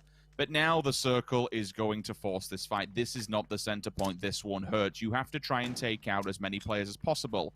Cat on a hot tin roof. Need I say more? Fergus, the blues here. And even just small amounts of damage, Matrim, will get the job done because the blue will finish the rest of them. Off the roofs we go. And it is just a bloodbath. Clib barely surviving. Afrika Freaks is out, and not only that, they get the win as well. I have never seen anything end in such a uncontrollable situation in my entire life. I did not anticipate that happen. LuxLock just opened the door for everybody. That one single player was the catalyst to this domino effect of everyone just folding on Liquid's position. I mean, he should change his name to Kiki at this point instead of LuxLock. He just opened up for everyone. Afrika Freaks made the smart play, followed up, charged in back behind that one, and it was just opportunity upon opportunity for these teams, and that's just kind of the chaos that comes into play. And analysts, have fun breaking that one down. Choose your starting point at your own free will. Very much, gentlemen. I would have said Locks unlocked the door, but Kiki is adorable as he opens the door for Afrika Freaks to go crazy and come out with a win and 7 kills. Team Liquid gets 5 kills.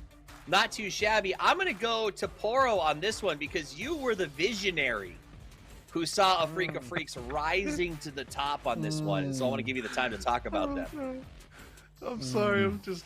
Hikari tried to go for the fist bump thing, and just everybody just looked at him like I've never seen a man left that hanging that hard. He also grabbed and arm linked with his. It's good times. They're oh good man, team, you know? no, they love each other. Hey, we've been talking about it since the beginning, right? If you can manage to get out of any of these games, which it's a stack of kills, you're looking really good. But to get the stack of kills and the dub, I mean, this is a really, really good start for Afrika. And I gotta say, I'm a little bit surprised Liquid not able to hold that center compound. I mean, this is setting up to be a perfect Liquid type game. Somehow LuxLock just out of nowhere, baby. And I'll be honest, I've had some less than encouraging words about LuxLock's performance so far, but that was clean. I mean, he made it inside somehow, and decided that Team Liquid was not going to win this game from their prime position, and he punished. Also, these nades were wild. Yeah. Somehow, Jeems got headshotted on the way down by Hansia. I didn't even see that, but that was pretty nuts as well. Oh, here it is. Oh. Wait, what? No, that was the end of the game. Yeah, it was regardless. Hey, way to really build us up for a letdown there at the end there. Yeah, I'm sorry. I failed. No, I failed. I'll admit it. That's all right. For that good effort there, though, man. Also, though, can we talk about two teams on barn houses peeking at each other? Was not like peak third-person perspective play right there. That's some next-level stuff. That's what you want to see. 3PP. 17 points for a Freak of Freaks. Liquid gets 10. K7 with 7. And Division X gets the Constellation 4 for jumping out of the airplane. So they could bounce back. Poro, thoughts on what you saw here? Yeah, they could. Thoughts? I mean, poor thoughts. I mean, I look, considering Liquid had that kind of things kind of go bad for him there. The fact that they still got out of that with 10 points is huge. EB looks like sneakers. Dude, I thought EB was. I thought he was legit. Look at him. He there was literally everything about what's going on right now. There was a point in time in those 3 seconds where I actually thought EB was looking at me personally. Like, that was real deep. Staring in my soul. I mean, but if you ever played in a game or a match with him, that's what happens. It's just always assume he's got a scope on you because that's how he does. That said, game number 1 is in the books. A Freak of Freaks forever on top. They come out with a great 7-kill win. And let's take a look at the player leader. Let me turn it over to you, buddy. I know what it's survival time. Let's go. 736.1 from my man's Hans here. You know what I'm saying? Dude, all the African boys are actually surviving real long. That was clean. It was clean surviving. Back to you, Topies. Back to you. Who would have thought the winning team would have the best survival rating? Kills, though, we've got EJ at 3, and then EB and Clib coming up there as well. Remember, Liquid did manage to get 5 points, so they're still technically in striking distance of this thing with 2 games left to play. Poro, are you still feeling confident in your pick? Do you think the Freaks are off the leash finally? Oh, absolutely. Absolutely. I mean, the Freaks are looking freaky in that first game. I'm trying to figure out how Loxlock got 736 and everybody else got 736.1. Like, where's that 0.1 coming from? Loxlocks don't flush, bro. I know. Yeah. Oh, you mean? I mean, we already heard Matt desperately trying to make Kiki a thing, and I don't love it. I will not ride with it. But no, I still strongly believe. I still strongly believe in a Freak of Freaks, and but you know, you never know. Anything can happen. Hashtag. Anything can happen. Yep. Yeah, I'm rooting for DXG too, man. Honestly, like, I want these guys to do something and potentially even get an upset here, because Lord knows we didn't really talk about them. But yeah, I want them to find some success here as well. Truly, I'm rooting for DXG, even though I didn't pick them. Hey, they only got 4 points for jumping out of the plane. Like, I do hope that D times G steps up and makes something happen. No. Will it? I hope so. That is time for us to move to game number 2 of Group H, powered by Intel, as we get this party underway. Let's go now to the golden voices, the synergistic sounds of Sims and Matchup. Thank you, Steve. Yes, indeed. 1 game down, 2 more to go. Freak of Freaks topping the chart with 21 points in total. Team Liquid picking up a few frags. And just behind them in 14, DXG, K7. A lot more work to do, but yeah, just to kind of a recap match, I'm like, all of a sudden, K7. There's nothing else to do, so they go for the big push-up. It's a last-ditch attempt, but I totally respect it. The best way to kind of do it, fake smoke towards, and it's probably maybe what drew Liquid off at the time, fake smoking towards the right, and then they drive around to the left. They make the approach there. Now, there's 2 things that are waiting from 1, a Freak of Freaks is there to try and get the stop and pick up, really get involved with the third party. 2, it looked like Ibby had put down, or at least hit, a gas canister, a jerry can that was put in the way, which does so much catastrophic damage on the arrival. But then, out of complete nowhere, out of the carnage and the chaos and the smoke, Loxlock just unlocks the door.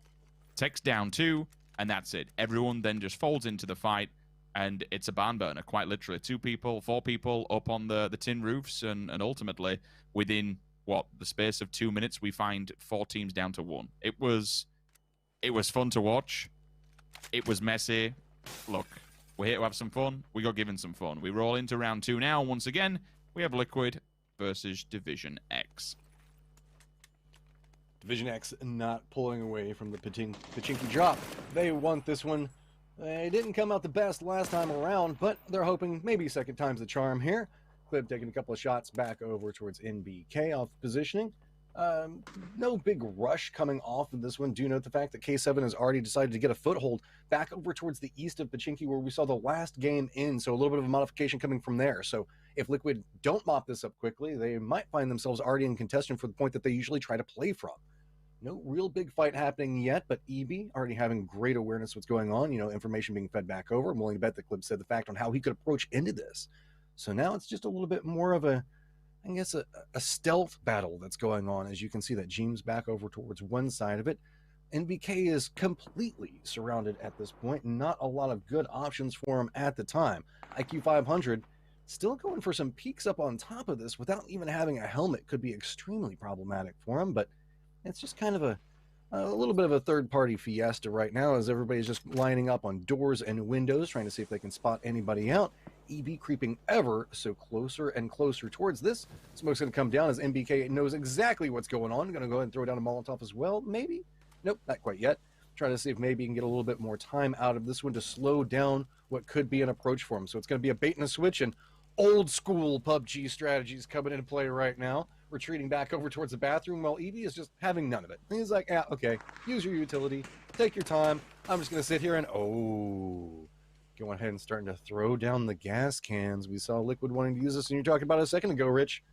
Could be a huge play coming out for it, but everything is just kind of stalled. And remember, this is inside the safe zone right now, so no big rush for the next minute or so, but everybody is getting closer and closer to each other. If you haven't had opportunity to play around with the gas canisters, and I know within games it's kind of hard with how non-stop it is. Fergus first one to fall while I'm talking about this in the distance. The gas canisters you can do three things with. You can pour the petrol on the floor in a certain area. You get a certain amount within it. It will ignite, and it gives you a nice area of denial when it comes to the fire. The second part is just leave it standing when you shoot it. Huge explosion. Again, area of effect, you can do whatever you want with it. The second part is you can actually throw it in the air. I've never seen anyone do it in-game as of yet. You can throw it in the air and you can shoot that thing out, and it will explode and it will pour gas. It will put down a small pool of gasoline. So, like, there are options to be able to do some weird and wonderful stuff with it. Maybe just trying to bait the player out here. Oh, he's gonna know. Yeah. Timed it perfectly. He knew that it was, again, same scenario as what we saw earlier, Matchroom. When you crawl on the floor, laying down, guns away, just baited him into moving. I mean, that's just good play coming out from there. And you can also see on the outside of that, Jeems was providing, like, ripping apart the doors, shooting at the windows, really not allowing anybody to move, and that just unlocked the capabilities for Abisa to play this a little bit closer, more aggressively. On the throwing factor, I can speak from experience why I don't do that a lot with him, because every single time I throw him, somebody shoots him and the gas all falls back on me. So I think that's why we see him being a little bit more set up as, like, trap-style situations, because it's a little bit hazardous with it. Long K, though, got that vector in hand and keeps looking back over towards Mexie's position, not wanting to quite make the play for it, because it's a little bit risky to go for the shots with the vector on the drop right there. You got to pray that you can connect with everything as they go through. Evie is just the roaming reinforcements everywhere. Good vision coming up yet again, but doesn't get the down onto Long K. Now it's just going to be Batmaning from roof to roof as Peak Battle is going to continue off of this, but that was going to be a big play coming up from Evie, but doesn't quite connect back over towards it. Luckily, there's a little bit of reinforcements coming on the other side, and Long K is not long for this world as he's going to end up going back to the lobby. One thing you have to remember about this, there is a time limit. The longer these teams stay here, the less options and less viable place they have to move into. K7 is staring at Pachinki. They are just off in the distance towards the northeast, just below Potato Hill. They are all looking this way and waiting to see what the move is coming out of Pachinki. Understanding that there are two teams here, that's 4 easy frag points should you be able to capture them on their way out. The question is, which way does Liquid go? All 4 in a vehicle is, yeah, it's a bit Monka-esque if you're a Liquid fan right now. Luckily, based on their approach, there's not a lot ahead of them. DXG, enjoy the taste of that nice blue energy, just ripping Unishreds there. You're gonna have to run back over, and this is probably going to be the death of DXG if we've seen anything from this point forward. No car there. they're going to have to run all the way back over towards the west. Yeah, energy drinks, do whatever you can, but guys, it's probably not going to be enough. Yeah, you can see, just surrender to sadness at this point. And there you go. DXG is out in fourth. Liquid does manage to make it back towards the safe zone. New circle is about to pop. Just due up center yet again, right on top of Potato Mountain. And it's just going to be everybody encroaching back on the different angles we've seen around that. K7 is going to be back over towards the northwest. We're going to have a Freak of Freaks back over towards the east. And really, it's just about how Team Liquid opt into making their rotation here. That's the thing. Who do they find first? Which entry point do we see? Freak of Freaks and K7, well, it's not the full team, the full rosters. You just caught a glimpse of it then on the map. There is, yeah, they are there. They are waiting. Liquid are all the way on the west, by the way. They're up against the blue, so I'm anticipating they're either coming from the north, or maybe they're just trying to bait players out into thinking they're coming towards the north. I don't know the game plan here. It's dangerous for them, given that there is two teams still lurking. And with them all, four of them being in a car, I get why you need to be cautious here. Not only are you all going to go down simultaneously, the biggest thing is that you're going to feed a team 4 points. Like, it's quite huge when there's only 4 teams in the lobby, right? Well, on a bright note, 2 points have already gone over to the blue zone, so makes it actually, if anything, I guess it makes it that those 4 kills are just that much more valuable from this stage. EB cresting back over towards the west, and we've seen a Freak of Freaks constantly eyeing back over towards K7's position, but they're running a little bit of a 2-2 positional. One back over towards the northeast, and the other one back over towards the south. So Akkad and Akari might be finding vision back over towards Team Liquid fairly soon, while it's going to be EJ and Hanzia that are looking back over towards K7's position. K7 are pretty close towards the center of it, really having, I guess, the least amount of distance that they have to move with 2 of their members, the other 2 playing right up against the wall. So we are about to hit that point where everything's going to start condensing back down here in just a second. Remember, there are only 4 circles, so once this connects in, it's just going to be all about center point. That's why you're seeing everybody trying to get as much information as possible, trying to figure out how they're going to navigate this next set of fights. I believe Hikari has 100% awareness of what's going on. Yep, should be able to start spotting out Liquid now, and this could be where the fight starts breaking off. Are reinforcements and the other 2 coming up for Afrika going to retreat back over here, maybe provide some assistance and move away from K7, or are they going to just commit and have faith in their other teammates?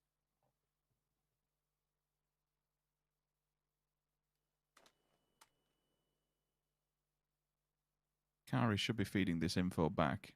He's definitely made note of something. Oh, no, James. Caught. Say with his pants down, but he's not wearing any pants, to be fair. They're all in shorts, so... Well, now just fall back and run away from it. Totally fine with that. Get back to your team. You've done enough damage to Team Liquid.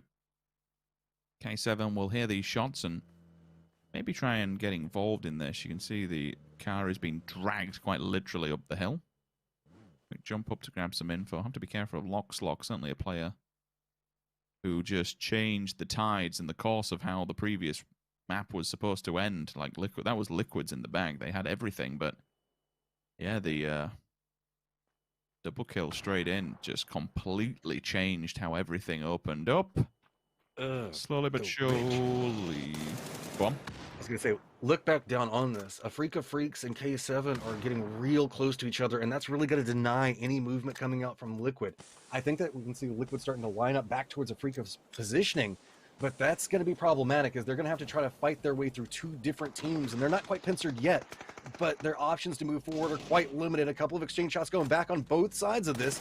Zanon back behind it, gonna get a little bit of vision back towards... What is K7 just rolling through this?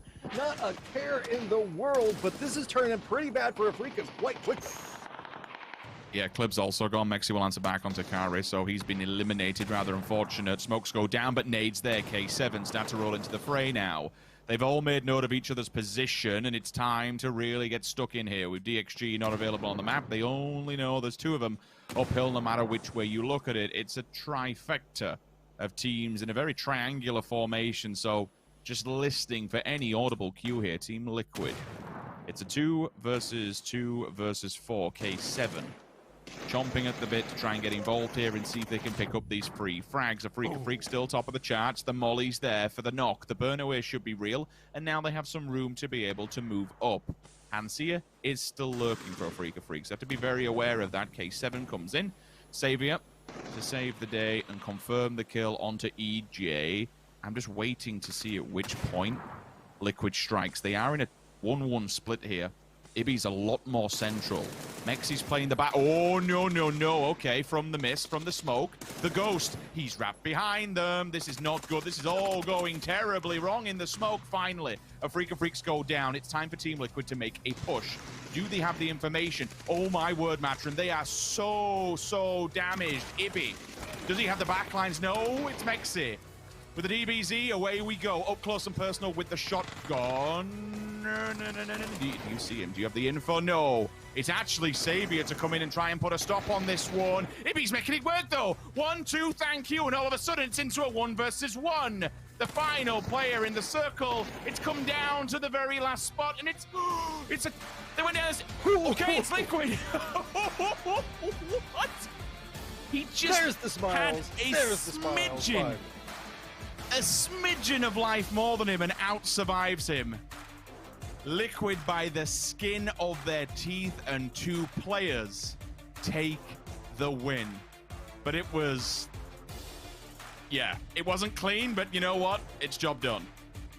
I mean, historically, we know if there's one person you want to be playing in a smoke battle, bouncing back and forth, this is where we can see Team Liquid excel. And just a phenomenal set of plays. I thought that they were going to be extremely disadvantaged and in trouble there. We saw them, they were they didn't have the numbers. They were moving into a hillside fight. They had 2 different teams that were counter-flanking across for them, but they found the opportunities and managed to pick it up. Analyst Desk, Toppies, take it away. Thank you very much, guys. I appreciate that. Great cast there at the end. And I am going to turn it over to Godspeed for hard-hitting analysis on the end of that match and Ibby's win. Let me tell you something, okay? First of all, we're gonna need a recount on the survival time because that was way too close to call. However, let me tell you something else, okay, guys? All right. Let me just tell you something. Ibiza, smokes, 3rd person, okay? Legend, that guy. That's all I have to say. That's it. That's the tweet. You know, Godspeed, while we were in the green room, it was deep. That was hard hitting, right? While we were in the green room, Paper Thin brought up the fact that Ibiza actually plays 3rd person on stream for when he does his overseas fan streams. So Yes. you think that's helping? Yeah, I mean, also, you know, Ibby's been competing this game as long as competing's been possible. So he's done the 3rd person grind. He's done the 1st person grind. Obviously, he's doing it now. But yeah, Ibby's one of the most storied players we have in PUBG, and I'm not surprised that he would win a 3rd person battle in smoke, considering what we've seen from him before in the past. I mean, really use that 3rd person perspective to peek up over the hill perfectly there and get that kill. Godspeed, what do you think of this nade here? I thought it was really good. I'm also really glad that we're ignoring Mike and not letting him talk at all topics. How did you feel about this right here? Why'd you call it out? We could have gone for another 5 minutes. Dude, they died at the same time. You cannot tell. K7, this is rigged. This is absolutely rigged against K7. And I won't have it. Okay? I won't have it. But there's nothing I can do about it, so I'm going to have to have it. Oro, thoughts? Oh, the Uzi through the Uzi. His whole team didn't even know he won. No, yeah, it's good to see smiles on the face, back on the face of the Liquid boys. And yeah, no, I mean, considering they were down to 2 there in K7, still had, I think, 3 up. I think they had 1 knocked after their fight with AF. But no, I mean, it is what it is. And I think the Liquid boys are probably thinking the same thing. You know, we take those. We'll take those. I mean, it might not have been pretty, it might not have been perfect, but we take those. Absolutely. Absolutely. I mean, Godspeed, right? Winning is winning, right? It was winning. Yeah, it doesn't matter if you win by an inch or a mile, you know? Winning is winning. Dude, you pulled the Vin Diesel quote in this time. Thank you. Thank you for that. I got you. Racers, I got you. No, Ask Me Racer here. Poro, why don't you talk to me at the leaderboard? Because I know that you'll be interrupted shortly hereafter. We're getting there. We're getting there. Talk about it, Poro. We haven't even gotten to it. Stop interrupting already. We got the 6-piece for Liquid already, and that's going to be enough to put them in front by 1 single solitary point. DXG still have yet to find a kill. Struggles. Even Ents found 1. Come on, guys. Step up. That is true. I was like a drive-by on Ents out of nowhere. Yeah, that way to knock two birds with one stone, man. Really. Oh, baby, here we are. Survival time. 727 for the boy Hanzia, but where is Ibiza? 693 couldn't quite make the survival cutoff of the 7 hundos, but I'll tell you what, he's getting close. Hikari with a nice 698, and DXG sitting down in the 214 there for Long K. I don't know what else to say about it. They don't even have 200 damage collectively as a team yet. What? You know, I didn't want to point that out, but that's a thing. Yeah, no, that's real. These are not fabricated stats, especially not the survival times. That's a yikes. Yeah, I do not fear Gus. All right, EB though's got 7 kills, which is far and away better than I think we've seen from a lot of players, not just like in this lobby, but general throughout this event. James seems super into it right now. So I like that they prepare for the game by being introspective. Are we trying to rock some facial hair there? Are we going to see a bearded Ibiza soon? Did you say trying as if he couldn't? What are you trying to say, Poro? What? No, I'm just saying trying to grow the beard out. I'm just saying, of all the people to talk about facial hair. Okay. All right. I grew a beard on Ibiza. Just because I'm not on the lumberjack board here with you, you replace me with High Pocket, you're gonna beard shame me now? I'm just saying, man. That's all. Dude, Godspeed's the beard gatekeeper over here. He's letting you know what is up. I'll tell you what's up, boys and girls. What's up right now is the plane as it takes to the air for Group H, the final match to determine who advances to the semifinals to take their shot at winning their share of $60,000. Let's go to the Masters of Ceremony, Sims and the Matchroom. Oh, he didn't bring you in as much as what he hyped me up. You gotta get on top of that, Matt. You gotta have words. I just got like shamed, I think. Like that desk is just going off the hook right now. It's just after everything, from attacking Eevee's facial hair to Aporo's facial hair, and then just, I don't know, the anticipation throwback over towards me. Rich, what do you think? I mean, a charm for I don't. I'm gonna say I don't necessarily think I'll give Steve and you know Godspeed the benefit of the doubt. I don't think it's necessarily the desk. It's just Poro. Like he's, you know, like I'm getting there, Poro. So look, old age is starting to take a hold of us. I understand it. It's working. It's detriment on us. So, I feel you, you know. But just keep going. Look, coffee fixes everything. Coffee and chocolate. While I've definitely put weight on during lockdown, it certainly helped me get through it. Liquid this time are not opting to go for Pachinki. Clearly, they've made note. They are top of the tables, and as Steve built it up, we are in our very final game of the group stage. This is it. This is the final map that you will see when this is all said and done. We'll have our final quarter finalists, and then tomorrow we do both the quarterfinals and the grand finals back to back to back. And for Team Liquid, it's slow and steady wins the race. Play cautiously, turn up to the late game. Hopefully, it's a GG, but we shall see, Matt. Team Liquid 1 point ahead of a Freak of Freaks, and that's probably why we're seeing them make the shift away from their tried and true Pachinki. While they have been winning there and been picking up a couple of kill points off of it, they kind of feel like it probably isn't worth the risk right now. Instead, trying to play for a little bit more of an overall victory. That does hand DXG kind of the center point to play around right now, but if anything we've seen, the circle is very similar, but let's be real, it's a little bit more Western this time. So while we've been seeing like a more of a centralized point being around Potato Mountain, this time it is more Pachinki and just a touch north of Pachinki with that. So that does unlock more opportunities for maybe a Gatka circle, maybe a Gatka field, well, specifically a Gatka field circle, maybe some Badlands, Ruins, and potentially it's also a touch more north. We could see Rajat. So I'm having some hopes here. Maybe it'll go somewhere other than towards the east. Hope upon hope, pitch. Maybe we'll see it. And I think that Liquid's leading into that as well because that's where they're opting into play. We'll see. Again, it's going to be the quiet before the storm. I would say it's the lull moment, but you know what that's like. And Twitch chat are more than happily take any any reason they can to start spamming emotes. Hope you guys have had a good time thus far. I know that sometimes TPP isn't everyone's cup of tea, but look, we're here to have some fun. I think we've certainly had some fun today, these last few days. It's definitely been long, with the circles being quite stationary. You know, it's nothing too erratic, and again, it goes from 0 to 100 real quick. But I hope we put on a good show for you. I've certainly, it's been a complete different approach to casting PUBG. Hell, I never Just a little, yeah. I never thought I'd be casting a boxing match in Pachinki, but here we are. You know, there's weird things going on in the world, and we had this happen all the time over there. Well, at least once. Yeah. Yeah. But like, I don't know. I still think the big thing that I'm looking at right now is naturally who's going to advance out of this. But whenever looking tomorrow, I'm just curious on how hard Oath can keep meming and potentially winning. If they can just meme all the way to the finals, this will be the best event that I have ever seen. I just want to see a pan kill. That's it. That's it. That's all I want. Look, we've seen a full-blown fist fight.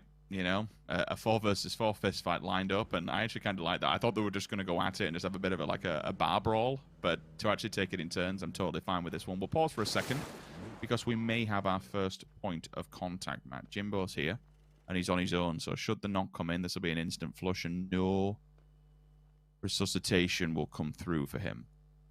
Fergus waits patiently. Long K is there for the backup also.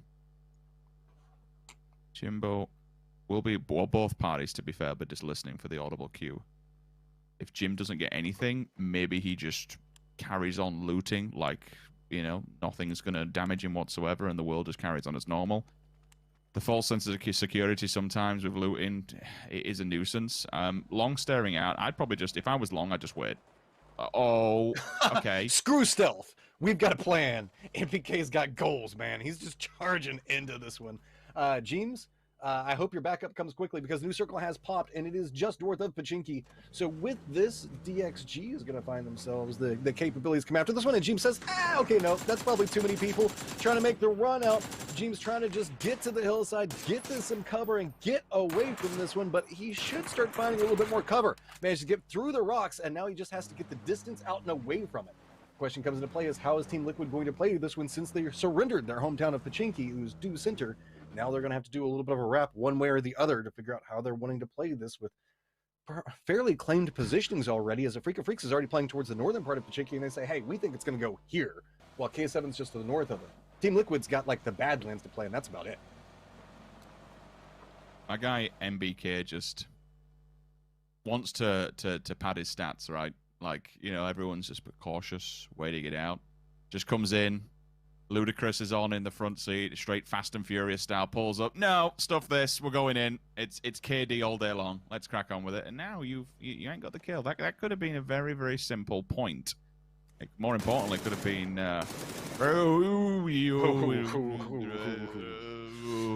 Imagine waiting 5,000 years to kill James and then just driving away and getting killed like that. That's one that burns the soul just a touch. Oh, yeah. Yikes. Didn't anticipate that. Really didn't. I don't know why they decided to go back over towards Pachinki in that way. Now we're just waiting for the, I guess, what would be the last circle before everything shrinks back into center, and that's why no big action's coming through just quite yet. A lot of these teams praying upon prayer that it's going to go back over towards Pachinki and make it to where that they don't have to move just quite yet. The question comes into play. Yep, looks like we're going to have a couple of teams that are not going to have to move too much. Team Liquid's kind of the outlier with that, but that's kind of the added bonus, is now they really only have to contend with K7, and it's going to be a Freak of Freaks and DXG that are going to have to fight pretty much tooth and nail right along the edge of the zone, because it's going to start coming in just 30 seconds, and it's going to get bloody. Oh, no. Liquid's moving very close back over towards this and might find themselves with DXG having an oversight position onto them. EB's coming right down below this. IQ 500 doesn't have time to make the read back over into this position, so it's going to make it a little bit more difficult. EB's just running straight up onto here. 500 IQ does manage to get the shot back over towards EB and get the down onto him, but it's going to be a Freak of Freaks that hears it, gets the shots back over towards him, and he goes down as well. He is safe-ish, but good luck getting that res. Where's the rest of Liquid already on the run back over there to try to help out EB? DXG, are they going to make the counter move back around into this? Afrika Freaks is going to benefit from this massively if both of these teams start a big fight, because that means that they don't have to run and gun against the zone. So Long K now getting a vibe from what's going on up the top of him. Good spray coming through onto that one. Gets it down onto Mexi. That's going to be pivotal right now as multiple members of Liquid are down right as soon as the zone is going to be coming in. Grenade goes just a touch too long. So Afrika Freaks just sitting there. All eyes beat back over towards him as K7 just chilling, getting control over everything in the northern corridor. Now it's just going to be on to Jeans to make this one make a little bit more sense for his team. NBK, Long K can't quite get anything. Is that going to be enough? Not even going to make it up to the point that's going to go for the grenade. So that res should come through. Liquid in a lot of trouble, but really weathering the storm right now. Pachinki's become a very hot topic of debate for both of these teams. I do think, you know, for DXG, what would have happened had you have been able to take down Jimbo earlier on? He was easy pickings, in my opinion. You know, you kind of made a bit of a mess of it. You should have let your two players, again, camping down. They didn't need the support. They didn't need that third player to give them the backup. And all of a sudden, DXG find themselves in a 2 versus 4 Liquid holding them back. Jimbo's still heavily damaged up. Has to be careful because Lockslock, he's the demon from game number 1, the nightmare situation that unfolded. Is directly behind them, but he is shooting towards Afrika Freaks, trying to get that angle, so they should have the info on his location and be very aware of it. A bit downwind of all this fight, but still, with the blue on the backs, everyone's now been forced into the center, and it's going to go to some pretty, actually, rather open terrain. Like at the moment where you're kind of looking is where it's going to be going. It looks like Liquid's actually sending it towards Locks. Keep an eye on the kill feed, see if that comes through. They're trying to do the drive-by through the smoke. Woo! The kills. Oh my. It's running. You know what? If guns don't work, cars do. All right? If you can't kill them with a gun, beat them with a vehicle. Just rolling away from this one, saying the fact that, okay, that is too much for us, and kudos to Team Liquid for surviving that, and what was a very precarious situation for him, getting the reses back up, and while making their escape, just absolutely demolishing the line for K7. Savior trying to figure out what is even happening around him, gets his speed back over towards 1. Everybody's lining up, but it is just lambs to the slaughter right now as Liquid is just strolling through the north, just destroying anything that is approaching around them. One member up back behind him is Xenon, trying to creep back through, but I think the Team Liquid has a read on what's going on with this. With this hillside, it's buying a little bit more space away from Afrika Freaks. James is holding everyone back onto a different angle, so that way everybody has time to try to finish this one out. Xenon's trying to find an angle of approach, but just can't get anything out of it. Mexi's doing a great job of just using the third party, realizing whenever he wants to step forward. Great vision control there. Again, Team Liquid getting the reses. How are they managing to get away with this time and time again? The circle is now coming in. K7 has nowhere to go. They're firmly surrounded. They've got the blue zone back behind them. It's just a matter of time. And there you go, getting dimed back down. Blue zone's going to go ahead and eat that one. Ooh. And now we have a firm lineup tied 35-35. Team Liquid versus Afrika Freaks. I'm so glad you brought that into perspective. They needed that one frag point to be able to jump them in the lead, but instead we find ourselves a 4 versus 3 scenario. Afrika Freaks, they do have the hillside, they do have the open ground. Team Liquid, they do have the man advantage. This is where maybe, just me, things come into play. A cat onto Mexi. Now it's even Stevens. Now it's time to go. And all of a sudden, Hansia from the back lines, but the response is there instantly. Jeems turns on a dime, but Clib has fallen. So 2 versus 1 will now engage. EJ, is this a bridge too far? You're on a hillside on your own, but that nade, it could be fantastic.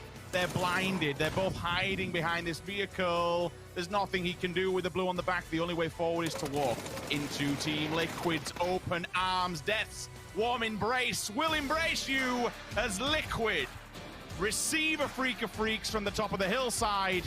They say thank you very much to the points and thank you very much to the qualification spot. Just stellar performance coming from Liquid. I mean, we've been talking about how this is a more fun event, but these guys had their work cut out for them that round. We ended up tied position moving into the top 2 teams still alive after weathering damage had knocked multiple members of Liquid time and time again. Somehow, some way, they managed to protect each other enough to get the reses and pivotal points to walk in to have the numbers to take that last fight. And while it was a little bit messy at times, somehow we always see Liquid manage to find a way to make it work. And now they're going to be going on to the next round starting in tomorrow.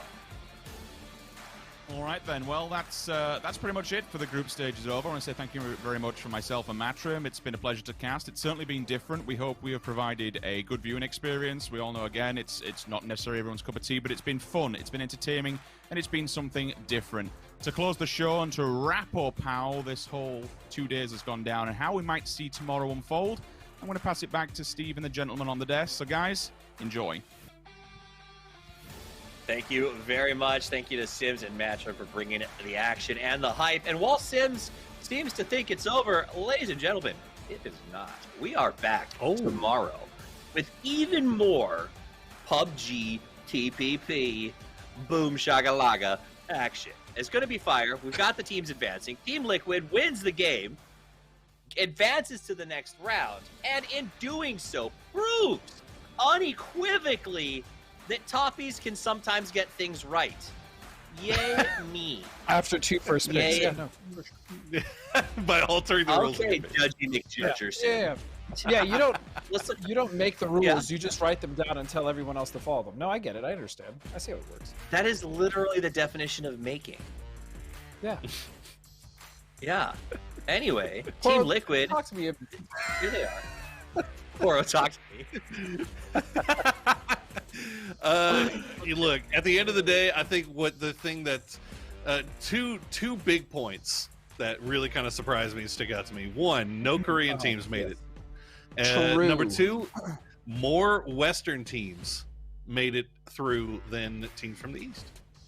Yeah, I mean, Wow. Are you surprised? We were TPP monsters back in the day, surprised. obviously. Wow. Obviously. Yeah, I'm also kind of surprised, yeah. I didn't expect this outcome. You're playing with Global, right? Yeah. Noble at first, and then a slew of others, but yeah. I mean, you guys are pretty good Slew of TPP. others. You know, honest, if I remember correctly. So some things happen in the TPPs, yeah. You're all right. Some things happen. Good hang. Good hang. Hey, guess what? Highlight! You know Highlights! who couldn't hang is Loxlock and the rest of K7. Unlucky. Dude, that was one of the most professional drive-bys I think I've ever seen by Mexi. I mean, it was just so quick, so on point. It was clean, just like a spray here onto the K7 boys. And yeah, Zenon, your boy, Poro, just couldn't cut. Couldn't cut it.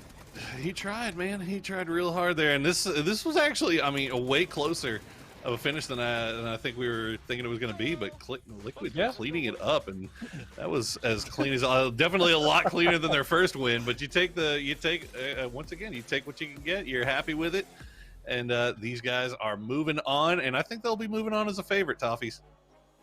I mean, that's the thing about them, right? Apart from all the picks and the craziness and whatever, we'll take a second for maybe some real analysis here. The fact is, if you look at all of the groups that we just covered, Liquid put up 2 first-place finishes, both with 6 kills, and the one game they didn't win, they got third with 5 kills. Like, they performed better than I think most of the other top teams did as they got through this. Let's take a look at the overall standings. Liquid, 42. Afrika Freaks, picked by Poro, 36. And then, of course, we'll just ignore division. You get 12 free points, guys. You get 12 points for jumping out of the air. That's true. Yeah. They tied it. Man, it's been a really rough event for on some real stuff now. It's been a really rough event for Division X Gaming.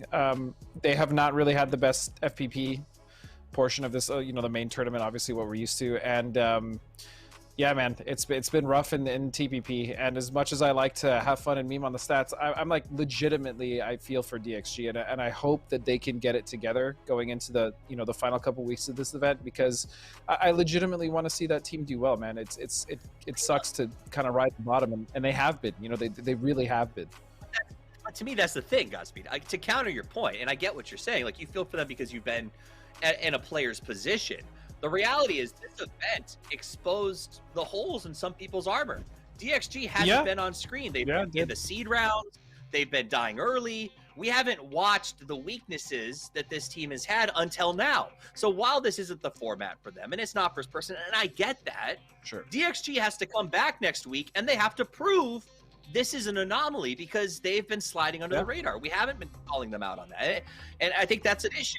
Or part of this is, Poro, we've seen a lot of teams who've been under the radar come out and show that they struggle. It's true, but we've also seen teams that can get the win, and now we get to hear from Team Liquid. I know everybody's excited about this one, Toppies. Let's go! Liquid time.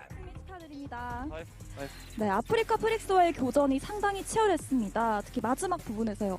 어떤 점을 좀 더 잘해서 결국 승리를 가져가시게 된 것 같나요? The last battle with Africa Freaks was rough. What kind of factor made this win possible? I would say our smokes and our teamwork, and we had some nice nades, played together, and we won the game. 마지막에 수류탄이나 이런 것들을 적절하게 사용했고 팀워크가 좋았기 때문에 경기를 이길 수 있었다고 생각합니다. 또 우리가 이벤트 매치 진행 중이잖아요. 이벤트 매치답게 잠시 밸런스 게임을 해보겠습니다. 바로 말해주세요. We're gonna play a little balance game for this event match. Sure, I'm ready. Weekly survival rule vs weekly final rule. Weekly final. Player clip vs Jims. Jimbo, because he's more funny. 짐이 더 재밌기 때문에 짐을 골랐습니다. 좋습니다. 자, 그리고 어제 버투스 프로가 가장 친한 팀이 또 팀 리퀴드라고 언급을 해주셨어요. 바톨린스 선수가 이비자 선수를 굉장히 기다리고 있다고 하셨는데 혹시 보셨나요? Virtus Pros mentioned you guys as a most friendly team, and they mentioned you. They will be waiting for you at the final. You got anything to say to him? Yeah, they're a good team, and they really showed that they perform really well. Also, they have a sub because one of their main players couldn't play, and they're still showing dominance. So we respect them, and we'll see them in the finals. 굉장히 좋은 팀이라고 생각하고 지금 한 선수가 메인 플레이어가 아파서 서브 선수가 참여하고 있는 상황에서도 좋은 퍼포먼스를 보여주고 있기 때문에 그런 점에서 리스펙트합니다. 네, 이렇게 팀 리퀴드가 버투스 프로에게도 한마디 메시지를 남겼습니다. 오늘 정말 승리 축하드리겠고요. 인터뷰 다시 한번 감사드립니다. Thank you so much. No problem. 네, 이렇게 해서 8강의 마지막 한 장의 티켓을 가져간 팀 리퀴드와의 즐거운 인터뷰 마무리하도록 하겠습니다.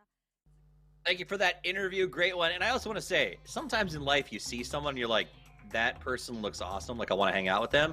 I feel like that translator looked hyper cool as I hold up my hand with a Paw Patrol Band-Aid on it. So let's forget about what it's like to look cool. All right, guys, that is it for today. We've watched a ton of PUBG games. They've been chaotic, crazy, wild. This desk was off the box, that was for sure. But let's look at the teams that will be advancing to the final 8. Meta, VP, TSG, Sonics, MCG, Oath, Day, and Team Liquid. A lot of representation coming out of a lot of different regions here. Poro? Yeah.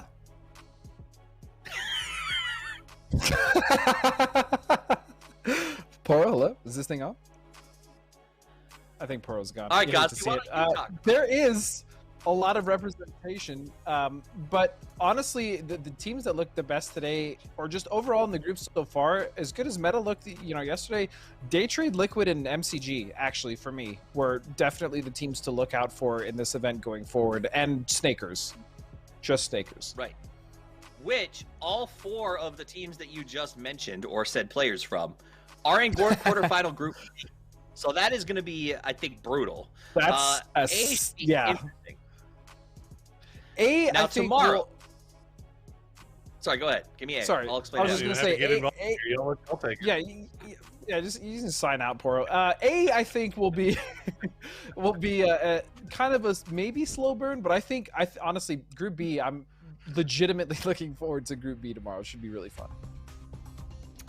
And then obviously the top 2 teams from each group advance to the grand final, where they'll play for how much money each team gets to take home. Poro, I know that you didn't get a chance to talk too much after this game, and tomorrow is the return of the Beard Mafia, so unfortunately you will not be joining us here on the desk. So I do want to give you a chance to say something, and we'll go in ranked order, of course. I've just spoken enough as somebody who only got 1 win today. You also only got 1 win, despite the fact that you're an analyst. I'm just a host. Only got 1 win. So your chance to give your 2 cents. Wow. got one win and I got 3 seconds.